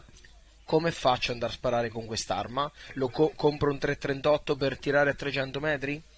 Io non riesco a dargli tanto torto, perché comunque è un impegno, Rod, devi prendere la macchina, fare 3 ore di autostrada, 4 ore di autostrada, Sì, o un weekend fuori. Io faccio il traghetto. Tu fai il traghetto, fai un 5 weekend ore fuori. Sì, io faccio giovedì fino a domenica fuori. Spendi centinaia se non migliaia di euro. Sì, per ogni fare volta che allenamenti. porto la carabina fuori almeno 1.000 euro per me. Capisci che in Italia non è così, Rod, non è facile, perché comunque è tutto. Io ho l'aiuto appunto della mia armeria, ho aiuto anche di alcuni sponsor che comunque ho, diciamo, addosso, che mi danno una mano, però comunque capisco che è un impegno anche economico, non Certo, solo, no, non di solo sicuro, è di- uno sport che quello che è come le moto. Sì, esatto. Però dall'altro lato non penso che sia, dalla mia opinione come straniero, essendo in Italia per gli ultimi 5-6 anni che vengo molto facilmente, molto frequentemente, non penso che sia una questione monetaria o finanziaria tanto, ma più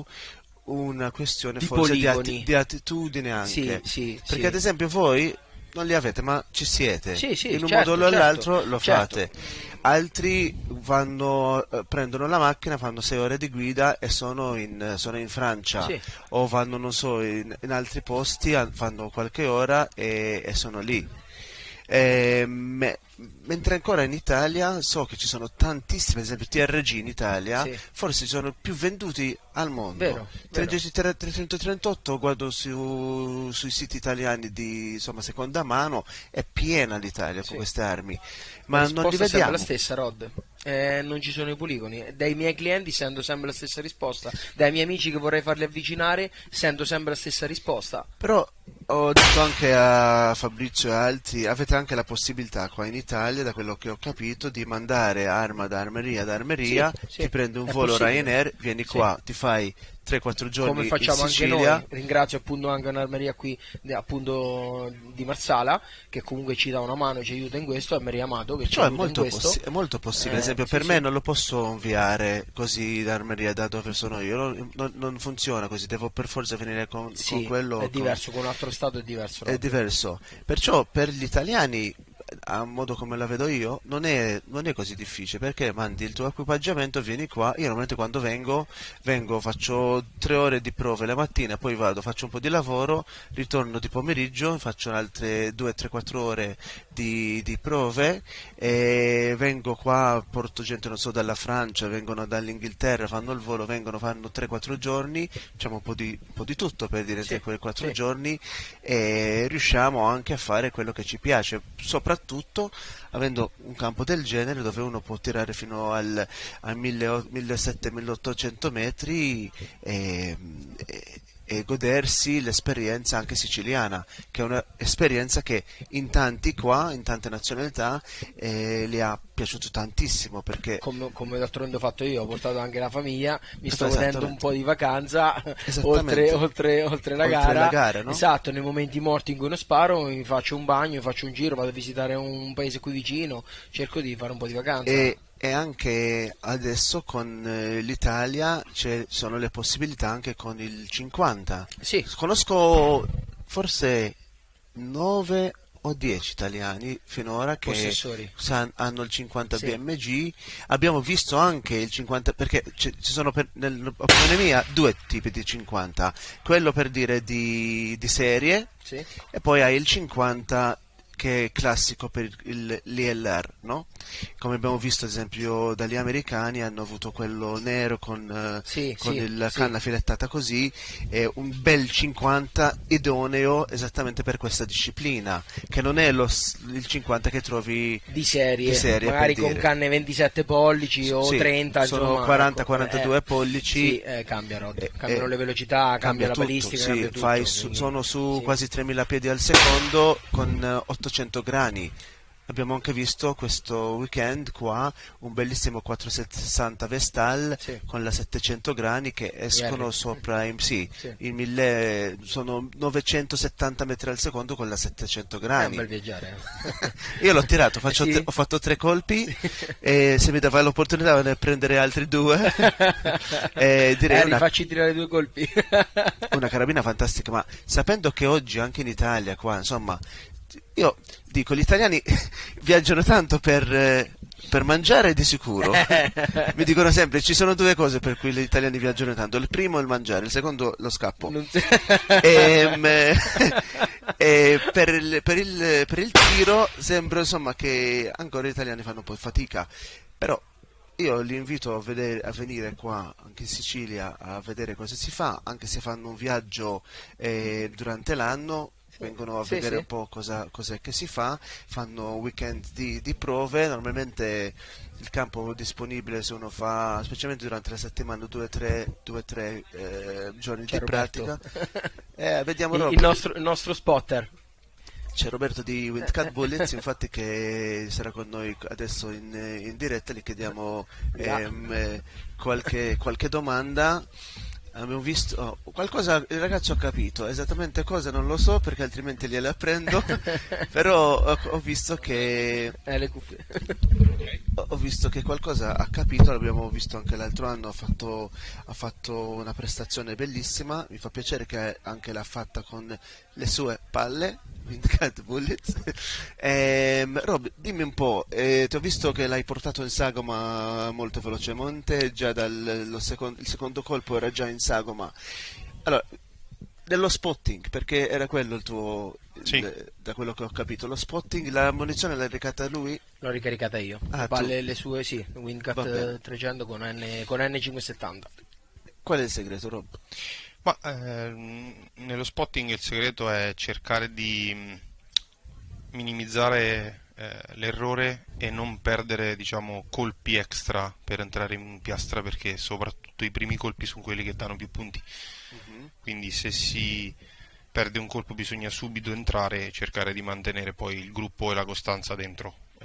Gli ho dato anche delle correzioni anche in base a dove vedevo che colpiva la piastra, per cercare di portarlo sempre più in mezzo, per evitare, insomma, o errori o diciamo vento che ti sposta, quindi cercare di concentrare sempre di più al centro della piastra il colpo. E divento, come fai a leggere, cioè cos'è che cerchi quando stai guardando bersagli a queste distanze del miglio? Perché beccarlo una volta è una cosa, restare lì in sagoma e continuare ad essere consistente anche se hai tutto munizioni, che ti lavora bene, rimane comunque un challenge. Infatti su questa gara, anche dopo il terzo colpo, qua abbiamo tirato 5 colpi su ogni bersaglio, sul terzo colpo, il quarto e il quinto, hai gli stessi numeri di punteggi. L'idea è che il quarto e il quinto non sono più facili del terzo, perciò non perdi più punti più che vai, anche perché il quarto non è dato che lo prendi perché l'hai preso sul terzo, no? Allora, cos'è che guardi quando sei lì dietro lo spotter e guardi il campo? Allora, in questo campo, sparando da una situazione elevata e avendo i bersagli in un'altra postazione elevata, essendoci una valle in mezzo, è difficile stimare il vento, perché se uno si basa su quello che vede sotto, ovviamente la palla passa oltre 100 metri alta, quindi magari il vento che vedi sotto non è quello che hai sopra. Ovviamente io cerco di capire quello che abbiamo in postazione, guardo le pale eoliche, che sembra una stupidaggine, che abbiamo verso nord, che indicano più o meno la direzione che ha il vento portante, ok? Cerco di capire, togliendo zoom, quello che muove intorno alle piastre a livello di erba, foglie eccetera, per capire che verso hanno. Oggi non c'era il sole, quindi non ti potevi aiutare con il discorso del mirage, quindi si stima una partenza e poi da lì cerchi di insomma, mare aperto basicamente, no? Diciamo che il primo colpo è un po' mare aperto, ma ecco, se ci vai vicino vuol dire che, ecco, hai fatto dei calcoli giusti e poi cerchi di entrare subito, che è quello che siamo, diciamo, riusciti a fare. E fai qualche plotting durante il tiro, come fanno nell'F class, che marcano su un foglio dove è andato, o parti di là? No. Ok, interessante. No, non lavoriamo in hold, quindi gli do sempre le correzioni da dare. Preferiamo lavorare così. C'è una base che ha cliccato, ad esempio ho sentito aveva 1,2 mil di deriva, e poi le hai dato un hold per tenerlo lì in piastra. Ovviamente avendo una tabella diversa da quella con cui siamo partiti, l'ho poi riportata per tutte le altre piastre, quindi rispetto a quello che mi dava il Kestrel ho sottratto la differenza dell'alzo. Che differenza c'era oggi? Rispetto al Kestrel avevo un punto 4 in meno, e di deriva più o meno c'eravamo, punto 1, punto 2, il vento era corretto. Abbastanza 0,4, 0,4 sì. Perciò quando domani andiamo alle distanze ancora più lunghe, quel 0,4 stiamo parlando di 40 cm a 1000 e 80 ai 2000, sì. Perciò quasi un metro fuori. 0,4 up poi eravamo, quindi ho sceso il 0,4. Sei sceso? Sì. Perciò andava ancora più flat, più come si dice, di quello che stimava il Kestrel. Corretto. Delle palle Windcat, dimmi qualcosa in più sulle 300 grani che ha utilizzato David. Allora, questa è quella con il tip? Con il tip, l'ultimo modello? No, stiamo testando due, sia quella con il tip che quella con il nuovo Meplat, quindi con la nuova punta piatta. L'unica cosa da stare attenti è il setting della lunghezza della munizione e alla distanza dalle righe, quindi bisogna giocare un po' su quel discorso lì, perché è importante, deve avere una...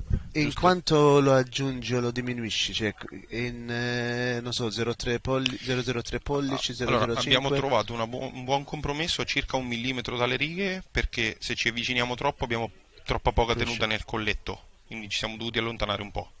Abbiamo trovato una buona consistenza di velocità, ci hanno misurato con radar circa 2 metri al secondo di... Dell'Ivo Ballistics? Sì. Adesso gli chiedo di mostrarci anche quelli numeri. Quindi una volta che hai un 2 metri al secondo hai una munizione che comunque è costante anche a livello di... E di neck tension, di tensione sul colletto, hai avuto poca, di più, 003, 005, quanto ne fai? 001? No, non ne diamo moltissima, nel senso che facciamo un expander che dà una tensione colletto intermedia per far sì che non sia troppa difficoltà a inserire la palla, anche perché poi si graffiano, si rovinano. Quindi... Infatti ho notato, avevo dei bossoli Lapua nuovi in 300 norma con le palle 300 ATIP, ho passato un mandrel di 003 differenza, se non mi ricordo bene, e anche quando ho fatto il primo seating ho visto che cominciava a danneggiare la palla, ho dovuto rimuovere e ho dovuto utilizzare un altro mandrel per espandere il colletto ancora di più, così quando faccio il seating io se non erro l'espander dovrebbe essere 003, se non ricordo male. Con le monolitiche sono ancora più difficili da danneggiare, per dire, perché ovviamente sono più difficili, però ti posso garantire che se non dai l'expander si danneggiano uguali, sì. Wow. In alcuni casi, magari di bossoli che hanno una tensione più stretta, vedi proprio materiale che viene tirato su mentre la tiri giù, quindi assolutamente da fare l'expander. L'hai rovinata basicamente la palla? Sì, perché poi ovviamente lì la vai a rovinare proprio nella parte che si intaglia nelle righe. E di velocità, fra quelle più veloci, le minime, cosa cercate di avere? Non so, 3 metri al secondo, 2, 4, 5? Siamo mediamente tra i 2-3 metri al secondo, alcune volte anche 1. Wow. 2 di media più o meno. 10 piedi al secondo, insomma. Sì, per 10 feet più o meno. Siamo velocità che oscillano tra i 900 e i 920 metri al secondo con queste. I was asking Roberto a little bit about the wind cut bullets he was using here, the solids 300 grain. As we have seen, they worked very, very well for them. I was also asking him a little bit more about the spotting. Are they plotting their shots? And he said no. He said actually, I just go for the first round. I want to see the first round on target or as close to the target as possible, and then from then on he corrects as they go. We have seen that the correction was about 0.4 mils out on the first shot, and then he deducted that amount across all targets, and as we have seen, all of those rounds went, even with first round hits on target, shooting up their position to the top. So we have an Italian team now in light class that are at the top of this match. They're in pole position, and I'm really looking forward to see how they're going to navigate their way through tomorrow when we're shooting 1800 plus and 2000 meters. In fact, just checking quickly, them and Mone Silvan actually have the same amount of points starting for tomorrow, followed closely by Ryan Cheney and Volodymyr Bilk from Ukraine. And then in 5th place there's Jordan and Bigot Benoit that shoots with Roman, and another French, Sébastien Placide, Thomas Mogster from Norway, and Gary Evans from Casper, Wyoming there, followed by Daniel Gilbert. Anyhow, so Roberto gave us a little bit more an understanding of the ammunition. He said he's looking for an extreme speed of ideally no more than 10 feet per second, and he's very careful to have the rather light neck tension so that he does not damage those solid bullets as he's seating. And they asked, would they get damaged given the fact that they are solids, and they said yes, if you have too much neck tension on those, you can see material being shaved off as you seat these bullets. It's been great to have them with us. I was with these guys in Vegas when we went early on in the year. It was an amazing experience. It was fantastic, actually. We had a good laugh and we met a lot of people in Vegas, and it was interesting to see this Italo-American connection there, and also have a chat a little bit about their bullets. And today you had the opportunity to see those bullets doing, you know, very high performance, made in Italy. Italy may not have a lot of stuff for the shooting industry, but it seems that what they do very well, and the made in Italy brand still rides very well, even at extended distances. Yes. One of the questions we always get, but does it shoot when I take it the distance? And well, we saw them out to the mile today. It shot very well by Ted. It shot very, very well. So we're very happy to see this kind of performance, and also have the opportunity to have local European products as well as American products available on the market for our shooters. We have also cutting edge, we have wind cut. So today there's a variance, and this means that you have options, and when you have options you can buy your firearms because you have options to load for, right? So una delle cose che dicevo è che abbiamo oggigiorno prodotti sia dagli Stati Uniti che anche made in Italy, che ci danno l'opportunità e danno al tiratore sia europeo, italiano, non ci sono tantissimi prodotti per questo tiro italiani, però quello che ci sono sembrano che funzionano benissimo. Abbiamo carabine made in Italy, abbiamo carabine custom, o anche quando ero negli Stati Uniti ho incontrato dei brand italiani che fanno anche carabine per queste discipline, e ci sono altri, ne abbiamo visti parecchi, Victrix e altri qua sulla linea.